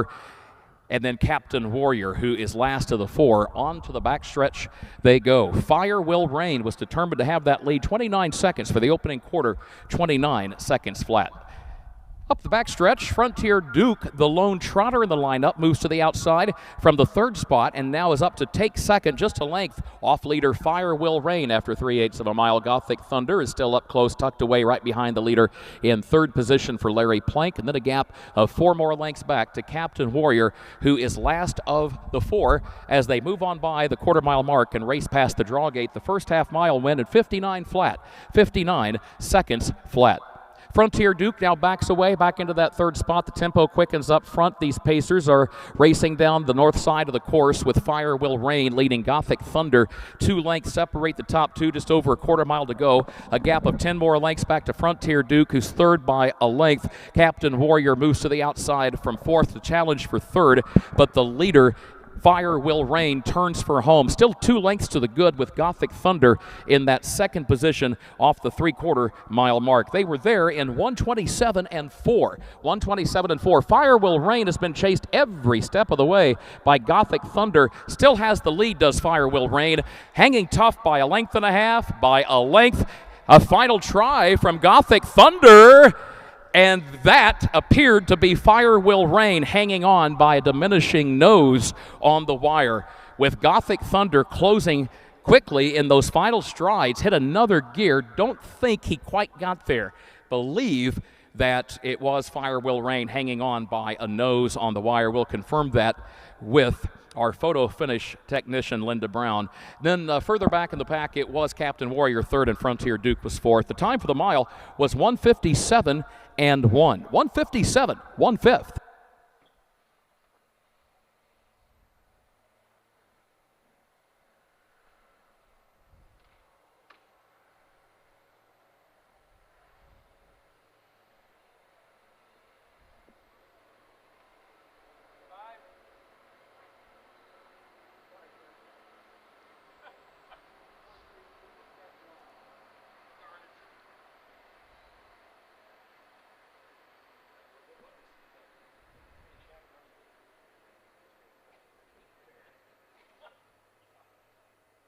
And indeed, in the photo, it was number 5, Fire Will Rain, prevailing by a nose or a head in that photo finish. 1:57 and 1.